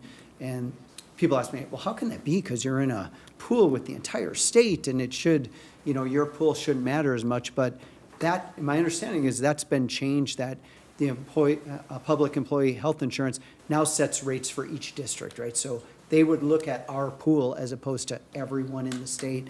And fortunately or unfortunately, our pool right now, we talked about the large, the large dollar amounts that have increased with our experience. So I just wanted people to know that we do look at that. Mm-hmm. The rates have been higher than we have had in other quotes. And, maybe, I know there's a push for the state to reconsider how they look at that type of a program from organizations, so maybe that'll be something in the future. The only other thing I wanted to mention, because, we received a lot of feedback, and I already said this about the 22%. It can be misleading if you don't understand that, but to get down to a dollar amount, option 2, for singles, folks on those plans would see using 20 paychecks, would see a $1,440 to a $2,340 increase in a year. The family would receive a $4,080 to $6,780 increase in the year, based on 20 paychecks with those increases. So that's the increase that you will find. See if I missed anything else. Yeah, I think that's all I wanted to, the questions I got, I just wanted to make sure that our employees and the public understood those answers to that. Thank you. Board members, any further questions or discussion on this? Director Audette. On the GLP-1 medication, when was that something new that started to, I don't know anything about it, so. Yeah, Can you just talk about how that, like, to me, the impact of that is so huge, I hate to suggest it, but it feels like, well, I didn't anticipate that right, or, is it, we're. Do you want to explain on that? Sure. So GLP-1s, I mean, the present, the ones that we're talking about now, the Ozempic is really the first one that came out, right? So, and that was to treat, it was approved, FDA approved to treat diabetes. So that's how it kind of came into the realm, and it worked, and people started losing weight. So then they formulated different versions. So then you have the Wegovys and the Mounjaro and the Zepbound, different versions that are targeting weight loss, not just diabetes. And that's how it kind of, it went from, it was only being approved if you were diagnosed diabetic, to then it was approved by the FDA, these same semaglutide, the same drug, but different brand names, a little bit of different formulations. Got FDA approval for weight loss, and then all kinds of other things. So that's when it's really started to explode. So, you did this for other schools or for other companies, or what's the scope of where you practice? Yes, across the board. I personally work with St. Paul Public Schools too, but then other public entities too. How other organizations have been impacted by it? So the groups that are in this state, fully insured, so the St. Paul Public Schools happens to be fully insured. The health plans in this state are not covering GLP-1s for weight loss. The insurance companies aren't covering it. Nationally, depending on the survey you look at, and survey, it's around 50-50 now on companies that are covering GLP-1s for weight loss, and that can vary. Larger the company, the higher that percentage is a little bit, but. So we're proposing to drop that coverage, or we're not? We're gonna leave that? We, That was we the part did that we get didn't consideration Yeah. for ways to cut costs, Yeah. cost considerations, No, and that's that was what I- something that we brought forward as a consideration to the committee. We did seek input from our employee groups, and that's where we got the really mixed review. In addition to what Josh had just shared, we also learned that most public employers are covering GLP-1s for weight loss, including PEEP, and including the majority of other school districts. If we dropped it, hypothetically, if we did it, well, I'll pick it up, sorry. Is it just because I'm too far away? Must be. If hypothetically, if we dropped it, then does that change the modeling for that, the way that curve would go? I mean, can that alone, I know there's some cost savings, but the predicted claims, does that bring that back down in line? It brings it down 3.6%, so you'd still be looking at an 18.5% increase on average. There are more and more studies emerging now about the longer-term potential impacts, though, and the potential benefits of these drugs, just the benefits of weight loss. It's still kind of new in the game, Yeah. so we don't know what that longer-term. Be that if you Yeah. have lower weight, you have other reduced costs? Right. Thank you. The other thing I think that I hadn't mentioned is there is a bill before the legislature to require it. So there would be a concern if we set rates, if we cut it and then set rates for that savings and ended up with a bill passed that required us to cover it, and then we'd have that cost, even though we've set the rates not to anticipate that. I don't know the likelihood that bill will pass. Director Simon? So and Todd, you also mentioned like taking away something you offered could be, it sounds like challengeable in court, and you might not be able to do that for this, specifically for the GLP-1s. Can you legally say, okay, here are our plans. They don't generally include GLP-1. Let's just use that as an example. Maybe some of these other large things you could do this to, like carve-outs, if you will. But if you can do an add-on, and you can have GLP-1s, and it's X amount. Now, I know that doesn't, in the insurance game, it probably doesn't work because you aggregate it over your whole pool, and if only 10 people want to do it, the cost is going to be so high they won't want to do it. But I'm just curious if there's a way, you know, we probably have a lot of folks who need that medication, but we have a lot of folks who don't. So can you do that or not? Or does that just not work? Is it my limited knowledge in the insurance game might be showing here? Can you describe again what you mean, how exactly? Okay, let's use GLP-1 as an example. Yep. So we have all of these plans that you're recommending, right? And none of them include GLP-1s. So whatever the increase would be, minus 3.6%, let's just for argument's sake. But we also have an add-on that an employee can say, I want GLP-1s covered, and they can take that, and there would be a cost to that. You could probably have one plan that covered it and others that didn't. I don't know exactly in the statute how that works with the aggregate value, though, whether it has to be the most prevalent plan or the lowest cost plan, but yeah. That's probably an easier way to do it is one plan that covers it. We could set rates for it, and it can be done. Yeah. As far as that See if we statute get around the challenged aggregate for it, value, yeah. I'm not positive how that would work, but. Yeah, it's Good just follow-up. like giving the employees who need it and want it the option to get it, but not have it. But again, it goes to the whole pool, right? So if you only have X amount of people taking that one with GLP-1, the rates are probably going to be so high. Yeah. Okay. Yeah. Average cost is about $1,200 a month for the drugs, so. Wow. Okay. And it's a Thank you. maintenance med that you keep taking. Yeah, forever, yeah. Thank you. Okay, members, any further discussion before we let our guests go? All right. Thank you for being here so late with us. We really Thank you. appreciate it. Take care.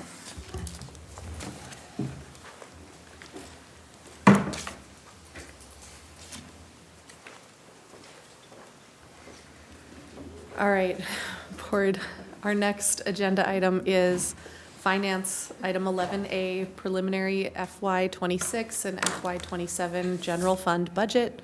We welcome Michelle Vargas, our Chief Financial Officer. Good evening, Chair DeShane, Superintendent McIntyre, members of the board. Tonight, what I have for you is an update of a presentation we did back on February 24th, looking at our projected budget for '26 and '27 for the next biennium. Generally, we always do this during a funding year for the legislature, so we're keeping track of what's going on and what has changed. And where we're at, as we're looking at budget cuts, again, to kind of highlight what we predict that target to be based on the 2 years from where we're at. Just to remind you, our budget timeline for the 25-26 year, we certified our levy back in December. The legislative session is supposed to end on May 19th. It's not looking highly likely that it will, but maybe it will.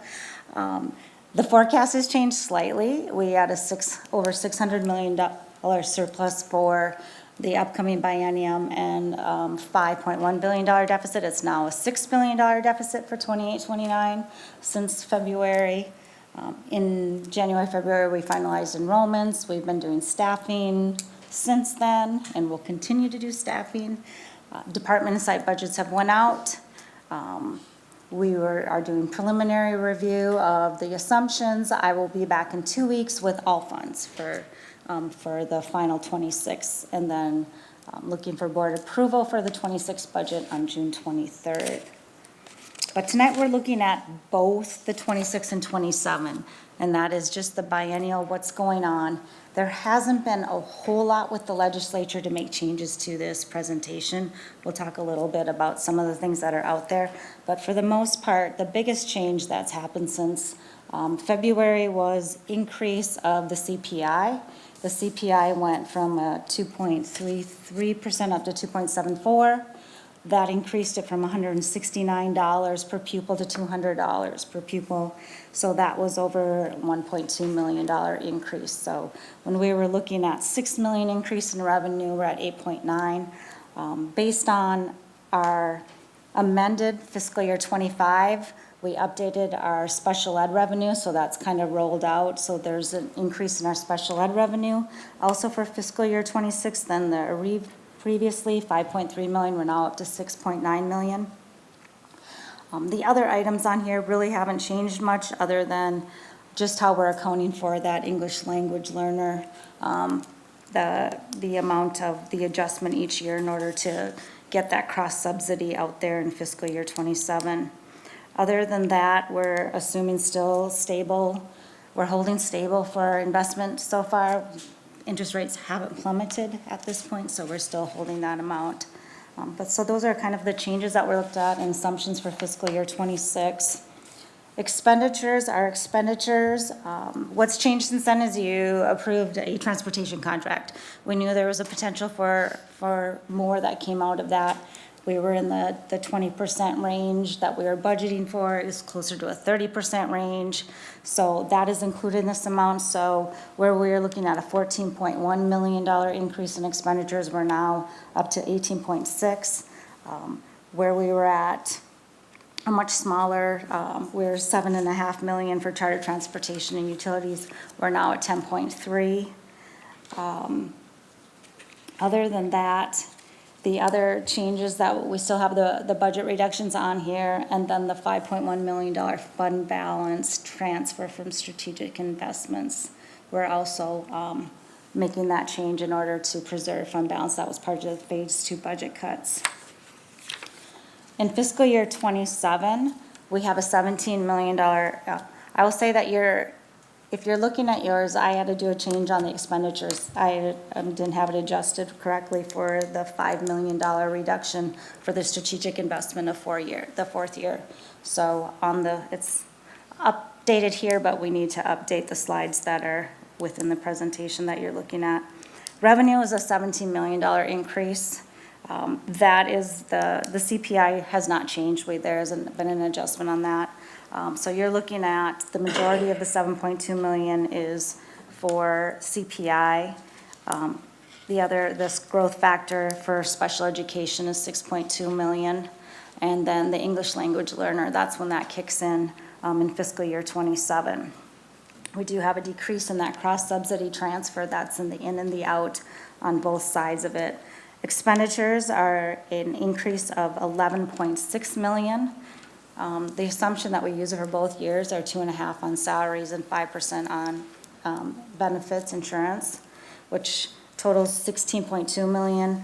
We are reducing the strategic investment, so that increases overall salaries because that's all staffing, the 5.2 million. The other amount is just the larger increase for 2.4 million on services and utilities.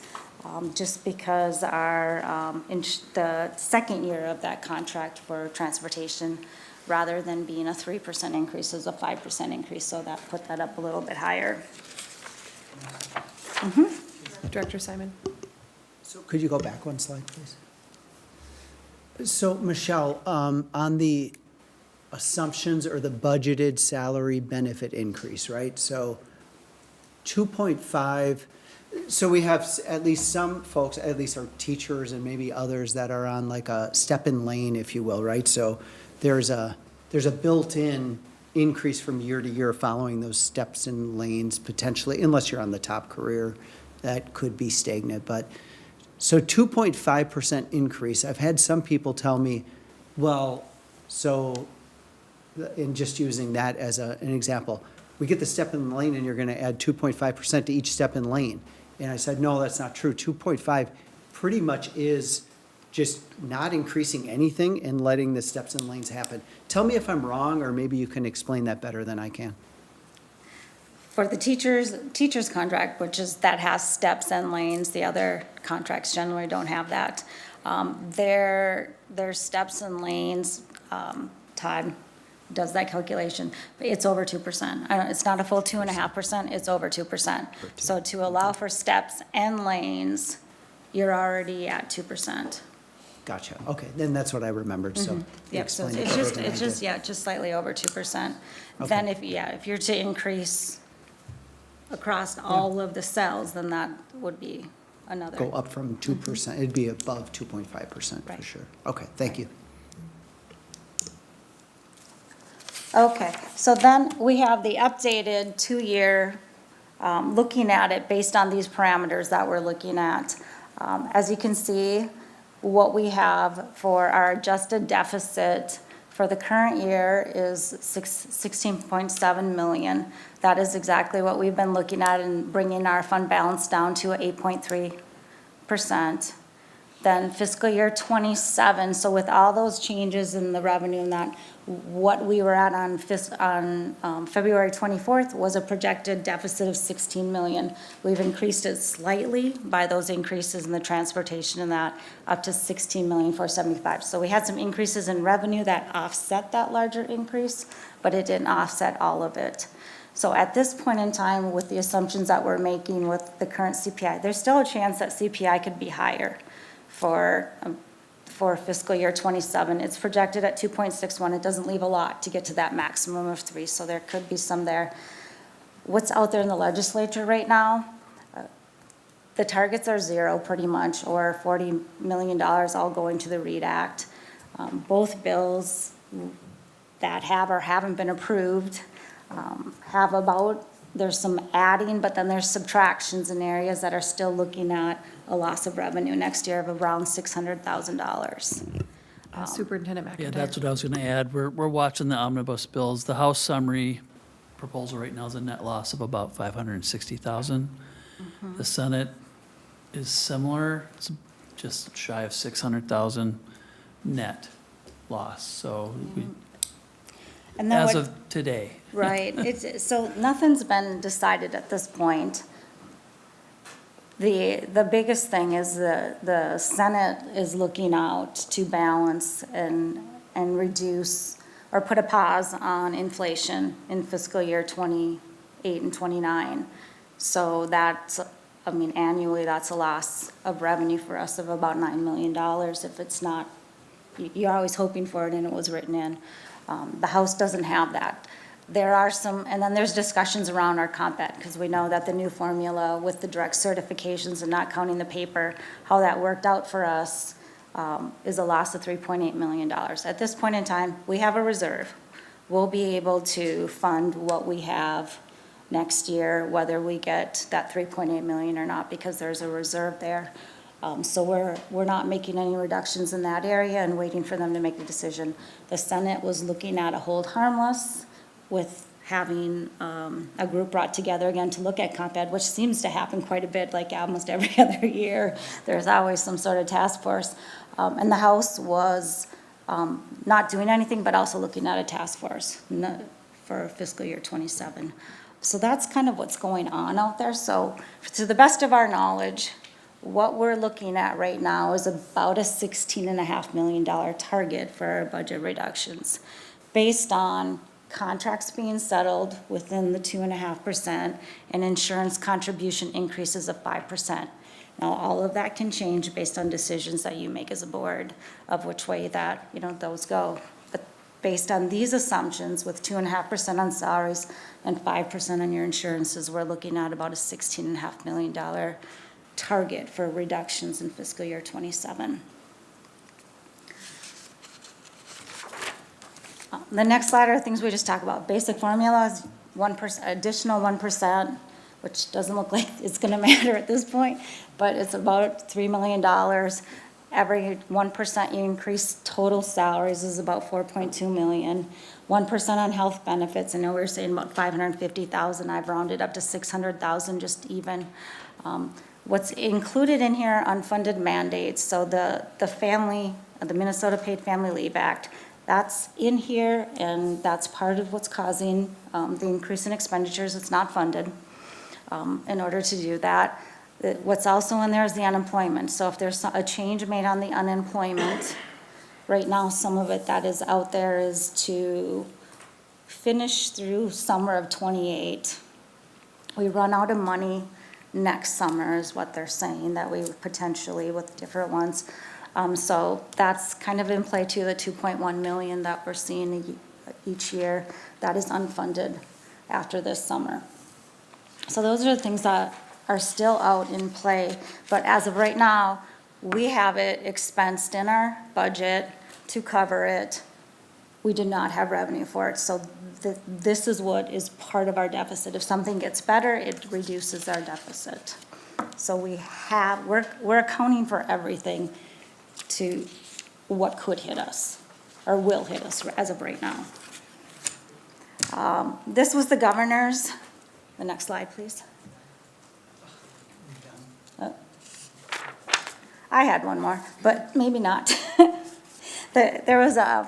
We had the governors, when the governor had, what he proposed was compensatory current loss of 3.8 million, which is what one of them is. There was also some reductions in areas for transportation and also potentially our comp ed pilot in fiscal year '27, which is 4.7 million. So those things we haven't seen in any of the bills as of this point, but those were what the governor was looking at. And potentially the loss of Q-Comp, that was a big one, $10 million. Again, those have not been out there in the bills. Superintendent McIntyre. Thank you, Chair DeShane. The comp ed pilot was in there, and we spent lots of time. There's 7 districts involved in that pilot. We're at 85% of it. We did a very aggressive set of communications around that, and that seems to have, we're not seeing it in there. Doesn't mean it can't find its way back in there, but that's another nearly $5 million that would only add to that deficit. The other thing I would just mention too is that the Q-Comp piece here, that's about $7 million of end-of-year stipends for teachers, and then another 30% of that's just paying for the staff to run and do the coaching around the program. There's also been, I don't think it's going to get maybe addressed this session, but the state's going to have to deal with pensions. And it's a real problem in the next 9 years. If nothing happens, the state simply can't afford it. So they're going to, if you remember the Rule of 85, the Rule of 90, those things don't exist.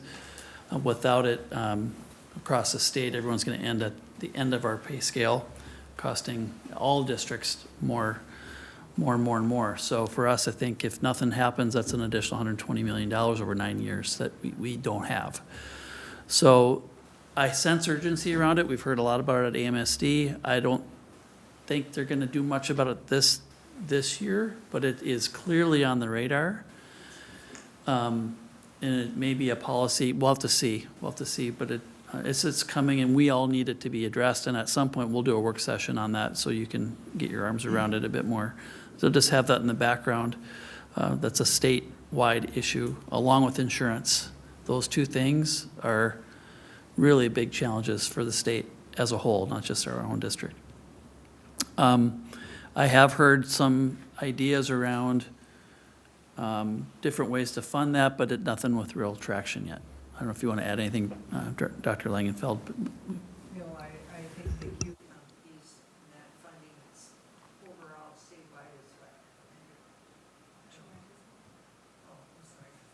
what? Just the Q-Comp for us, that's our number, but there's a fairly good size, and I've heard it being considered to offset something else is really what it would be to offset a place where it would impact all districts in a positive way. Not all districts have it, so. Yeah, it would, that's, I've heard that more than once. that they would use it in a way that all districts would benefit from returning that money for something else. There's a lot of negotiating left to be done, You are.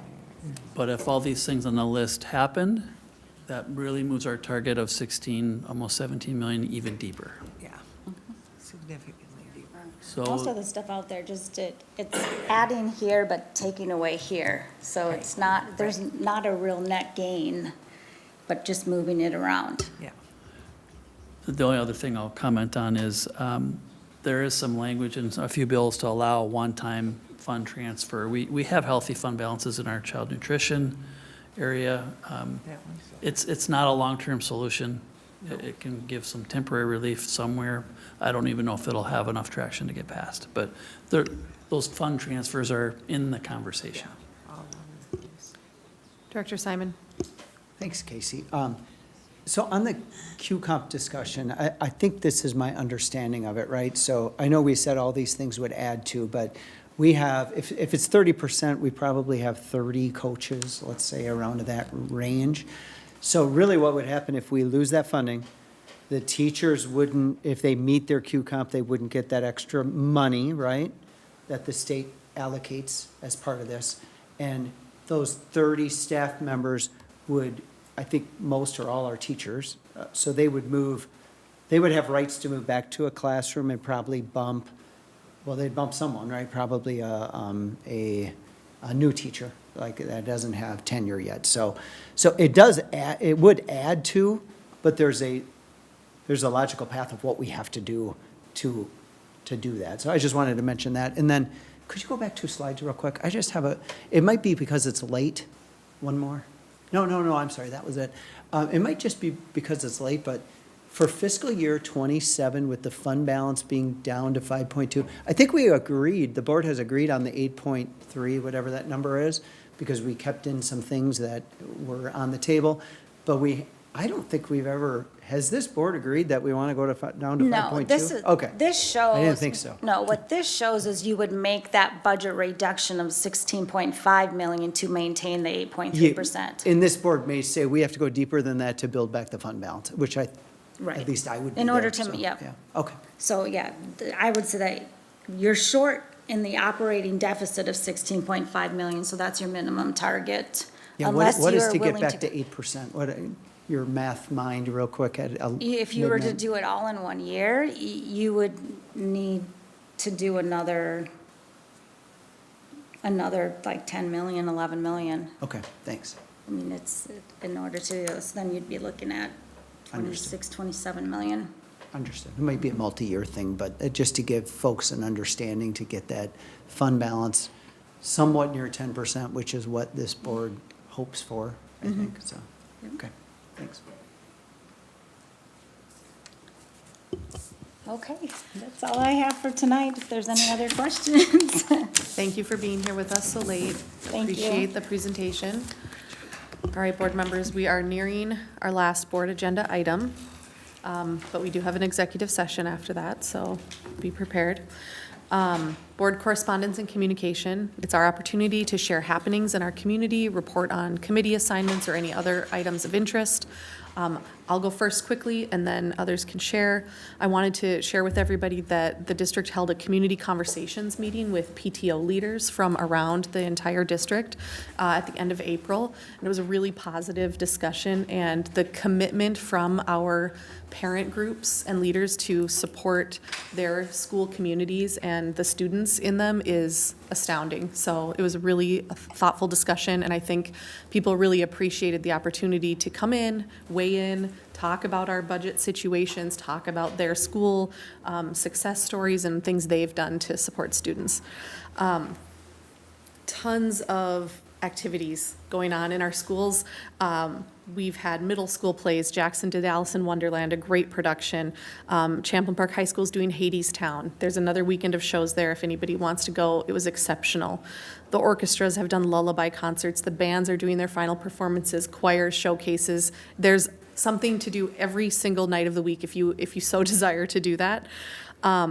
I just specifically want to call out, I was able to visit Dayton Elementary's Adventures Plus program with Representative Danny Nadeau, and it was a really good learning opportunity for us. We walked through, talked to the A-plus leaders, and Director Langenfeld was able to join us and just hear how that program is supporting parents and families in our communities with before and after school care. Thank you. Anyone else have something to share? Director Langenfeld. I've been leaning into the conversations that we continue to have at the board table and concerns raised. So I actually met to talk with Jessica Tucker and the math talls to talk about with her and a math specialist. I think it was the person who came before the board to just get a better understanding of college preparatory math and what was next steps.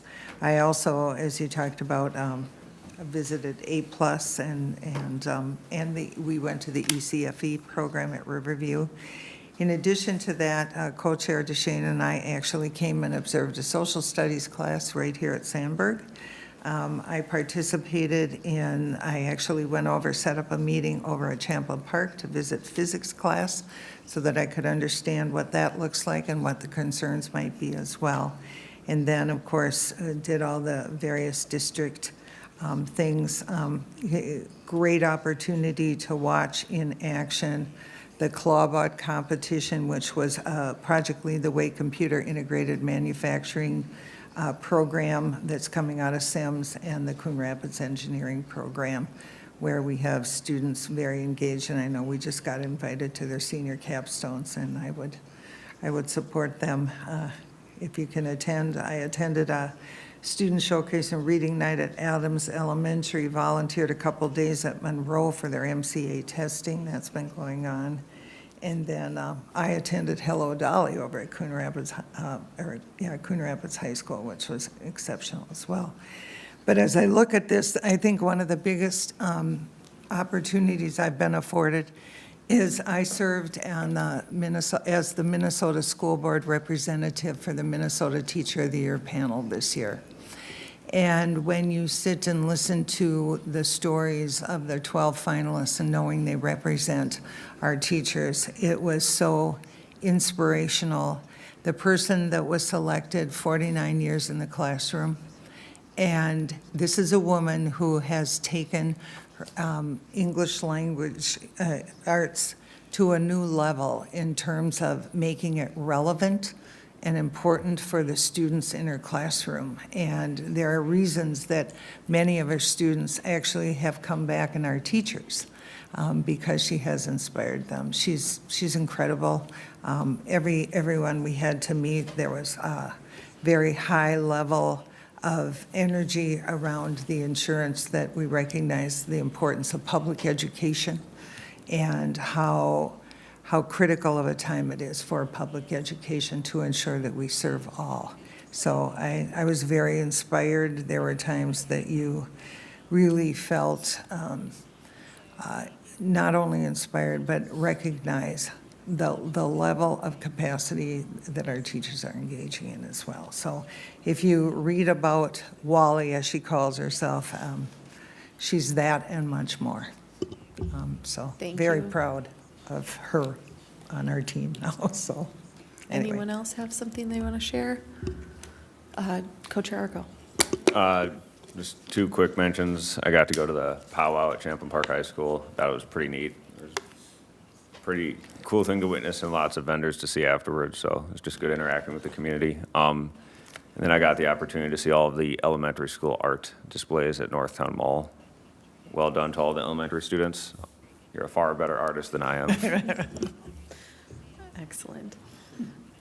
All right, the next agenda item is an executive session. So this session will take place in the Michael Sullivan Room and will be closed pursuant to Minnesota Statute 13D.03 Subdivision 1 to deal with matters of labor negotiations for all open groups.